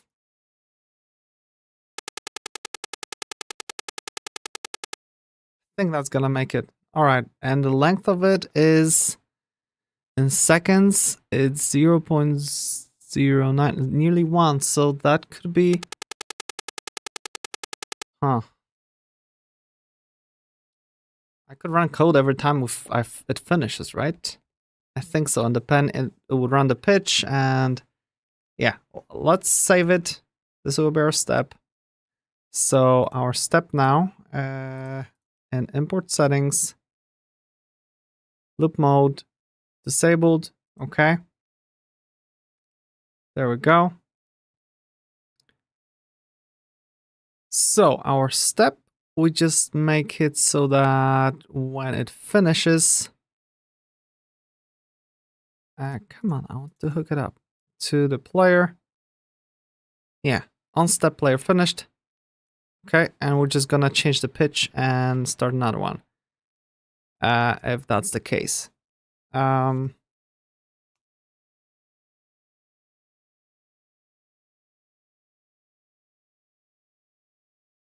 is playing step is false. And we're gonna do, and that's it. So let's add variable for the sound is playing step. Bar is playing step. We'll start false. So that when it's on the floor, I mean here we have the run animation, right? If velocity is different than 0, we have the particles emitting, which is fine, but we also do is playing like if not is playing step, we're gonna need to get the animation player, something else. What would it be? Let's consider it an animation, okay? That's the sound for now. Or let's make a separate one here. Sounds, and we're gonna have references to each one of them. 1, 2, and 3. Okay. So we get the step player, and where was it in process? If not playing step, we're gonna step player dot play. But before we're gonna do that, we're gonna do step player dot pitch scale is random f from 0.9 to 1.1. Okay, and maybe each step will be a little bit different. Different arguments for random f call. Ooh, at most 0, but I received 2. What? Oh, round f underscore range. There we go. Will that just work? Play.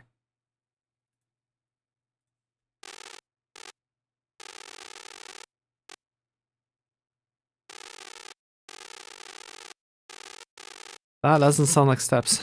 What the heck? Oh, because we're not setting that it's playing, right? It just tries to restart every frame. So is playing step true?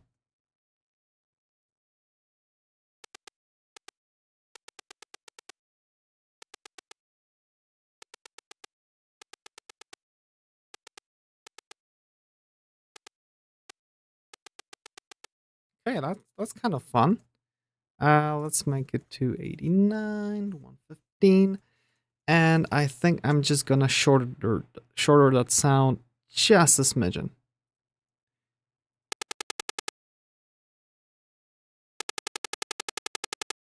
Let's try to save that. And the Godot reloaded.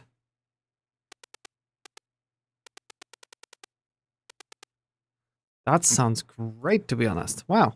Okay, that's fun. So we've got the step. Now we just need to add the jump and land, which is in the same spots as everything else. So let's do, this is jump. So it will be detected.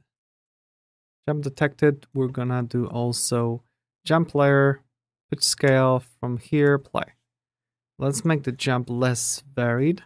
Okay. I think this should be good enough. Play.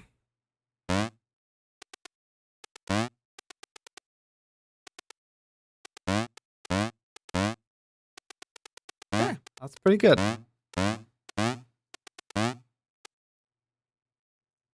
Let's make the jump a little bit less noisy. Let's make it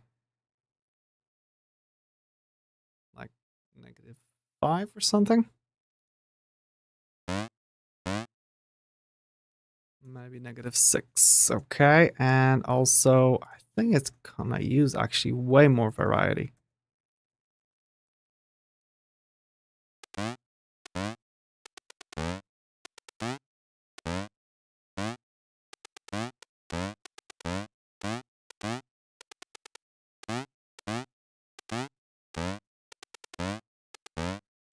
Okay, I can dig that.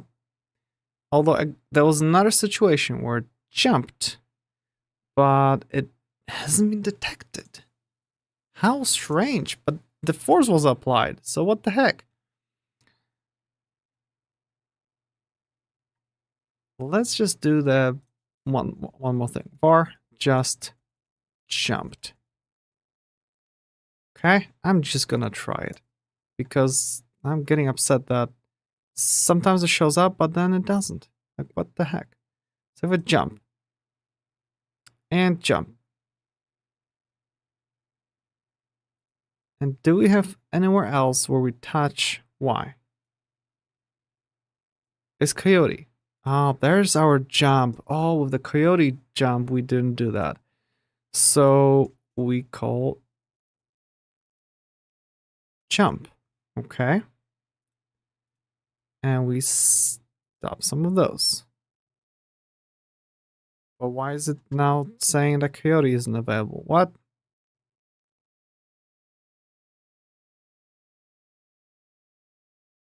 Mixed use of tabs and spaces for indentation. Really? Where did I add it? Oh. Tab size too. Oh, because I added spaces manually. Of course. So that was the missing jump. But do I add anything Y? Velocity, jump release, stop multiplier. So this is the...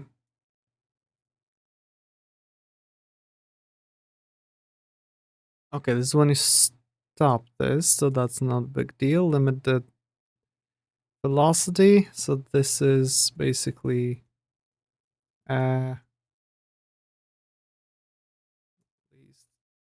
jump, increase gravity.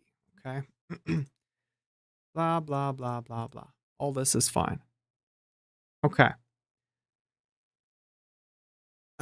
So again, I'm just gonna get rid of just jump. Now for landing, we just need to add the landing sound. So jump detected, this will be landing detected. So we're gonna do pitch scale and play. And let's see, we should have both sounds.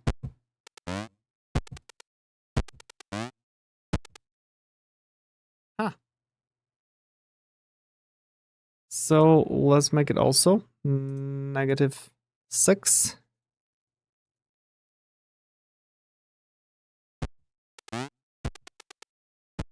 Oh, that needs to be like -9 or something. Play.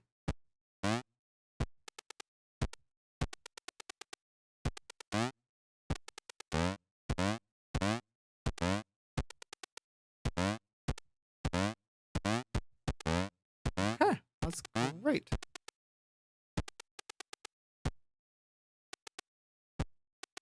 So this could easily become, you know, like you could add some, depending on how fast you're falling down, for example, to add some whoosh to it and a bunch of other stuff. So this could be a good starting point. Yeah, I like it. Huh. So all it needs now is basically a little bit of cleanup of the code to make it more organized, comments and whatnot. Maybe specify some, you know, descriptions for stuff, what they actually mean, how they translate to the toolkit and whatnot. Create a README, and we've got a ready thing. So that's it. I call it completed. So let's just push the changes. So this will be basically add jump, land, and step sounds. Alrighty, push, and that's it. Tomorrow probably I'm gonna just add a little README and a few other things, and this could be a fun little template or something to copy and paste and play around with. So yeah, that's it. We're done with that.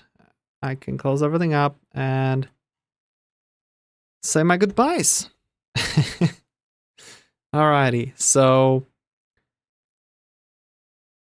as always, thank you for watching. If you enjoyed the content, you can like and subscribe on YouTube or follow on Twitch. If you want to stay in touch with me, you can also, sign up to, join my Discord server. There's nobody there yet, but hey, I'm just starting out. And what else? I don't know. I don't think I'll be streaming tomorrow, but on Wednesday we'll have one more stream with SerialDB. And then on Friday, the Game Jam Madness will begin, so that's gonna be fun. And yeah, that's it when it comes to plans so far. So again, thank you for watching. I wish you to have a great night, great morning, or whatever it is in your place on the planet, or maybe you're watching off planet. Then wow. Alrighty. Take care, guys.